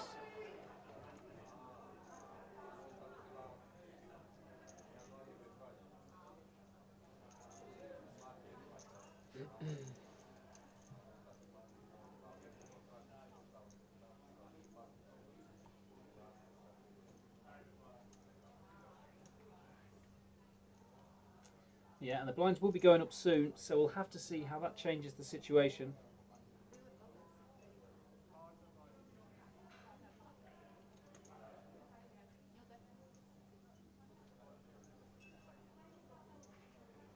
So it does look like we have cards in the air. I'm not too sure why we're still on a wide angle shot.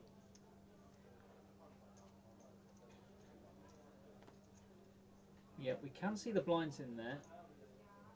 And we're just waiting to see what's happening here. Does look like Ty has folded the button. And I think we maybe... we haven't dealt our hands yet. Yeah, it looks like James is considering some options. I do have better than 20/20 vision, but I cannot see through it. Actually, I think that's an open from Jitten.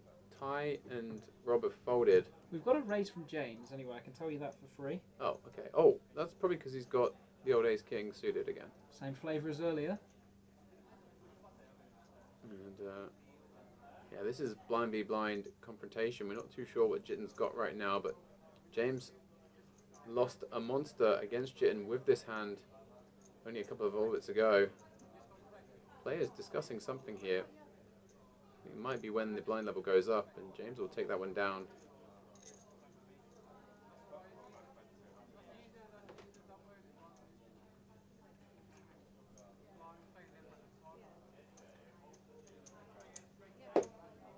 So we've got two more hands here, guys, of this Wow, level. that could have been a bit of a collision. Jitten with deuces and big blind, getting out the way of the raise from James. And yeah, likely the short stack of Rob Doris still hanging around, playing in to Jitten's decision making there. We have got a slight tech issue right now, it seems. Yeah, we're going to get it sorted out, but there are two more hands at this level, and then we'll go to 160k big blind. Or are we going to be taking a break here? Oh, it might be an unscheduled break just to iron out any gremlins. We have been running very smoothly today, it has to be said. We obviously did have some sound issues earlier in the week.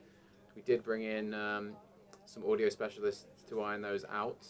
And yeah, everything's been running real smooth here. We've had some great feedback today already.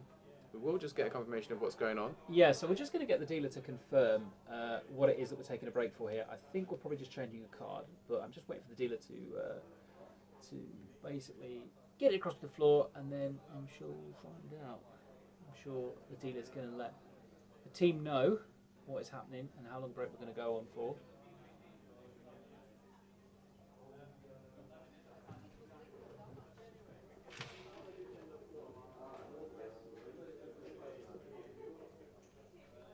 And if we just look at the payouts there, it's pretty obvious the players are going to go on a short break.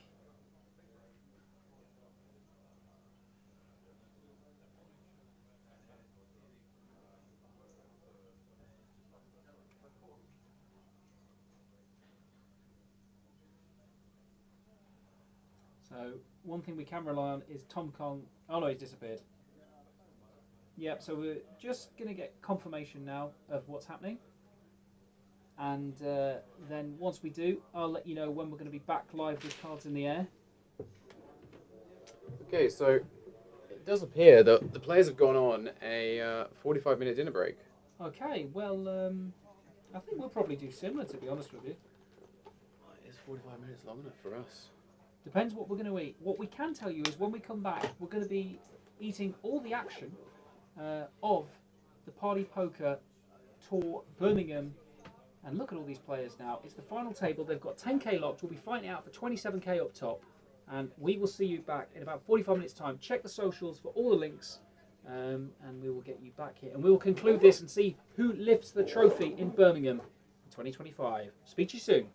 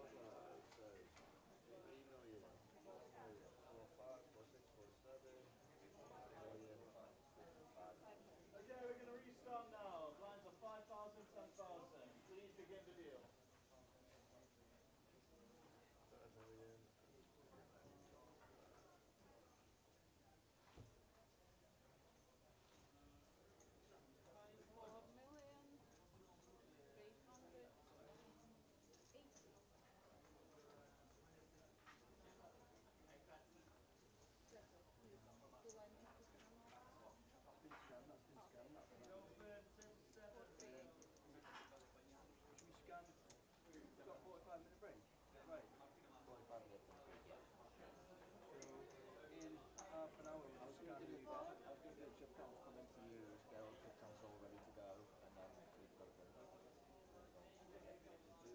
bet, yeah, so I would leave it on 1,300,000.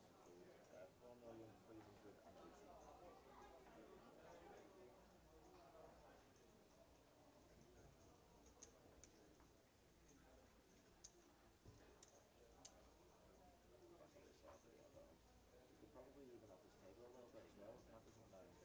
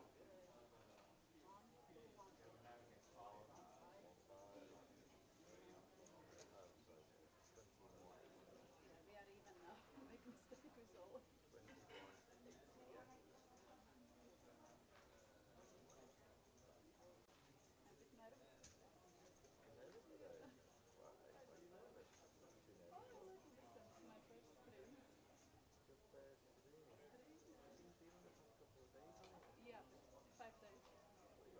Yeah, like I mean, not like first day, first event. Oh, there's the van. Yeah, I did a few like in. I'm going to the future real. So I need 2.7. 2.7. From there.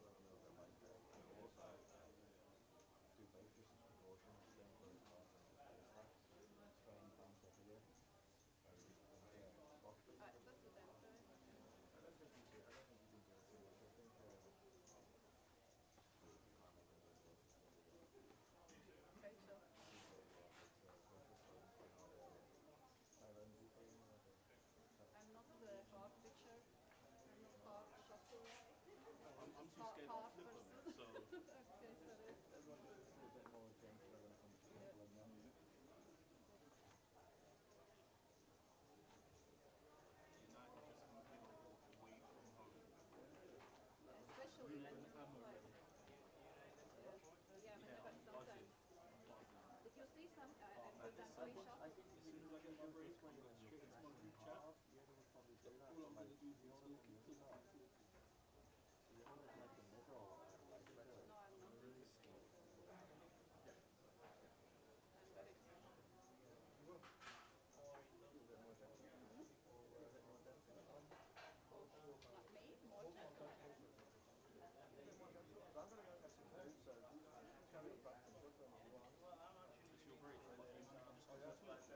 yeah, yeah.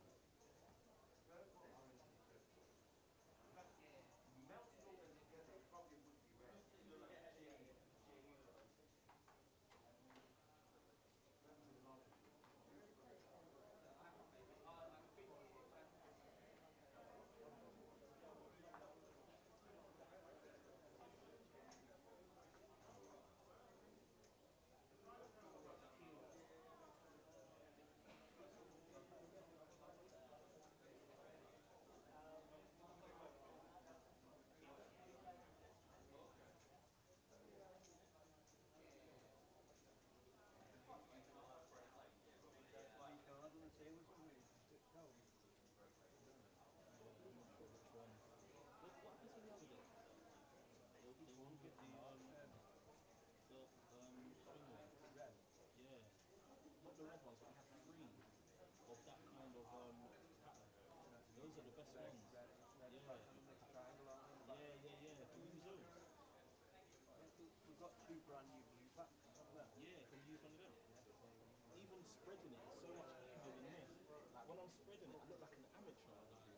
Honestly. Like, they're heavier, aren't they? Yeah, it's so much harder to spread than this.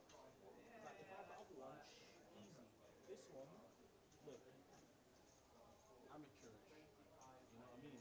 I just don't really like it. Plus, there's some sort of marks. I wasn't on here, so Yeah, it's even put. I don't know. I know which ones they are, but if you want, we'll scan two brand new deck there. Brand new one. Yeah. You want to table that? Yeah, no, well, I'm here for 30 minutes. Yeah, they're on the dinner break, Right, so I'll bring the 2 packs out with the headset and I'll scan them. yeah, scan on there. Each one, yeah. One on top of the other. The one on One on off, moving. and then I'll call them up. Yeah. We'll scan them to it. Yeah. Sweet.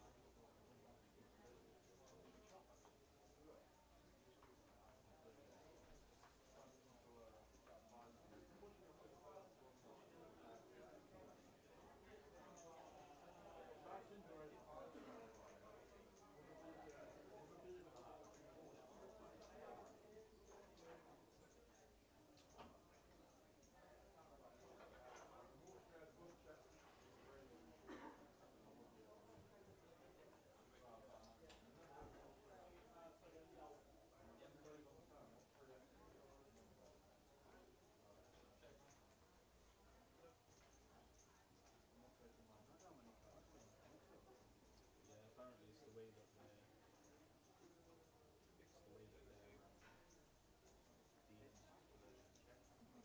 Have you taken the cards that the mark cards? The damage cards? Have you taken them out? There's a few of that then damage. Oh my god. I thought that these were easy to spread. How wrong was that? These are brand new, so yeah. Lord of mercy. The same one.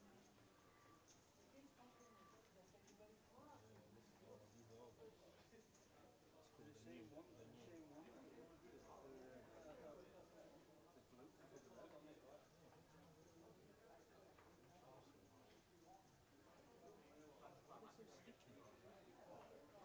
Maybe because I haven't broken into them. When you're ready, I'll scan them and work with them. The one that's sitting there. Yeah.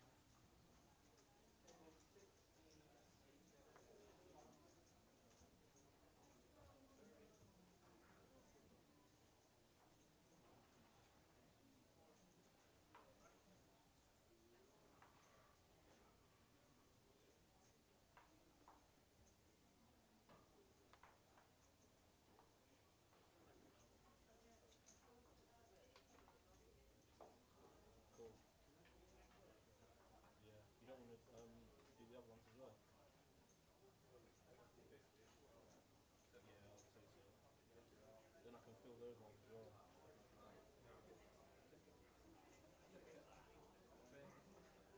A bit, yeah. They know what ones are damaged, but the guy that knows has gone for, you know the guy that's watching over the tournament? He's gone for his dinner. Yeah, I believe he should have, anyway. But it's hard spreading this deck.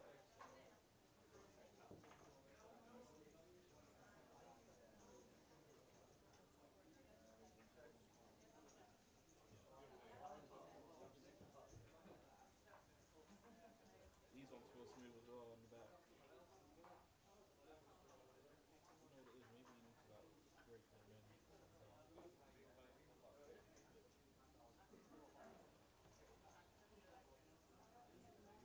The red meat, let's face that one. Things like this. Same card though. Yeah, no, I don't know why. Those are just a little bit more stuck together. Can you see like, how much easier it is when you to spread it? Don't know why. Yeah, much better than much better than this one. You want to do these? Yeah.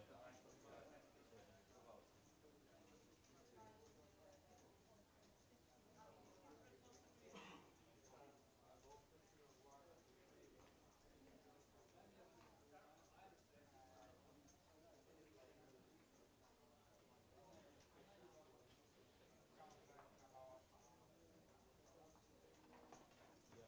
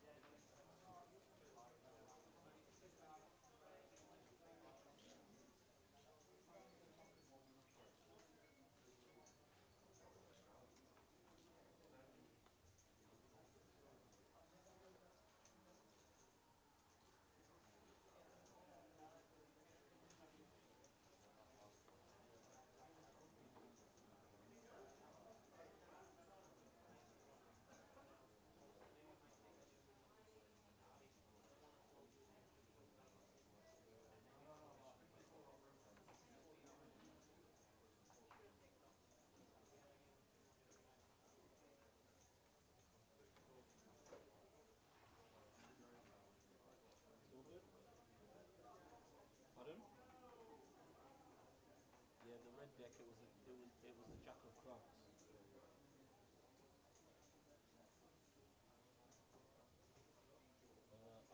I'm not sure.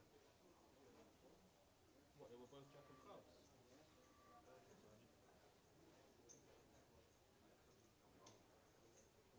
Yeah.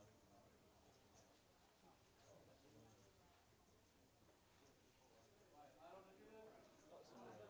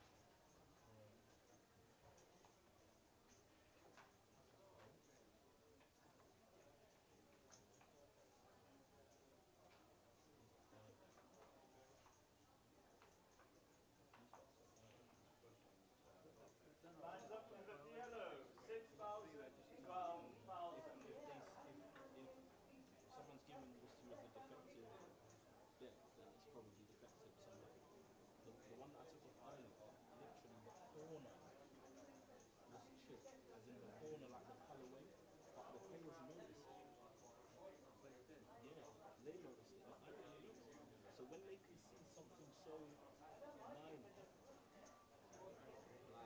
they don't want it, you have to take it, right? They don't have any attack.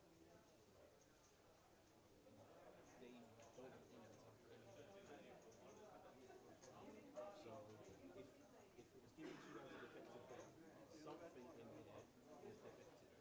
Just don't know what it is. Some of the cards are like ripped on the side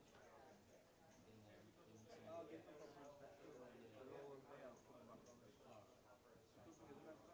It might be low, but it could be. These are alright, man. Let's just use these ones for now.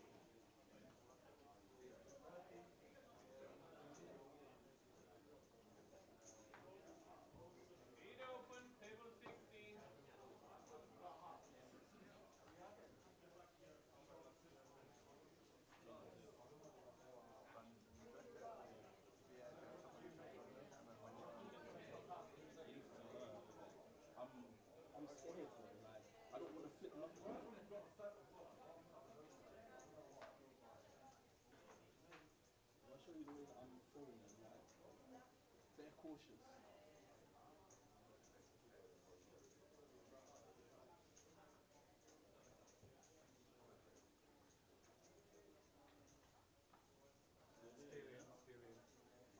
Got chance now.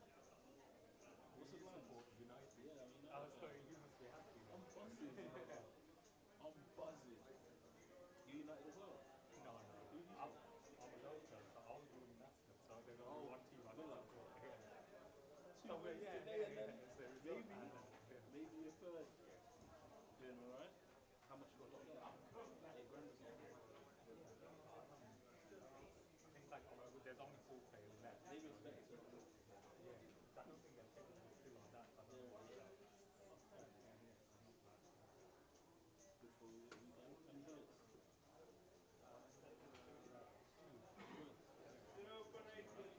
9 grand profit so far. At least I'm doing better, but here, like mini main is still profitable series regardless. Yeah, right? What happened to this guy? He got knocked. He's moved here. There's another one. Oh, he's moved there. Yeah. Oh, I know we're going 3 moved out. I know 4 moved out. Okay, so you lot just basically spread out. It's always like this. Yeah. That's why I was surprised. I was thinking, surely you can't really bust it.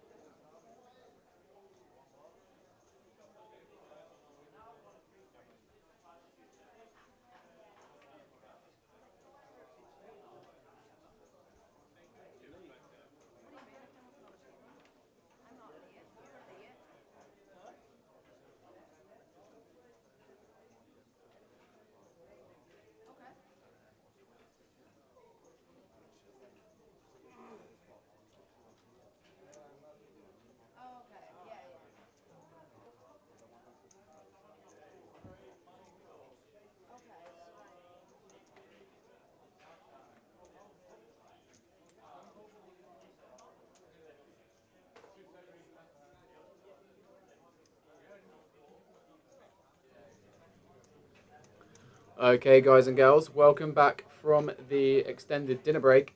We're still four-handed here on the final table of the Party Poker UK Tour main event, Birmingham. And that's what's left to play for on screen right now with the payouts. These 4 guys all locked up a 5-figure score, and one of them will be walking away with over £27,000 and the golden Party Poker trophy. In the booth right now, you're with TaylorMade Poker. I will be joined shortly by my co-anchor, Benjamin Shannon. He has just gone to grab a drink, I believe.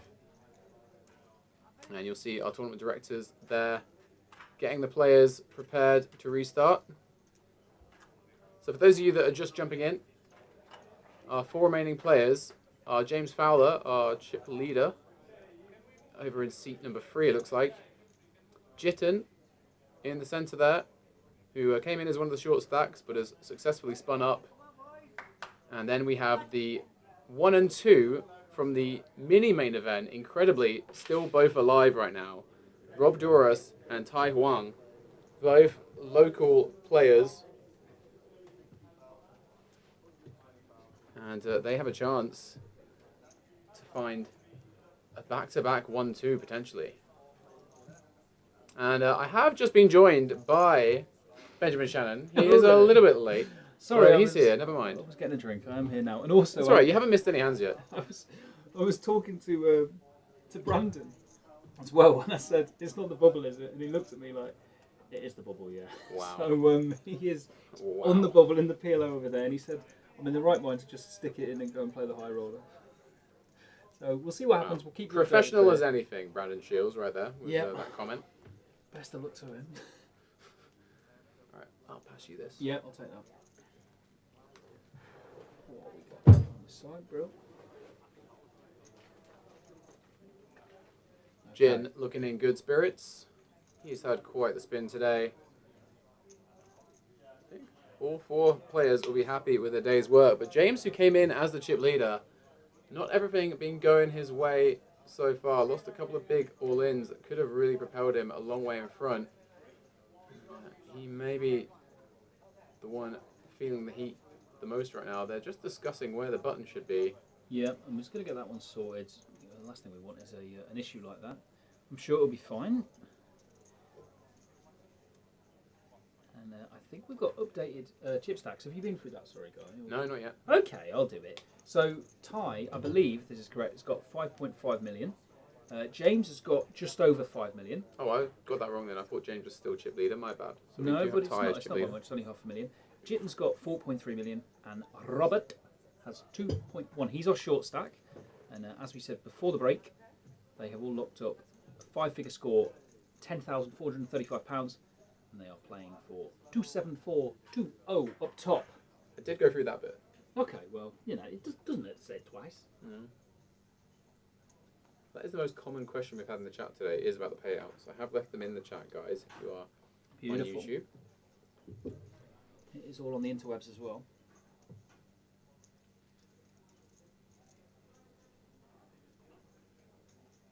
And it looks like Chitten going to limp the small blind here. We've just lost the RFID momentarily. I think that was because one of the players didn't box their cards. Chitten with the 9-8 of clubs. Pretty good looking hand. Tie ace-7 off, elects to check back. One of the hands that has chip leader you could potentially put some pressure on with. Oh, but he's going to find a really good flop right here. Middle pair for Jitten, top pair for Ty, and a very disguised top pair because facing a limp from the small blind with a chip lead, you're going to raise most of your ace-x. So Jitten going to go ahead and value bet his 8 here. Just try and clean up some equity, maybe try and fold out some high cards, hiding behind. He won't be expecting what's coming.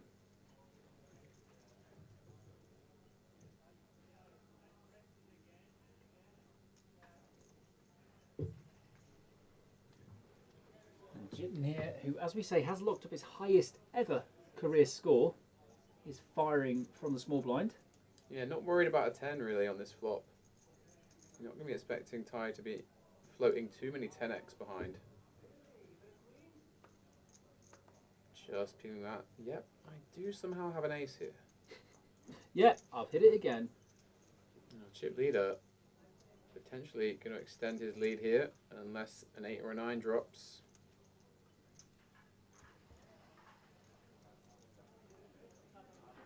And that is a queen, and that might result in Jitten slowing down here on this river. Yeah, anyone's game here, 1.6 million in the middle. Okay, Jitten. We're going to see a block. Wow, this is a really greedy bet, I have to say, because you're chopping with other 8x at this point. So really, what you're targeting is a free. And it's kind of hard to imagine Ty stationing a free all the way. Yeah, he's just going to call here. It looks like Yeah. he's jitting off more than he can chew. It's a value bet, very thin. And an ace there, going to be good enough for Ty. Yeah, Jitten probably a bit surprised to see an ace in the back range. But Ty going up to almost 7 million there. And beginning to extend a big chip lead. And he's played great all week. We've had him on the stream a fair bit. Playing some amazing street poker. Sniffing out a lot of bluffs. He found a really nice one of his own earlier on against Rob Doris. Blind on blind with the 6 high. Do have a look at that one if you can at some point. It's really important here that Jitten just recenters and focuses as well. You know, he lost a couple of chips there. First hand back after the break. He's on the button and he's still got a very playable stack. And he won't want to throw good money away after bad, as the old saying goes. Yeah, so as mentioned before the dinner break, we play 20 hands per level here when we reach the final table. And I'm not too sure how many are left of this 120 big blind level. I think we're about halfway through it. Yeah, it sounds about right. We'll see from the green chips in the dealer's tray at the in the shop when we are on the flop, I believe. So James, second in chips here. Going to open it up with the queen 10 off. Chip leader obviously in the small blind here. So James can open somewhat wide, given that he is going to have position on the only guy that covers him. Ty with the 8-5 suited would be an interesting choice to play back. Yeah, it does get out of the way, and Rob currently our short stack could send it with King Jack off here if he thinks James is still opening a little bit too wide. It is a dicey one though. There we go, just centering the camera there to see into Rob's mind. He is gonna just flat, and yeah, can understand this. Wants to keep in the King X and Jack X that he dominates. When you shove, you are likely to get sort of King 10s, King 9s, Jack 10s to all fold. And he has flop best here, and based on what we've seen so far this final table, he probably will elect to let James fire. James not been shy to barrel these scenarios. Coming out firing quickly as well with the backdoor Broadway draw. 250 into 680,000. Yeah, pretty standard c-bet here at this stage of a tournament, and Rob will possibly just call, given what he's seen from James. May want to try and get another barrel out of him. Not too much to worry about in Rob's spot. Top pair, good kicker. It's only really an ace. It's going to be scary with no flush draws out there. It's a 9, and well, there will be fireworks if a jack drops on the river here. But we may well see a check, bet, and a jam given the SPR. And there we go, the check. And will James take the bait? It's an interesting turn card. It does give him some added equity with the straight draw, but also, if you think the stuff that Rob's going to check call the flop with, 9-8, 9-7, going to be some of the candidates. So he is going to upgrade it to a pair sometimes, and obviously still got a lot of King X in his range. And 6 on the river, pretty bad news for James, because still a lot of 6X in Rob's range as well. And Rob now has to decide what he wants to do here with what he'll assume is the best hand.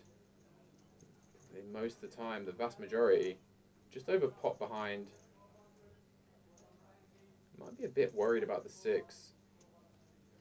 Kind of hands that might bet and then check would be those kind of A6, sort of Queen 6 suited and stuff that James is very capable of having, and does go for a block to try and get a crying call, maybe from an ace high.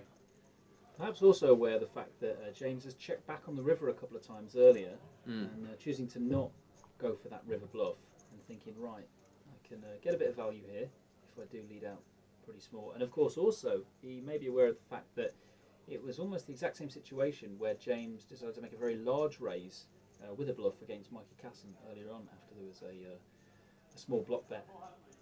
Yeah, Michael falling victim to that bluff after blocking with top pair, getting bluffed off it. They were a fairly bit deeper in that scenario, and this time James just lets it go. So Rob Doris, mini main champion, surviving.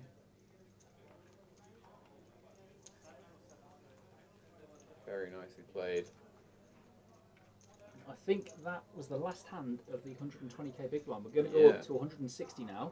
That looks like an 8k small blind, so I do believe you're correct. And that's going to change how many big blinds are in play in this tournament now. So we're going to play 20 hands at this level. Who knows when we'll next have a break? Maybe it will be after we crown a champion. I think the next break will probably be just before heads up. Yeah, that makes a lot of sense, because we've got to rearrange the table, and hopefully it lasts longer than the mini main did. One hand to beat. Yeah, we do have specific graphics for the heads up that are really nice. So do stick around with us to see those. Yeah, if only for the graphics. They are beautiful graphics for the heads up. They're worth seeing, guys. Jitten here, just under 20 bigs, Queen Jack suited, 4-handed. He's now gone to the short stack, but still plenty of bigs to work with.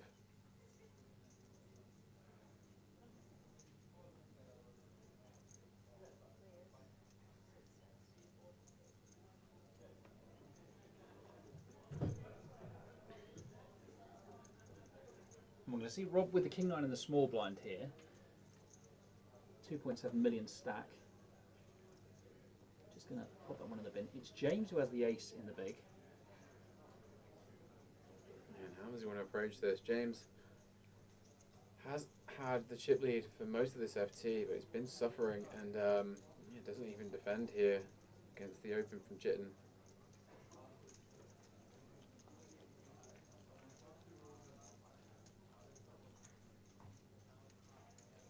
Yeah, we're going to see Jitten take that one down and add to his stack, recover from the first hand back after the break. And that's right, it's the clicking noise because I am starting a new tally chart of hands played at 80-160.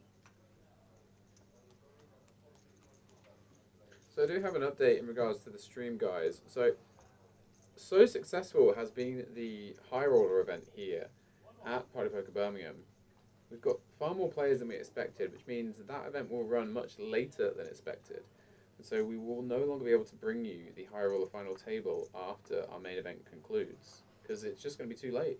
We had expected maybe it would be kind of lining up straight after we conclude today, but no, it's with almost 50 players registered and still some late reg to go on that. That one is going to be a late one for those grinding it out. So, Guy, you're trying to say that it's been too successful here at Resorts World of Birmingham. Yeah. That's the issue, basically. Basically, yeah, we smashed all the guarantees of literally everything, and now we've got a high roller running with more than 50k in the prize pool. Okay, that's, yeah, for a one-day high roller, that's it's pretty good. Yeah. So this is going to be the culmination of the live stream and of all the action on this lovely table. I mean, you will be able to have a look at the socials and find out, I'm sure, from the rest of the evening and over the next few days about who does go on to win in that high roller. And who knows, it could be some people that were featured earlier on in the stream. Yeah, so a couple of players from this table jumped in other events. We saw Tony eliminated first from our final table, jumped straight into the Mystery Bounty side event that was closing registration at the time, and he found himself on the FT. How did he actually get on in the end? Tony, basically, I don't think, well, we can have a look at his payout, but I'm pretty sure, I don't think he cashed. He did win a bounty before, Yeah. and he was on the FT, but there was, I think, only 5 paid on that FT, so... Ty here, juicing it up with the 9 deuce offsuit, and this is a pretty common thing you see in these scenarios. You want to be very polar with your isolation raises, and it's a great spot to do it in terms of table dynamic, because we saw him check back the ace-7 blind v blind after Jitten limped last orbit. And so Jitten's going to give him a little bit of extra respect there and folds the dominating 10-9. So another good pickup for Ty, who extends his chip lead here. And speaking of good pickups, Tony actually finished third for £530.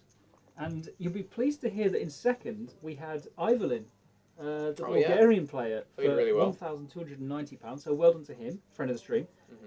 But the winner of the No Limit Hold'em Mystery Bounty for £3,025, I feel like I know who it's going to be.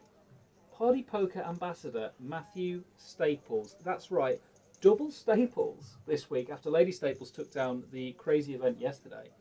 And you're going to be seeing those photos later on of some more trophy lifts. How do you think Jamie's going to take this when everyone but him that has travelled over is lifting a trophy? Yeah. Unless, of course, he wins the high roller later on. That is true. Jamie Staples will be in that high roller.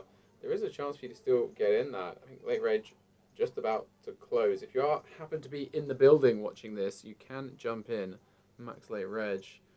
Not too sure how deep the max late reg is in the high roller, but the main event max late reg was much deeper than the norm at live events these days. I think you could have max late reg for about 30 bigs or something, right? Something like that, yeah. It's literally going to close very, very shortly. What's the starting stack in that tournament? I'm just trying to think. 40,000. yeah. And I think the average, about 50 really at the end of max late reg. You're going to have to be fast though. Only a couple of minutes left. And if you are nearby, yeah.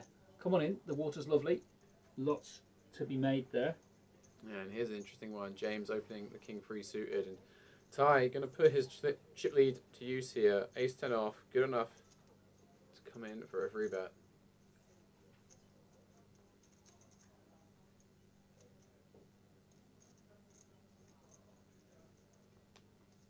And that is a chunky one, and James pretty much at the bottom of his opening range. Not going to enjoy taking a flop with king free suited. Just lets it go. So Ty extends his chip lead 17 million in play, and he's up to 7.5. The other three players really close in chips.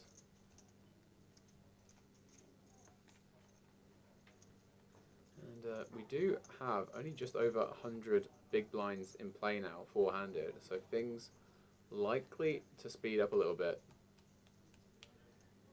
Definitely bunching up.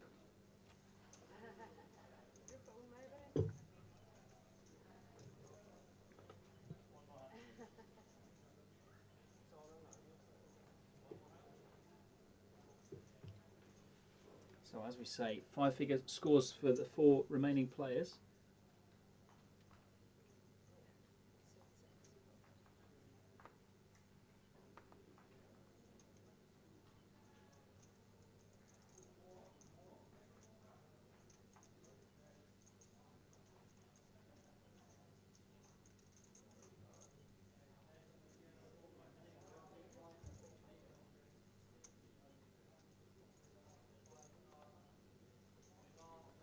And we're going to see the 7-5 suited, my favourite hand, my favourite flavour, goes straight into the muck, and Ty take it down on the button.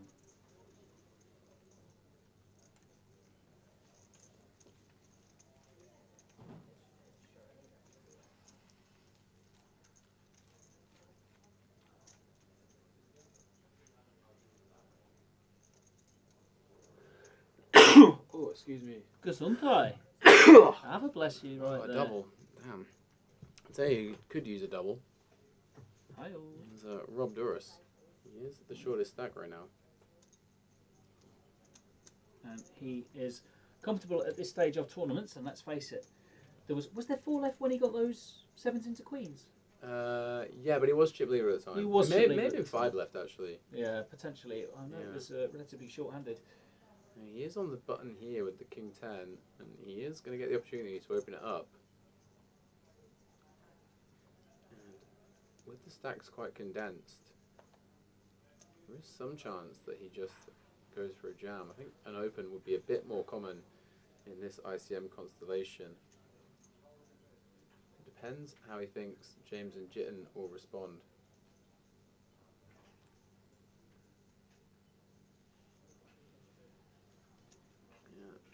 Is going to be the open.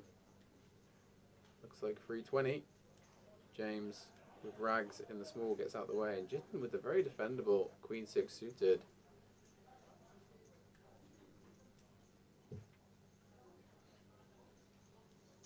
We're going to see 3. Off we go to the flop then. And Jitten's been very involved all day today. And he is going to flop very well here, and this could be drama because Jitten, top and bottom, Rob, open-ended.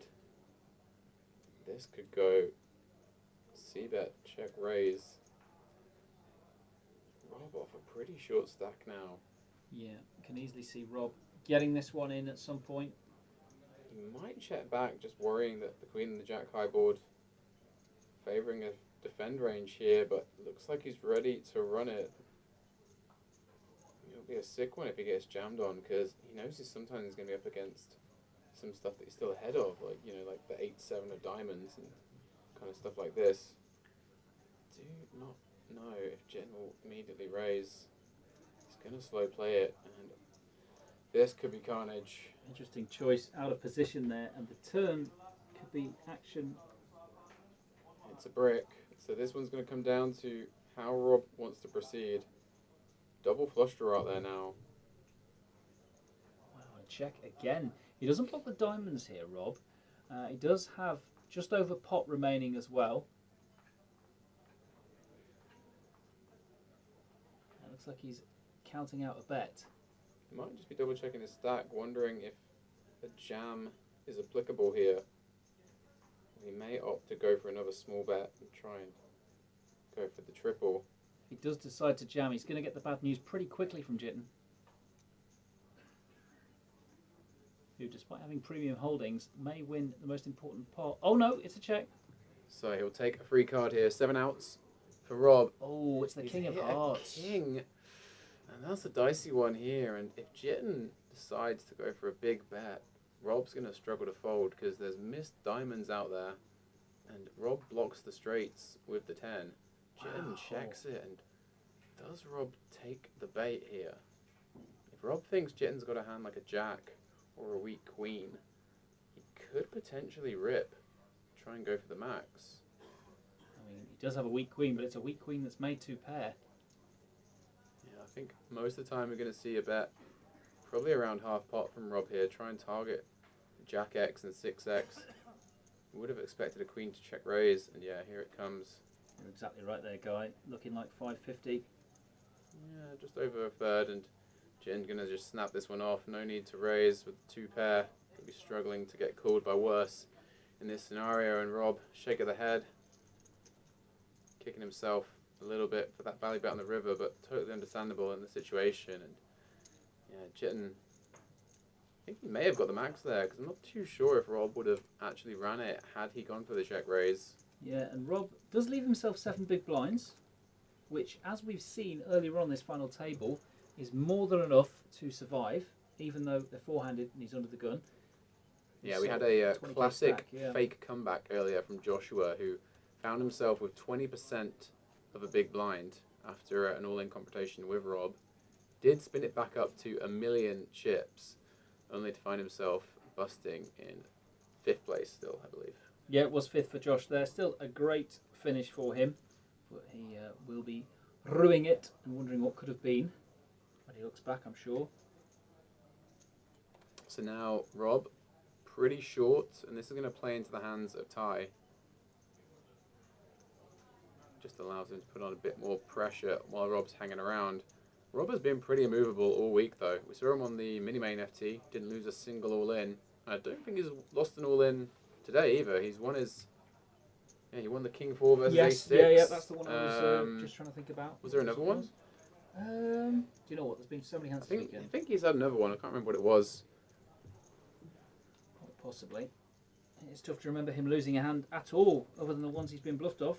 And Ty going for the ISO again with a raggy hand, just using his chip advantage with ICM here to push Jitten around. But Jitten having none of it here, he's going to see a flop with Jack 10 offsuit.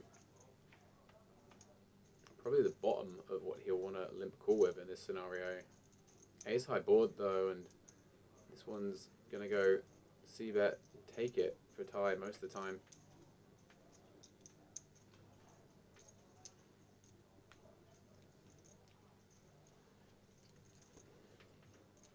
Yeah, it looks like the rich are going to get richer here if Ty does. Oh, he's checked back. That is an interesting check. Just the kind of spot where you really want to press that chip lead to your advantage. And we could see a lot of pain here if the very common 7 somehow rolls off on the river and both players are involved. It's going to be Jitten who's picked up the extra equity here, leading on the turn. Yeah. 425 into 1 million. Spot where you got to be really careful as the medium stack. Ty will probably give Jitten credit here though, but he's a savvy customer. We've seen him do some very creative stuff. It wouldn't be out of this world to see him find some kind of tricky raise here. Try and press the ICM pressure in a different way.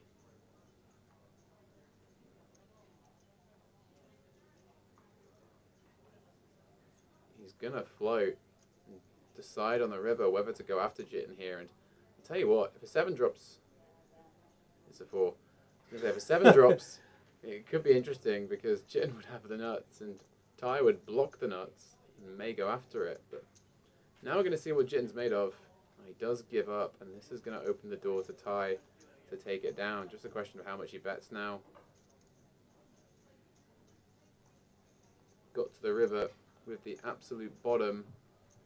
He's going to try and bluff Jitten off. An 8 or a 9 most likely is what he's thinking. Yeah, you can't really win if you check back here, so we are going to see quite a large bet coming out. 2 million in his hand, just under 2 in the pot. Ooh, What a tease. it's a bit of a tell.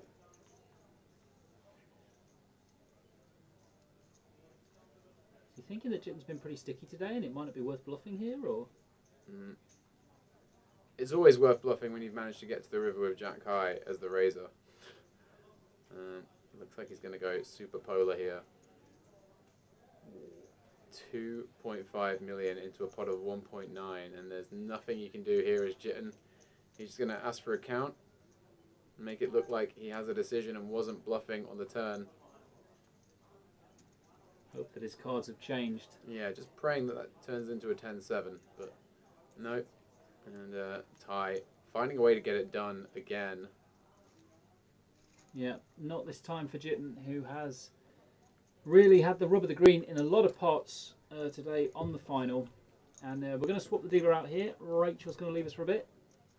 And so Rob is going to hope this next dealer is very kind to him whilst he's in the big blind as the shortest stack of our final quartet. Ty with more street poker there. I mean, just awesome to watch. He's now got half the chips in play four-handed. Really looking to go one better than he did earlier this week in the mini main. And you got to say, with some of the moves he's pulled out, he sure deserves it. Yeah, he's run pretty well as well, but you've got to get yourself into those positions to be lucky, and he has certainly done that. I think if you offered him at the start of the week, gold in one, silver in the other, this is the way he'd have liked it to go. Yeah. You'd always rather have the extra large gold trophy rather than the medium gold trophy that his table neighbour there, Rob Duras, took down on Thursday evening.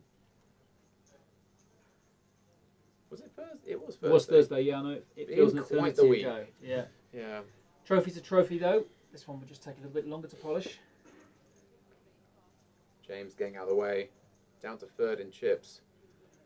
Ty might just give Rob the walk here. Finding two spanners in the small blind. Rob, with an ace, would have been praying for a shove. Yeah, don't even look, don't mate. look, mate. Yeah.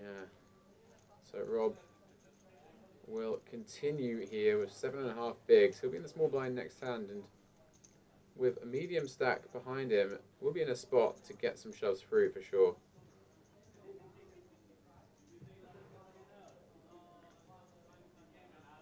We've seen a fair few clashes here on this final table, and this week, as we say, Rob and Ty, table mates on more than one occasion. Can Jitten or James stop it from being those two players heads up for the title here in Birmingham at Resorts World? Final four from 343 runners. And Jitten finding pocket nines here in a great spot. Oh, and we're about to see a big flip. Let me check the payouts, because we might be about to lose one right here. Yeah, nothing for Rob to do here apart from send it with the ace jack.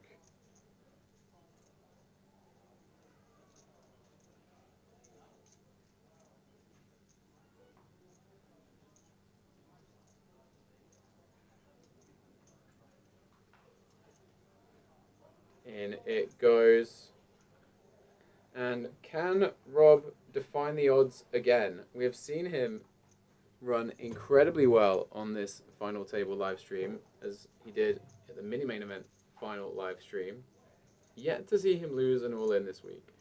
Jitten asking for a count. He's not called yet, but It surely with might nines. be, yeah. Nine's going to be good enough. And we are off to the races. And with a 9 folded, it does give Rob a slight statistical advantage. You'll see there in the bottom left. But this is as close to a pure flip as you're going to get normally. Both suits live as well there for the ace jack. When do you think Rob is going to hit a pair? I think there'll be a 7 on the board. Yeah, there'll be a 7 and there'll be a Barry, I think. Oh, really? Just the way Rob's been running, I just can't see him losing anything. 7 and a Barry, but we're not saying nines will lose just yet. King 8 deuce. We know nothing. 6 outs for Rob. Takes a swig of that water. Is he going to stand for an extra 2%? No, he's Not put his just water back yet. on the floor. He knows what's coming. Yeah, it does look quietly confident. 8 on the turn. And 6 outs for Rob. Let's see if he can find it and keep the dream alive of going back to back. The mini main and the main. Is it still possible? Not this time. It's going to be a deuce on the river there. We are going to lose Rob in fourth position. A couple of fist bumps there, and he's going to cash for £10,435. And Jitten there, money to money, getting more chips. That's right. It's nearly 13k he's locked up. His biggest ever score. And the fairy tale could happen here. I think he was the second shortest stack. He coming into was, today. yeah, and he just hit the ground running right from the start, finding a lot of success with free bets. And now, winning flips, you become dangerous. So, going into free-handed play, Jitten going to be the middle stack. We'll get an update on the chip counts shortly. I think James had roughly 3.5 million. We know Ty had just under 9 million, which is half the chips in play. So, probably a spread of 50% of the chips for Ty, 30% of the chips for Jitten, and 20% of the chips for James. But the back-to-back chances are over. However, it is Ty odds on to go one better than he did in the mini main right now. What a story this could be for Ty. What a week for the Vietnamese live crusher. And there you have it. James in the danger zone. 19 big blinds, 3.1 million now. It could be double silver, of course, as well. We're going to have to wait and see what happens.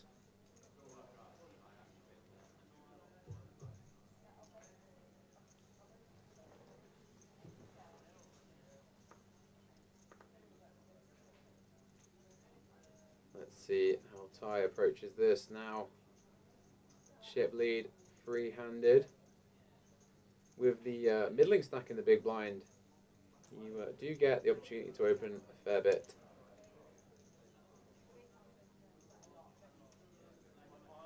Just get to put an extra bit of pressure on him. But ICM free-handed does go down a little bit.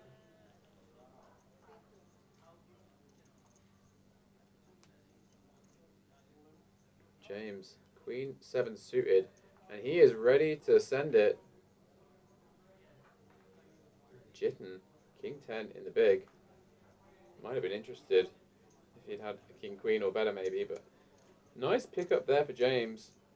Not hanging around with the short stack here. He's ready to put the pressure back on the big stack open. It's got to be done at this stage of the tournament.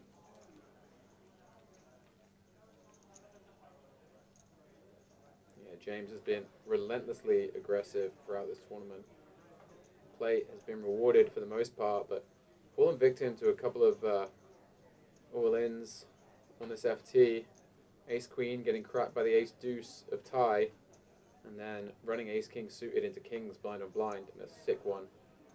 So the two men that he's up against here, free-handed, both have been beneficiaries against him in those all-ins, and he'll be hoping that that changes direction as we enter free-handed play.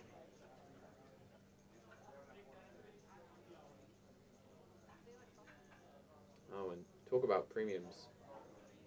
Jitten has limped blind on blind 3 times in a row against Ty.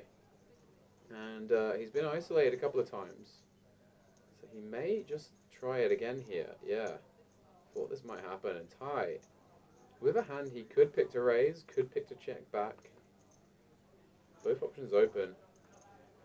You would imagine this is going to go limp free bet. Should it get raised? Here comes Ty, 400k. Now, what does Jitten choose to do? Could be a pretty large limp raise here with the 10s. You don't want to give your opponent a great price at this kind of hand. Just want to force them to make their decision pre-flop. Jitten, extremely excited already. Oh, he's gone for all of it. And yeah.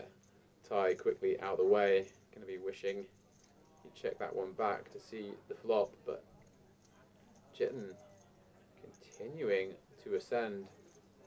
This might be Jitten's day, you know. I mean, him and Ty heads up would be a really interesting battle, but James is going to have some say in this. One of our final 3 players here in the main event of the Party Poker Tour in Birmingham. As you can see, the field there, 343 remain. We've lost 340 players. And these 3 now have put on quite a show over the last few days.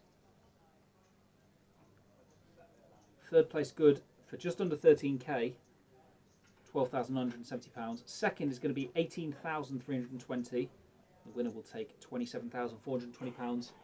I don't believe we've heard any talks of deals. I'm just going to remind you that for the Party Poker Tour, any deals that take place will have to leave 10% of the prize pool and the trophy to play for. But anything like that being discussed, we'll let you know as soon as possible. Any questions, let us know in the chat. For now, let's get back to the action. We're going to see a fold from Jitten on the button, and Ty is going to limp the small with Jack 9 off. Yeah, this is one James could certainly raise under different circumstances with a king blocker. And he will go for it here. Bumping it up to 500k. 400, my bad. And that will give Ty a reasonable price to come along. Oh, they are just clarifying this bet. Is it 4 or 5, Ben? It's 400 this one. It's 400, alrighty. And I think we might see everybody's back here. What have we got? Yeah, just checking the count. And Ty's going to make the call.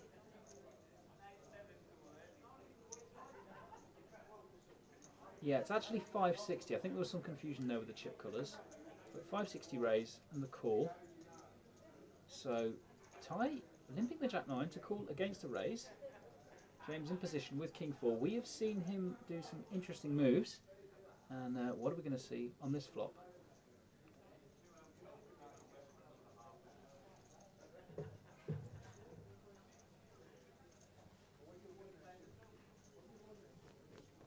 Okay, there is the flop. And there is a jack there for Ty. But ace high going to favour the range of James here.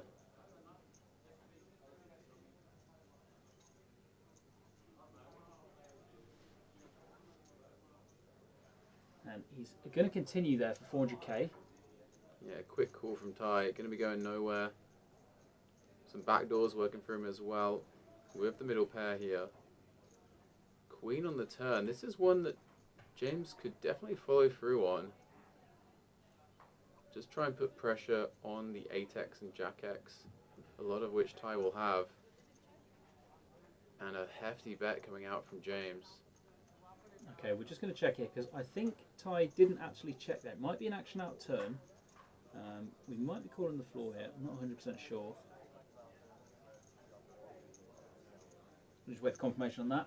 It does look like it was, what is that, an 800 bet? And if it does go down as a check, it will obviously stand as an 800k bet. I'm So, not yeah. too sure what the ruling would be in terms of river action. I don't know, what did you see, Ben? Did you see Ty check? I don't think so. It's a pretty fast cut as well, really, there. I think maybe it was a case of James might have misinterpreted how... Eager to barrel that beautiful turn card for his range. Yeah, it's a great turn for him, and we have seen him bet quite quickly previously on turns. I don't know if it is a timing tell with him being a little bit lighter. I think we're going to wait for the floor here. I think we're going to find out from the floor if there is any kind of punishment or what the options are due to the fact the dealer is saying it is a bet out of turn. Just wait for clarification on that, and the dealer is going to let us know, I'm sure. Yeah, I mean, if you know that no aggressive action is coming on the river, you are more tempted just to call here with the Jack 9, but it does get out of the way, and a good pickup for James there. Yeah, interesting to see. I'm sure the floor's Jumping going for us up now. to 4.6 million. Yeah, I'm sure nothing too unsporting going on here. It's been played in great spirit, this event. We've had no issues with tanking or stalling for anything, really. And in fact, I don't think there's been a single penalty handed out that I've seen over the 4 days I've been here. Not seen a penalty. Not at even a all here. warning. No. I mean, like, the vibes have been incredible here at Resorts World.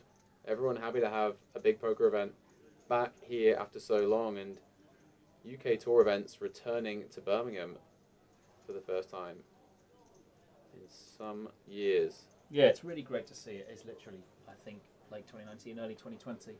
when we saw poker in this building. And yeah, the atmosphere has been fantastic. How have the cash games been, Ben? There's been cash games almost every night, basically. Do you want to tell us your results? I'm sure you do. I might have played one cash game session, quite frankly, because Oh, you could have lied. I would have thought it. I would have given you credit for 2 wins. I mean, Yeah. I've won £1 million. All right. See you no. later then. You're off then. No, I'm doing this. Any this for a little rah-rah? bit. You've had enough rah-rah, sir. I haven't had any rah-rah. Yet. One of these fine gentlemen, may want to give me a tip, Well, for yeah. my kind words over the stream over the last few days. Who knows? You're earning enough money as a valet. That's true, actually. Yeah, the tips are fantastic, but, I am flaunting it. Enough about guys' tips. Let's look at the action here from James in the small blind. He's going to check, and nothing really for either player. But Jitten might be thinking, well, I'd like to win this pot, and the only way I'm going to do that is by putting chips in the middle. Yeah, this one always going to be down to who blinks first. And it's tough to tell if James is blinking when he's wearing glasses. Out the way. Pretty sharpish. He'll let 3 big blinds drop into the stack of Jitten there. Not too far behind these guys, James. He is third in chips, but plenty of bigs to work with. Yeah, and we're just going to see now the next level that we go up to. So 200k is going to be the big blind when we do go across. I think we played about half the hands of this level. Going to be coming thick and fast now, due to the fact that we are three-handed. And as we say, there is 1.7 million in play. 1.7 million? 17 million, sorry.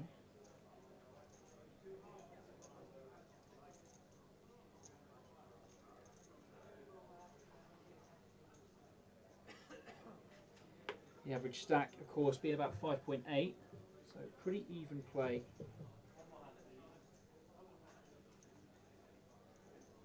James the short stack right now, and it's going to be Jitten and James. Too sure where the action is right now. Yeah, James has opened on the button here, and it is tied to decide whether to defend the Jack-7 offsuit. Probably somewhere towards the bottom of what's defendable, but as chip leader, I'm sure Ty will have a look here. Thing is, free-handed, with the blinds coming round so quick and big blind ante in play, you are just kind of forced to play wider ranges at this stage than you would normally be comfortable with.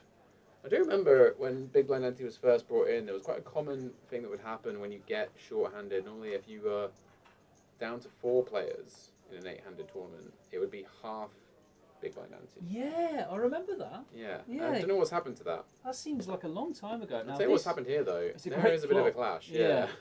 Top pair for James, and middle pair and a flush draw for Ty. You can see how close these hands are in equity. Basically a pure flip here. 13 outs at the top there for Ty. And James, if he does bet his top pair on this monotone board, might be prepared to go with it.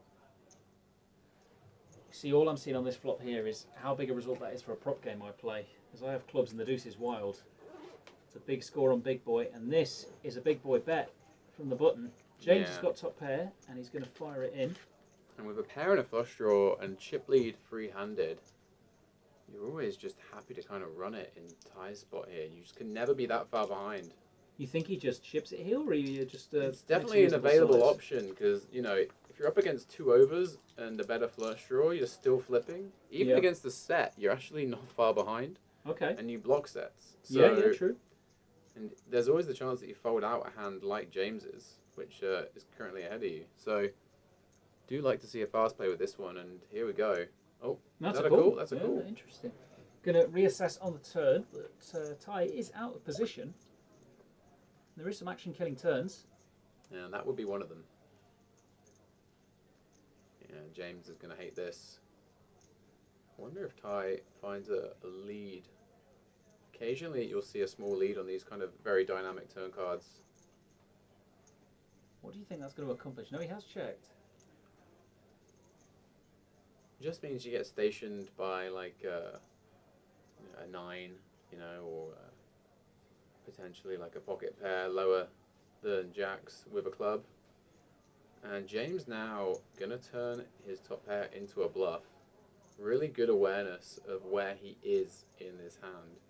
Knowing top pair is no good anymore, but representing a bigger flush, and this is going to put Ty in a hell of a spot because if he thinks about what James is betting on the turn here, it's never going to be the 10 high flush. Yep. It's only ever going to be Queen X of clubs or better. And if he calls the turn, is he committing to calling the river? Or do Who we knows? think there's some rivers that he could get away from if it's a low club? Oh, wow, and now this is definitely such not. a good river for Ty because Yeah. now when he checks, if James wants to jam, he is literally only going to be repping the nut flush or the king high flush Highly occasionally. To have a straight There flush. is the 10-8 of clubs available, and yeah, James gives up on this river wisely. I think pretty sick run out for James. Good attempt to turn his hand into a bluff there on the turn, but on that river, you just can't get away with it because literally so many of the combos you're representing are suddenly blocked by that river card, and that is a huge one for Ty, who now runs even further away with this chip lead. And he's right to check that one back. He had checked back a lot of rivers when he had the opportunity to bluff, but yeah, that one there, stepping correctly. Yeah, he will survive here free-handed, but with a lot of work to do now, he's going to be down to about 15 bigs, I think, and in the big blind next hand. And of course, the blind's going up soon as well from 160 to 200k. So if anyone needs to start making moves and winning chips, it's going to be that gentleman there in C3, James Looks Fowler. like just under 300, sorry, just under 3 mil, looks like. There's a 2 stacks of million there, plus Plus a little bit change, yeah. about 600 maybe, so we've seen a spin already today. Joshua Curry coming back from a quarter of a big blind, I believe it was at one point. Yeah, running it up from that end of the table to get a nice 5th place finish there. Yeah. It was a bit of a fake comeback in the end. He did still fall in 5th position, having spun it up at that stage. I've seen some of them this week on the feature table, but What a spot here for Ty now. 9 million in chips. and Jitan potentially going to open the button here with a king 3-handed. I think he's maybe going to fold this just because when you fold here, it's just so often that there's going to be a collision due to the short stack in the big blind here. You don't really want to raise fold. You want to kind of play in flow and let the big stack do the work here and get you that ladder to 2nd place. Ty though, with a raggy 10 deuce in the small, not going to honor Doyle Brunson, going to let it go. And James will have to pick his spot a little later. So how many hands until the blinds go up, Ben? Have you worked it out? I'm pretty sure it's less than 10. I want to say 5. What I was trying to Okay. work out, speaking of the number 5, was how much this next ladder's worth. And it is worth £5,500. So yeah, you might be right there. Perhaps that's why Jitner's playing a little bit tighter from the button, because he's thinking, you know what, I've had an awful lot of ladders today. I'd love another. And the opportunity to play heads up for £27,000 when your previous highest score was about £5,000 is pretty tantalising. Yeah, it'd be a great story for Jin. Already a great story for Jitten, quite frankly, but yeah, it could be a fairy tale ending. James here. Oh, wow. This is a bit of a cooler. Finds the king in the small blind. Rips it in. And Jitten, for like the 4th time on this final table, finds ace king. He's absolutely woken up with monsters so many times magnets. today. And will it be a Fowler 5 on this run out to keep him alive? Otherwise, he's going to be sent to the rail in 3rd place. Yeah, he has gone out on his sword potentially here, James. Really has entertained us with some creative bluffs and some aggressive play. But a bit of a cooler here, blind v blind. And that is an ace high flop. Backdoor clubs and backdoor Broadway chops. The only route of survival for James Fowler here. Otherwise, we're going to be heads up. Turn is the 3 of clubs. So you're saying there's a Wow, chance. that is quite the turn card. Wheel? There's 4s working for James. There's clubs working for James. What's it going to be? 7 of clubs has been there a lot today. Oh! It's a 5. He's hit the post. That's a real shame there for James. A 5 is what he needed, but not when an ace was there as well. And a fantastic performance from him. And he is going to be locking up £12,970. Handshakes all around there for his table mates. and it's going to be these two that fight it out. Jitten versus Ty, and they're pretty evenly stacked here, Guy, for the heads up. Yeah, now with that pot going Jitten's way, these guys can be playing 8 million and 9 million. Just another word to James, though. What a performance. Went out, fighting all the way through that final table. Found some great moves and really gave himself a chance to take it down. But he'll be reeling a little bit from a couple of all-ins that didn't go his way. The ace-queen versus ace-deuce against our chip leader Ty. With that deuce on the flop, really was the killer. That would have taken him to a huge chip lead at that stage. And instead, it's Ty that found a route out of that one and now finds himself heads up for the win. And we are going to take a quick pause here, guys. We're going to bring out that beautiful large gold Party Poker UK Tour trophy. And we are just going to change some of the graphics as well and get ready for heads up. So there will be a momentary break here. We'll just find out how long it's going to be and update you. But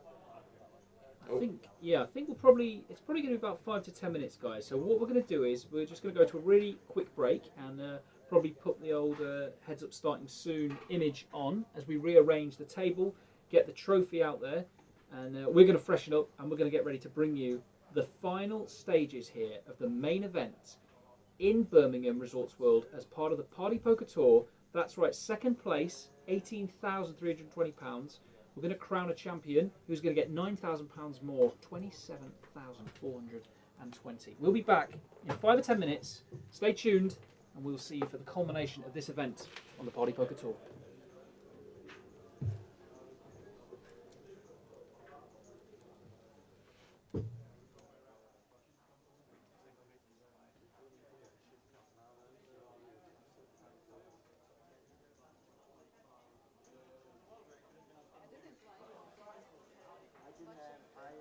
At the time I was doing some mental arithmetic. No, I didn't like the way he's watching cards with this corner.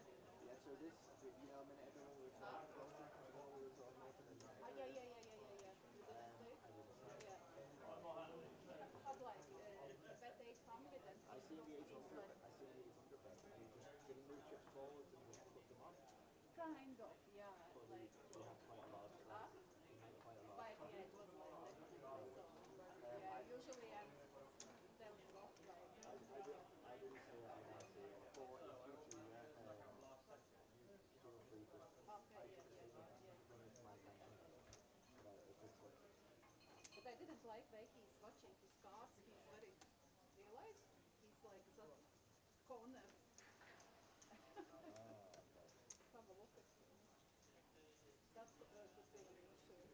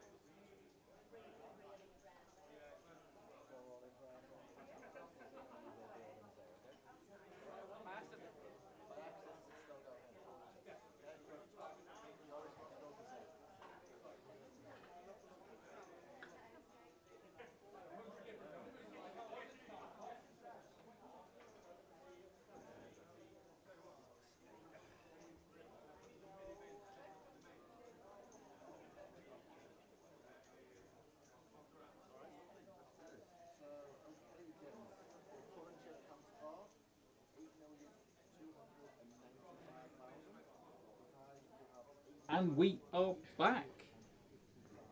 Welcome to the culmination of this week's events. It's heads up.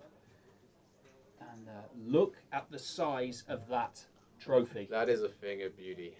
It's taken up most of the shot. Oh, and who is going to be claiming it from our two remaining players in seat? Should we say seat number 3? It doesn't really matter. Looks like seat 3. His Yes, chips it's- are in seat 2, but he's sat in what would look like seat 3 normally. Yeah, Jitten there, who has come in with a pretty similar stack. He's got 8.29 million compared to Ty, who has already finished second this week, and he will not want to do that again, who has 8.85 million. We are starting at 160k big blind, I believe. And still big blind ante going to be in play here, heads up. So it will speed up the game a little bit. Not too sure. It looks like we've got, well, which direction are those green chips? I think they're Go going in. from left to right, so I'm pretty sure we've Okay. got 4 more to go. 4 more hands of this level before we go to 200k big blind. Jitten, by the way, he has been playing around the Midlands for some time. Plays in Luton normally. And used to play a bit in Milton Keynes and did play a bit here at Resorts World before poker ended here 6 years ago. And we are back with a bang right now this week. Let's see how Jitten's going to approach this heads up. Yeah, we're also back with this beautiful heads-up display, and we will get that field updated because there's definitely only 2 remaining. And these 2 players now fighting it out. Just to remind you, second place, so they have locked up £18,320. And the winner will take not only that big shiny gold trophy, but £27,420. Not bad for £500 buy-in. Yeah, and if these guys do elect to do a deal heads up, they still have to leave 10% of the remaining prize pool to play for, along with that beautiful gold trophy. But I don't think these guys are likely to do a deal. I think Ty will fancy himself heads up, but also Jitten, he wants to go for glory. He isn't a professional poker player. We spoke to him earlier today. Does do this as his hobby, and yeah, no real need to do a chop if you're a recreational player, right? Yeah, I have spoken to Jitten pretty recently actually, and he was saying it's a case of, I don't know about if I do get heads up about asking deals or anything like that, and looking at the field, are these the kind of people that would do deals? And basically saying, look, it's such a rare occasion for, as you say, a recreational player to get to this point. Just got to enjoy it, and he's been enjoying the hand distribution, the cards he's been getting, and the fact that it's been holding. And yeah, it looks like he's having a great time here because he's calling this c-bet from Ty. Yeah, backdoors galore for Jitten, but unfortunately it's backdoors for Ty as well, and that is an interesting turn card. Ty with the top end of the draw here. Jitten won't be going anywhere on the turn. Tell you something, if we were to see that 7 that's been, sorry, the queen that's been coming out an awful lot, then it would be just as fast as the other heads up. Yeah, the heads up we had earlier this week, guys, in the mini main event lasted 1 hand, and it was Ty finishing second on that occasion. If a queen comes on the river, I dare say this could be over in 1 hand, but it could be Ty taking it down, and Jitten gonna bet now, having turned the up and down, floating the 9-4 suited on the flop. Pretty standard play here. And Ty with a couple of options. Can check call here, or could start to check raise. Try and put some pressure on some of those 1-pair hands that Jitten can have. I do think we're likely to see just call. And a few photos there getting taken of the final 2 players in this tournament. Announcing a bet there, Ty, so that is going to be a raise. 2 million is the bet. Wow, this is just as fast and furious as the heads up in the mini main. Could it be over in 1 hand again? And you know what? Jitten might be thinking, surely I'm live. Let's just get it in. Let's win it or go home. A shove might get through here. It would be a hell of a move if Jitten finds it here. First hand a heads up. Imagine setting the tone with a 9-high bluff here. 3-bet jamming the turn. Could it be? And then showing it. Oh, I'd love to see it. He kind of doesn't have the best price to call. There is always the reverse implied odds of being up against the kind of hand that Ty has. Also, spades to be a little bit wary of sometimes here. Looks like he's thinking about pulling the trigger though. Keeps eyeing his stack. He does get out of the way. I thought he was going to be grabbing that triangle and just throwing it in then. That was it. Well, Yeah. we can confirm it's going to be longer than the heads up on Thursday night. We're going to Yeah. be playing at least 2 hands. And just to remind you as well, when Ty did finish second, he cashed for £9,080 there, losing out to fellow final tablist today, Robert Duras, who won it for 14,000. So quite a good week so far for Ty, to say the least. Locking up at least 2 silver medals. We'll be hoping to get silver and gold, which is possible tonight. And yeah, it's going to be at least 27k a week for Ty. Could be even more. Could be going north of 30k. Big old trophy coming home with him.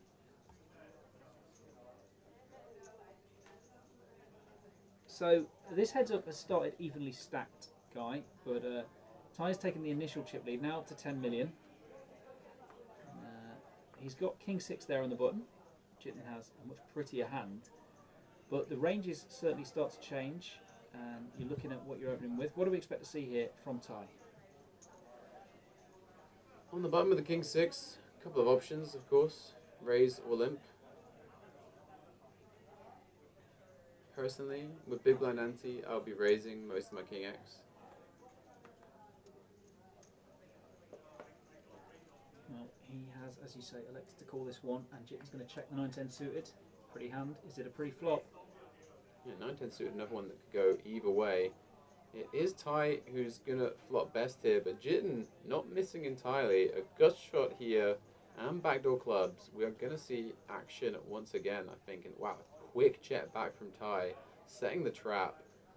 And Jitten upgrades to an open ender, and I don't see how he doesn't take the bait here and start with a bet. From what we've seen, he's not been too shy to bet these draws. We saw him earlier on lead the open ender blind v blind against Ty with the Jack 10 on the 9-8 high board.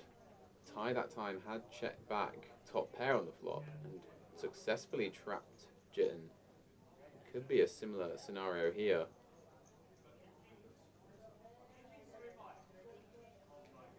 Looks like 375k here, the lead, so about 75% pot. And Ty's just going to have a quick look at his hand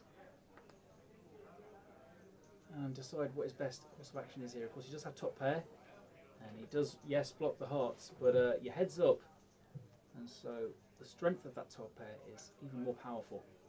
It's a call there. Yeah, he's going to just give Jitten some rope here.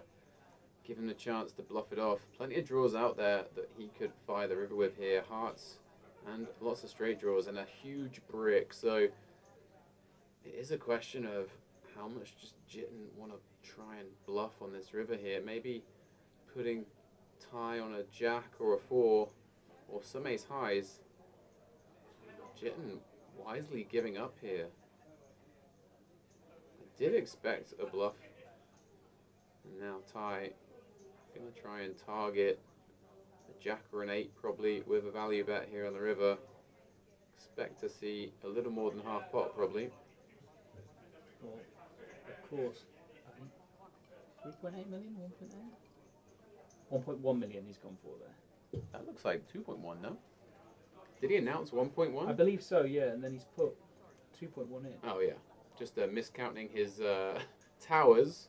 The towers of Ty getting so tall that it's confusing him. Nice And point to have. yeah. He's going to add to those towers now.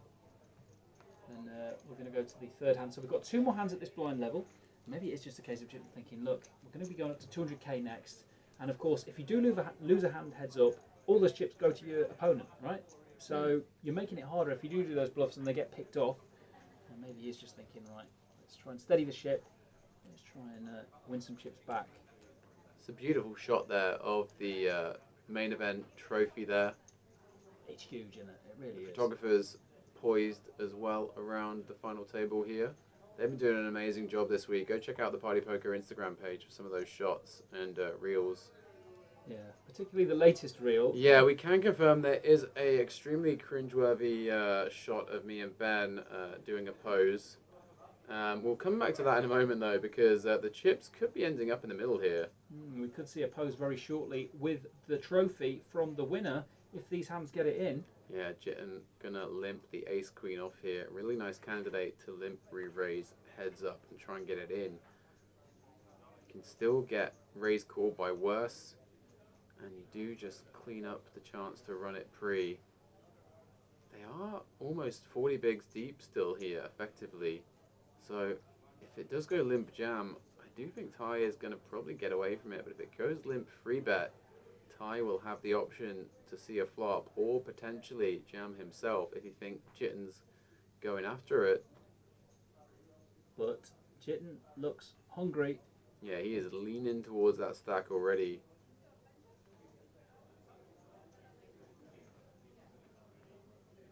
And he's going to be picking up as many orange chips as possible here. That he thinks Ty will call. Look at that. 2 point. No, just 2 million. Okay. Yeah, giving the illusion that he might be able to fold to a jam, perhaps. It's probably as big a bet as you could possibly ever go as a bluff. So, playing it perfect right now. And there's a chance Ty sends it, but there is also a chance that he could just call and try and flop something. Just depends how he thinks Jitten is playing. Would be a very good fold if he finds it. I think in most circumstances it would go call here. Jitten has been probably the most active 3-better at this final table, though, when we had more players. And not all of the hands were shown. Yeah, it might be that Ty's found out about some of those free bets during the break, maybe friends watching the stream, but no, he does sniff it out and lets it go there. Great fold from Ty. Might have just been a little bit too expensive from Jitten to tempt Ty into continuing. And these stacks will even up. Yep, so we could be in for a long one tonight, ladies and gentlemen. We've got one more hand at this blind level, and then we will be going to 200k. Yeah, as we were saying there just before we saw those massive hands. For all the information about the upcoming stops on the tour and everything Party Poker, you can check out their Instagram, their page, and everything to do with their social media. I think I was just checking one of those out right then, and that's why. It's just so pretty. It is very pretty. Also, at the back of that reel we were talking about, you will get the opportunity to see guys' jazz pants. Are they? Oh my god, they are actually on I show. specifically asked them to have them in shot. Damn. And next to my incredibly boring grey Uniqlo trousers, they look particularly jazzy. Not a particularly jazzy hand here for Jitten, but Ty is going to limp the button with a hand that can make the wheel. Yeah, I just want to point out that we were given artistic direction. We didn't choose to make those serious faces on that reel. It's very true. We were instructed to pull those serious poses out. Do you know what we look like? We look like when you buy a wrestling duo on Wish. Yeah, what kind of category would we be in? We'll come back to that later because this is the kind of flop that Ty would be wishing for when he plays a hand like 4-3 in position. He's got middle pair, in fact bottom pair, I can count to 5, and a gut shot. Jitten, of course, outflopping him and hitting the 5. Yeah, could go check call or check raise here from Jitten with the backdoor clubs working for him. And obviously a lot of scare cards on the turn for such a low second pair. It does look like he's going to come in for a quick call.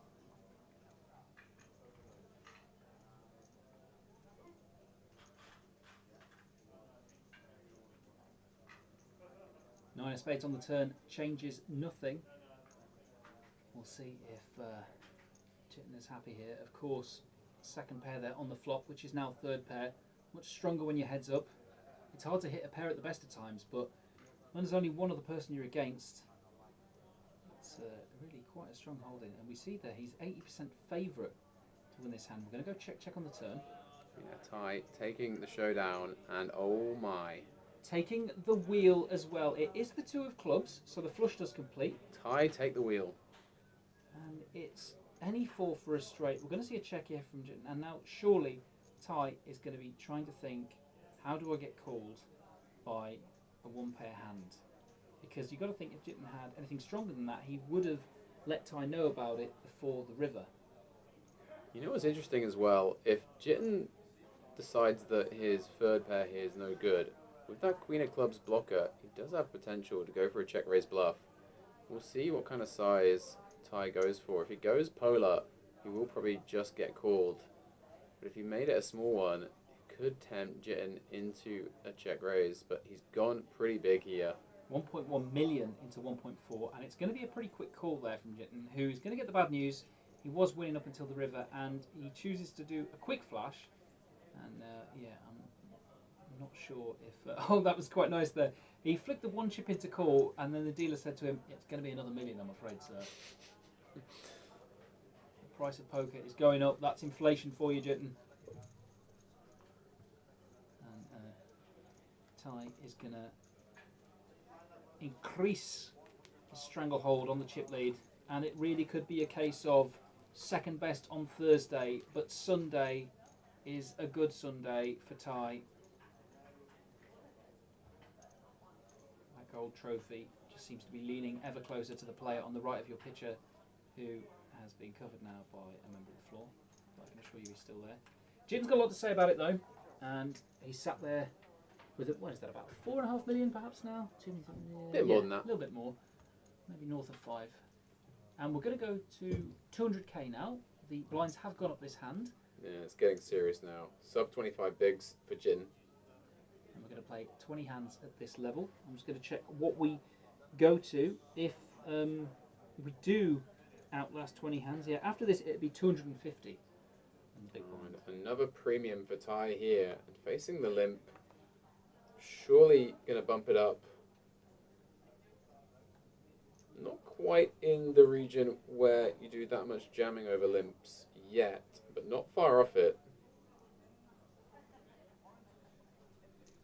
Yeah, just an isolation raise to 600 it looks like. Playing close to pitch perfect today, Ty. And even when he's got it wrong pre-flop, he's found the outs, such as the ace-deuce earlier on against James to survive.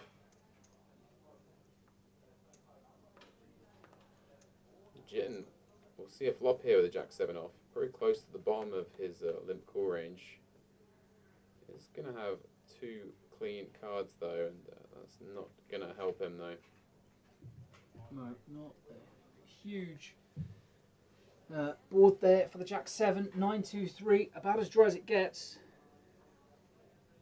Ty with a couple of options though. Ordinarily you would just go for a c-bet. Not expecting to get many better hands to fold though when you do bet here. And not a lot of 2x or 3x to really worry about in Jitten's limp call range. But perhaps trying to just clean up some equity here. And gets the job done. So 20 bigs or so to play with now for Jitten. And that's one hand down, so 20 bigs, 19 hands at this level. Let's hear it in the comments. Do you think we're going to have a winner in this level, the next level? Who do you think is going to win? Let's hear it. And is it going to be the fairy tale ending, or is Ty going to claim the gold when he was so close a few days ago in the mini main?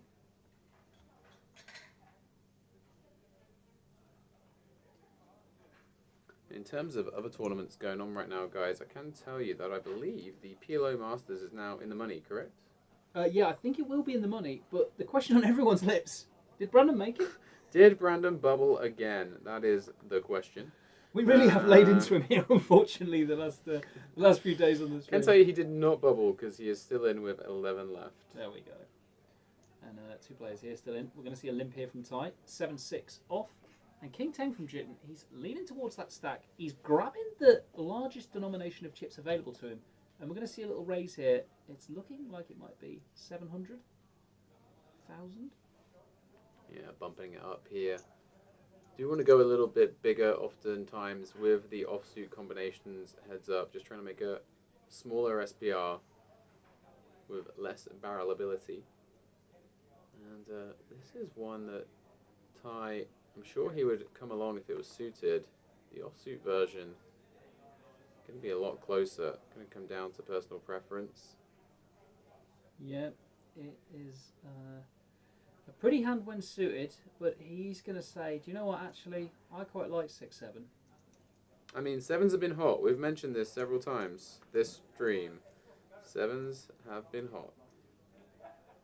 Do you know what else is quite hot, by the way? 42 runners in the high roller here at Pipe Poker Tour Birmingham. It's also hot to hit the top pair when you are heads up. And a pretty good kicker there in the king, but the 8, the lucky 8 gut shot is there available for time. We're going to see a c-bet here from Jitten. Try and protect his hand to the tune of 700. So the same that he bet pre-flop. And a decision for tie now.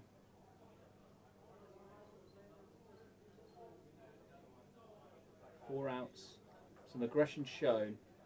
Jitten trying to wrestle the chip lead back. Wow, an 8 here on the turn could potentially end things here in Birmingham.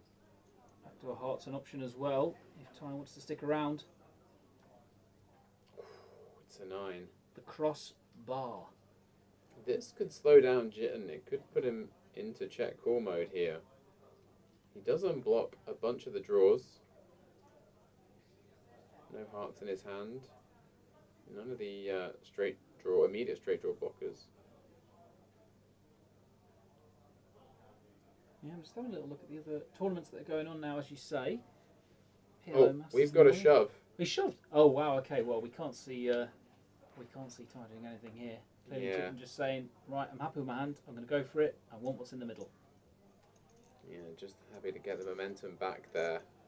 And he will go up to almost 6 million. Ty still with about a 2-1 chip lead overall here. They are going to do a little bit of colouring up here, heads up, which will give Ben a chance to update us on some other tournaments running. I had just mentioned there is 11 left in the PLO. There is 24 left from a 42-player field in the high roller. No, Right. 23. 23? Okay. What We've other lost events have we another. got going on? There is a couple of more fun side events going, right? Yeah, there is indeed. The 456 PLO is running, I can confirm. And I believe late reg is over in that. We've got 8 players left, it looks like. Can we reg anything, Ben? That's the question. I'm trying to find out. 4 are paid in that. Let's see. Oh, last chance turbo, the very last chance. Hell yeah. I believe registration is still open in that tournament for at least half an hour. Okay. Okay? Well, so if heads up ends this next hand, Oh, we, imagine. we could potentially get in. Yeah, and we're seeing a Maybe. few names in there that did actually play the day 2 here. There's the odd Florin in there. And we've also got Dennis, of course, Manchester champion. What a grinder. James Buckley, fresh off the announcement of the In-Betweeners reunion. And Angelo, who made day 2, and I had the chance to speak to earlier. He's come all the way from London. Yeah, great to see. I think you might have seen Rebecca there as well in the turbo. I have to check. And the high roller, looking for some names in here. Oh, there are some names in that high roller, I can tell you. There is a certain Rob Doris who finished 4th here today. And obviously, champion of the mini main, trying to go for another trophy. He is short stacked currently, but 24 players left. And the way he's been running this week, you wouldn't put anything past him. Another name that you have struggled to pronounce. Oh, he's not still there, is he? He is there. Our friend Heribert, the king of the Heribert. slow roll on the Yep. stream earlier this week. From Germany, he is still kicking. My guest in the stream earlier this week, David Lappin, Yeah. still in there, flying the flag for Ireland, along with his podcast mate, Dara O'Kearney. Lapping the chips up. And we've also got a Poly Poker ambassador. And you know what? For the Staples name, he needs to lift a trophy this week. James Staples is in the high roller. Yeah, and he's going to be gunning for those points, right? He's second in the Party Poker Tour leaderboard currently. That's right. And should he ship that high roller, he would be very close, if not jumping to first place. Yep. As we've discussed already, a lot of added value in that Party Poker Tour leaderboard. £5,000 of tournament tickets up for grabs for the winner. And remember, guys, there's nothing taken from the prize pools for that leaderboard. It is all added value. I will come back to that because in terms of value, Jitten has some fist bump value on this flop. Flopping top pair here. Tie absolutely whiffing. he is out of position as well. So you've got to imagine most of the time here, Jitten just going to be making a bet, taking it down, and moving the needle closer.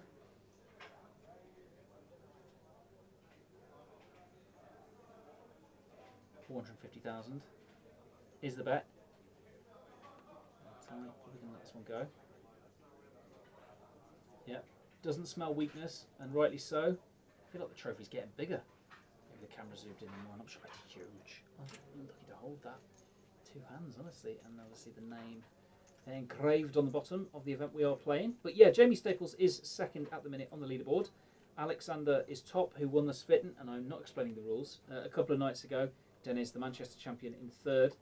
And they've all got packages there. 2K, 3K, 5K package for first for the Party Poker Tour for the stops. And you will hear announcements about the next few stops on the tour if you stay connected with the social media that Party Poker puts out. So follow them on Instagram, find them on X, and some things will be tweeted or posted.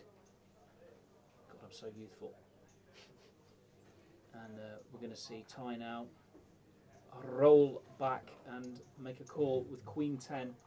Jitten's got a nice hand as well, 8-9. Both of his suits are dead. However, his pair's alive.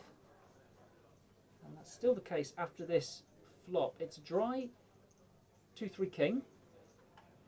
Neither player has a backdoor flush draw on the account of both being offsuit. And you've got to imagine here, it would have been taken down if Ty found the c-bet. I'll say the c-bet he limped. But instead it's going to go check-check. It is referred to in the business as a stab when it's a limp pot, by the way, heads up. It's the old stab in position. Would we be referring it to as a donk, though, if it was Jitten? Indeed. Yeah. Well, actually, more of a lead, but A sure. lead, yeah, that lead sounds or less. a donk. Yeah, you know. yeah. I think a lead is a bit more, politically correct. Yeah, it's Yeah. respectful, isn't it? Ty probably going to take his showdown here with Queen High. It'll be good, a good percentage of the time. Yeah. We'll go check. Not a run out. Jitten fancied bluffing. So Ty will maintain 2-1 chip advantage here.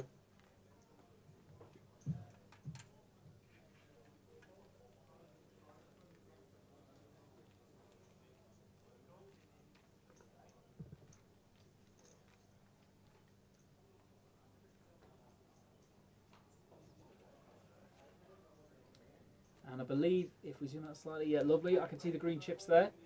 And that looks like we still have the majority of this level to play. I'd say at least a dozen hands left at this blind level. 200k. Big blind, and it's a big blind ante like we say. So 400k going into the middle from the big blind every single hand. And 100k from the small blind. That's how you maths. And Jitten again with the best hand pre-flop. It looks like he's counting out a raise here with the dominating jack, and he's going to be making it 450. Min raise with a little bit of juice, and a jack heads up, but nothing nice along with it. Jack 6 here. What are the options, Guy? Normally just going to come in with a defend. Doesn't really have the properties for a free bet. Close to the bottom of the defend range, but with big blind ante in play, you do just have to battle it out a bit harder heads up. And it's Jitten that will flop best here. Nothing really going for Ty this time.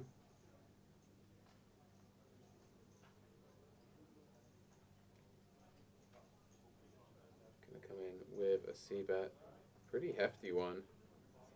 Sure, that will probably do the job here. Yeah, you'd have thought with I dare say though, if he had Jack 6 of clubs, there would be some scope in check raising with some backdoors there. And obviously the Jack would be blocking some of the best Queen X and King X that Jitten could have. But yeah, that combo not going to cut it for Ty. He'll let Jitten take down another one for now. no major backdoors, so it is going to be the very next hand of heads up play. What an event it's been, what a story it's been for Jitten, who we have seen at various points throughout the day, and he has kind of got that look in his eye occasionally when I see him around the casino going, I'm just enjoying myself, you know, kind of can't believe he's come this far. When he came into the final in 8th place. Look at that there, Ty, just nodding to the fans, saying, yeah, do you know what? I fancy better than silver in this one. I quite like that trophy. Yeah, Ty, the local favourite here.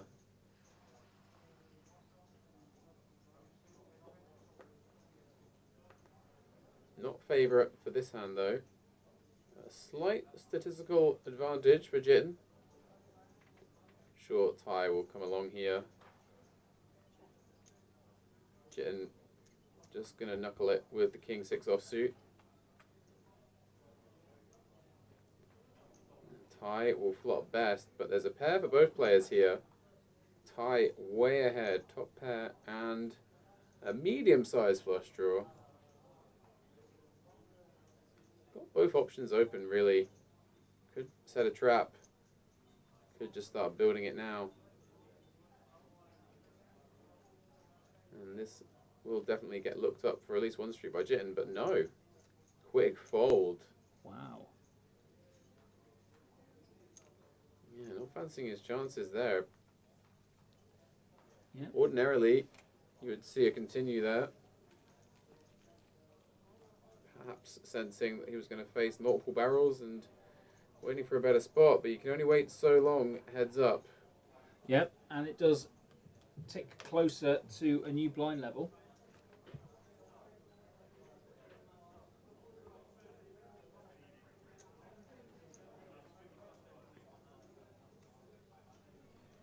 So here we go, Jitten back on the button. I get those cards scanned and see that he does have a suited 10 up against a suited 9 for a tie. And you find yourself playing so many hands heads up that you just wouldn't bother with when you are in a full ring situation or the last few players of a table.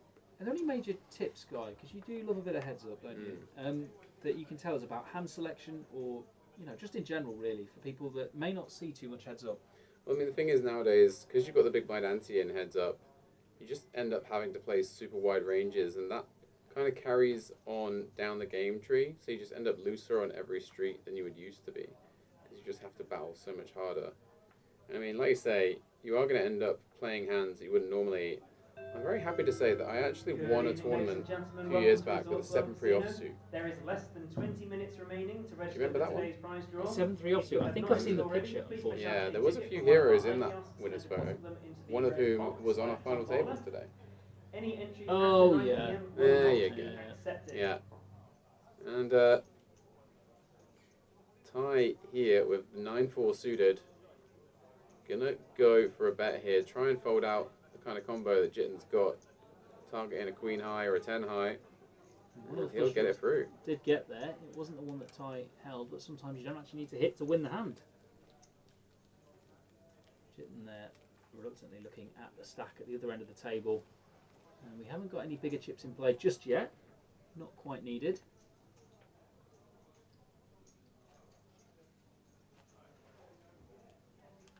And we can assure you, heads up has been going for quite a while. That graphic faded away rather quick. Rightly so. Just checking there. I'm pretty sure Rachel is adding the green chips to the correct side just so we can keep track of how many hands we have played in this heads-up battle, so we know when to be putting the blinds up. And Ty knows that an ace is a very good card to have when you are heads up and on the button. Yeah, he'll come in for a raise. Jitten, I'm sure we'll see a flop here with the connected 6-5. Just double checking the raise size. It is a slightly larger open than normal from Ty here. Just trying to lean on his opponent an extra bit.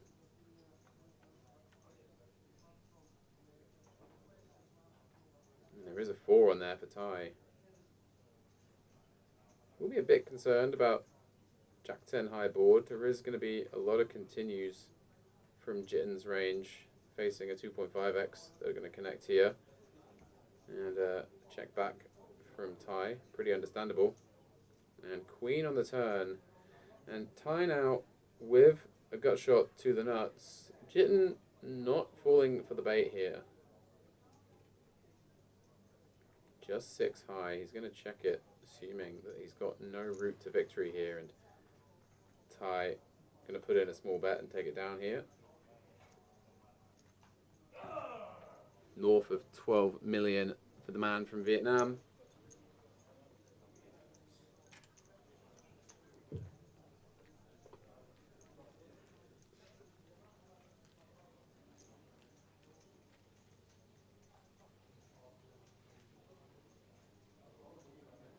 And it looks like it's remaining nice and calm and controlled. Going to pop his blind in. Back on the button. You don't play the button so often. Almost every other hand, isn't it, Guy? Heads up, it certainly is, or it should be if the dealer's doing their job, which they certainly have done this week. Yeah, big shout out to our stream table dealers. They are doing a fantastic job. And it's certainly a little bit more pressure than when you are dealing on the outer tables. Got to follow along all the action and let the stream team know on the headset everything that's going on. So yeah, big round of applause to Rachel and everyone else involved on the stream team dealing squad. Yeah, There we shout go. out to Tyrone, who's Yeah. also on there. I don't know everyone's name. Feel a bit bad there, but I have seen There is another one. green chips are going across. There's been several actually. Yeah, it looks like we're about halfway through this level based on those green chips you'll see Yeah. there, guys. Counting the number of hands per level played. I think the next blind level will be 250k. That's blind, correct. and Yeah, that can is confirm. Yeah. pretty darn big. I did predict that this tournament would end on this blind level though, so we'll see if I'm correct. When did you do that? A little earlier. Did you? Oh, I don't Yeah. remember that. Sorry. I'll take your word for it. There were no tiramisu bet on Yeah, that. I am still owed a tiramisu, Oh, guys. get over yourself. Those of you that were in the stream yesterday will remember I won the bet. And yeah, still no justice for Guy. No tiramisu has been delivered. Justice for Guy. Please, no protests in the streets of Birmingham. Mm. Where's Guy's tiramisu? We're going to go... yeah, was that raise call? Yeah, that was Yeah, raised raise cool. call, yeah. Is a hand that Jitten could shove pre-flop here, heads up, with the offsuit ace-x. Just doesn't do great out of position. And with the ace blocker, can get shoved through fairly often. And as I before mentioned, with the big blind ante, you just have to widen those free-bet shoving ranges, heads up. So, given how Ty's been opening so many buttons, wouldn't be opposed to a jam here from Jitten, but he does just play in flow and probably planning to check call one street at least here with the gut shot to go with the ace high. Yeah, of course, diamonds are possible. Lots of combinations of straights as well on this river. 1.2 million. And if it's checked over to Ty, he will have a decision as to whether to bluff this queen high. Might be thinking he could get a king high to fold or even an ace high.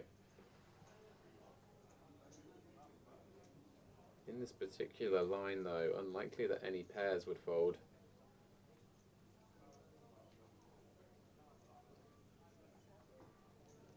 That's a chunky bet from Ty, and we'll see if Jitten can sniff this one out. 700k the size. Getting an alright price, but in this line, kind of looks like a rivered 8. Ooh. And Jitten looks like he's sniffed this one out. Probably thinking, in terms of his overall range, he's still pretty high up with an ace high. Yeah. Having only called pre-flop, and yeah, it does stick in the call. Good instincts from Jitten. Ooh, sitting up a bit straighter in his chair there. That's a hoodie he's wearing, not a cape. But he has made the correct call here, and he's going to add to his stack. We're getting a bit more even here, and Jitten's not going down without a fight. Yeah, a little over 30 bigs for Jitten still.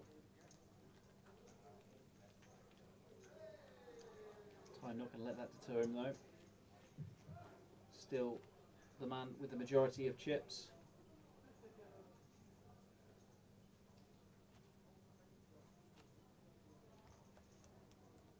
Like we say, the media team there, poised and ready to capture as many shots as possible. All the action going on here.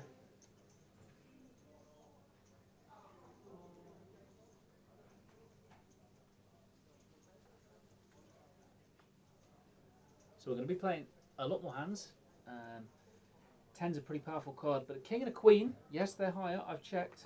And I imagine Ty probably want to put some more chips in the pot here. Yeah, we've already seen this scenario once, facing a limp, Ty bumping it up with king queen for the second time, heads up. Going to be a 3x ISO. Jitten, last time this happened, did limp call the jack 7. He's got the 10-7 this time, and history is going to repeat itself. Well, we might see a slightly more interesting flop. Oh, and you've called it. Yeah. Top pair for Ty, middle pair for Jitten. Backdoor hearts for both players, and this one could get a little messy on the appropriate run out. We've seen a few flops go check, check, but this not going to be one of them. Yeah, Ty with dollar signs lighting up in his eyes on this board. Knows he's going to get action fairly often on such a connected texture. I expect a big bet on the turn. Oh, but maybe not that one. Kind of turn that you want to size down a little bit on. Any of the stuff that Jitten's calling flop with is now going to be a bit more concerned with this board texture. I do think Ty will fairly often barrel though. Just get some value out of some 10x and some 6x and some of those draws, but can't get as greedy as he would have. Close to $1 million slid out there, 900k. Yeah, that is close to $1 million, just over a third pot bet. I'd say that's pretty much the perfect bet size from Ty, who's continuing to play close to perfect today. But Jitten gets out of the way on that scare card. It's a good turn for Jitten to save himself some chips there, and the pendulum swings back in Ty's direction.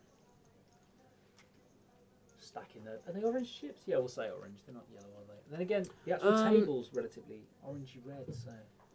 Yeah, they're sort of party poker brand colour chips, right? Yeah, really. Yeah. They're certainly not gold. There is probably, I mean, terracotta one time. I hardly know. Is that terracotta? I don't think it's terracotta. That's No. too orange to be terracotta. Okay. Well, I'm not an expert on terracotta or oranges. What I am an expert on is reading, and I can say, right... Oh, it's gone. I couldn't read fast enough. I was about to say, favourite form of orange, chat? Never mind. Favourite 9, one of them is 8-9 suited, but it's going to pay in comparison to the 9-10 off here, heads up. Yeah, this is one of those situations where you could see, I was going to say, if Ty raised, he could end up getting raised off it by the 9-8 suited here, but it does elect to find a well-timed limp, which will allow him to limp call a raise here from Jitten with a dominating hand.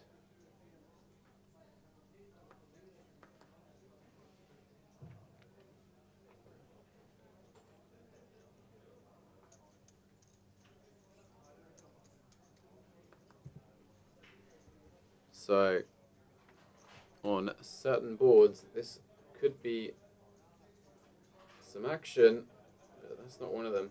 No, probably not going to see all the money go in on this board. I'll tell you what though, Jitten will definitely want to see bet here on such a dry board and not going to be worried about too much. And it wouldn't be out of the question for Ty to float here, backdoor diamonds, backdoor straights.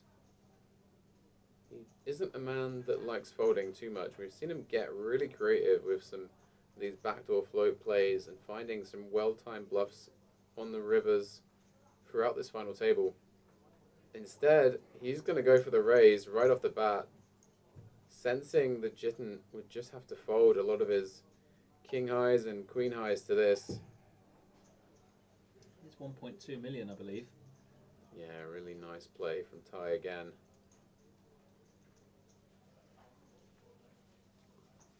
Could have some draws in this range, but against those, Jitten's still going to be behind a lot of the time and does let it go. So Ty bluffing with the best hand there, but timing it really well.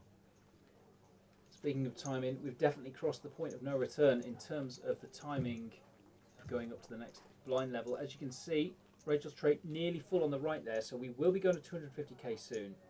And it has come around quite quickly if you are Jitten. As we look at this zoomed out shot, you'll see he's now down to just 3 stacks of chips. I believe it's the first time he's gone south of 4 million in this heads-up battle. And he is going to have to start running as well as he did earlier if he wants to turn this round and take home the trophy, which is within arm's reach. You could say at this point, Ty has one hand on it. Oh, but I tell you what, this could be 2 hands?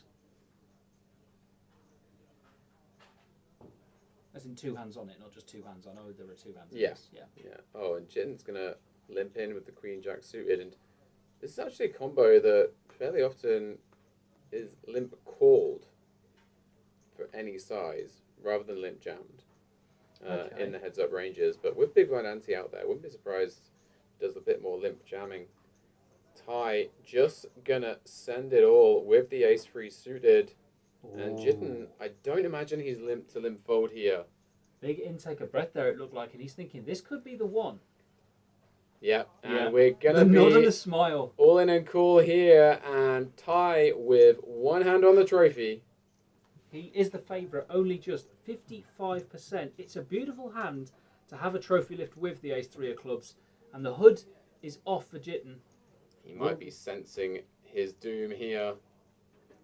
Let's go to a flop. We could be seeing the final hand. It's looking at the minute like the ace-3 is holding. Falling down to 22% there for Jitten. He's going to need a queen or a jack. There are no backdoors for him. Yeah, just 6 outs there in the top left. A 4 on the turn.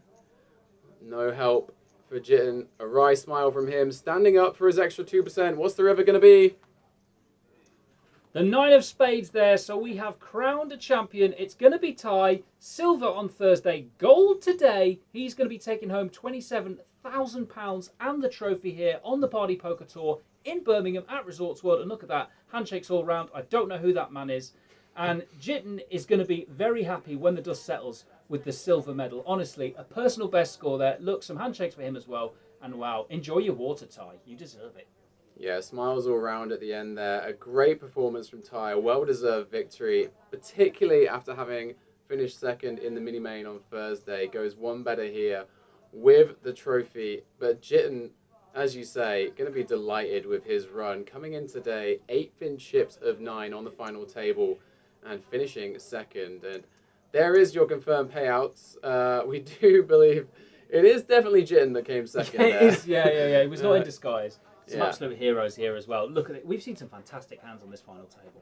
Yeah, it's been a really entertaining stream throughout the entire week, and all the gremlins that were in the sound system early in the week been ironed out today. So I hope you guys and girls in the chat have enjoyed the coverage of Party Poker Birmingham here at Resorts World. It's been great to be back at this amazing venue. They're just going to set up for the winner's photo here. Tai Huang of Vietnam taking it down for a very profitable week for him.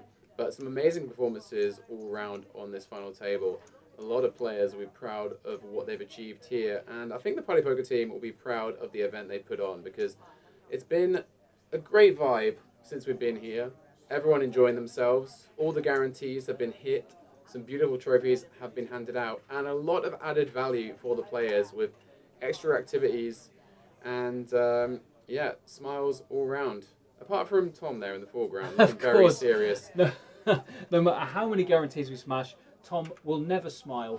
But a lot of players smiling this week at Birmingham. Oh no, he's thinking about a smile. There we go. All that remains for us to say is thank you so much for tuning in throughout the last 4 days. Hoping the photographer there, Joe, doesn't drop the trophy on the way. We are going to see Tai Huang, the man from Vietnam, lift that trophy very shortly. And of course, all of the footage will be on our social media channels. All that remains for me to say, it's been an absolute pleasure being in this cupboard with you, Guy, for 4 days and actually being broadcast for a change rather than just being in the cupboard like we normally would have. Well, yeah, speak for yourself. Okay. I don't find myself in a cupboard with you too often, but yeah, I am extremely happy that I flew back from Vietnam to actually commentate on this event, and I've somehow commentated on a Vietnamese man taking it down in the UK. You How the hell could does that not. work? You could not write it, and confirmation there, of course, some at the start and some at the end of the stream. That Guy has just come back from Asia, and who knows where the Party Poker Tour will be going next. You're going to have to stay tuned to the Instagram, to the X, and we are going to call it a night right there. From myself, Ben Shannon, thanks so much for joining us. You will hear from us again, Guy. Goodbye from me, TaylorMade Poker, and goodbye from Ben Shannon. See you again, guys. It's the Party Poker Tour. Goodbye from Birmingham Resorts World.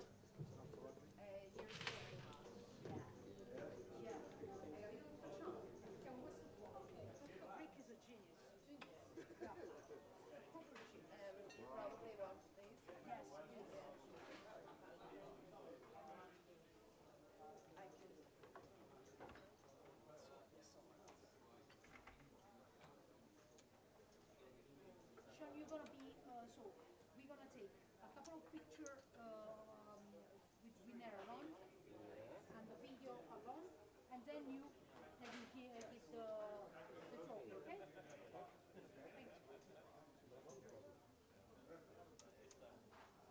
Then with this we are done. What we are missing is no whole time. We need to wait for the winners. Maybe you, but not me. You are so evil, you know that? I'm not evil. You are. Come vogliamo procedere? Visto che non vuole intervista. Picture lesson. Solo picture. Ma tu ti fai qualche ripresa mentre scappi? No, faccio prima Cioè prima il video e poi io scappo, ok?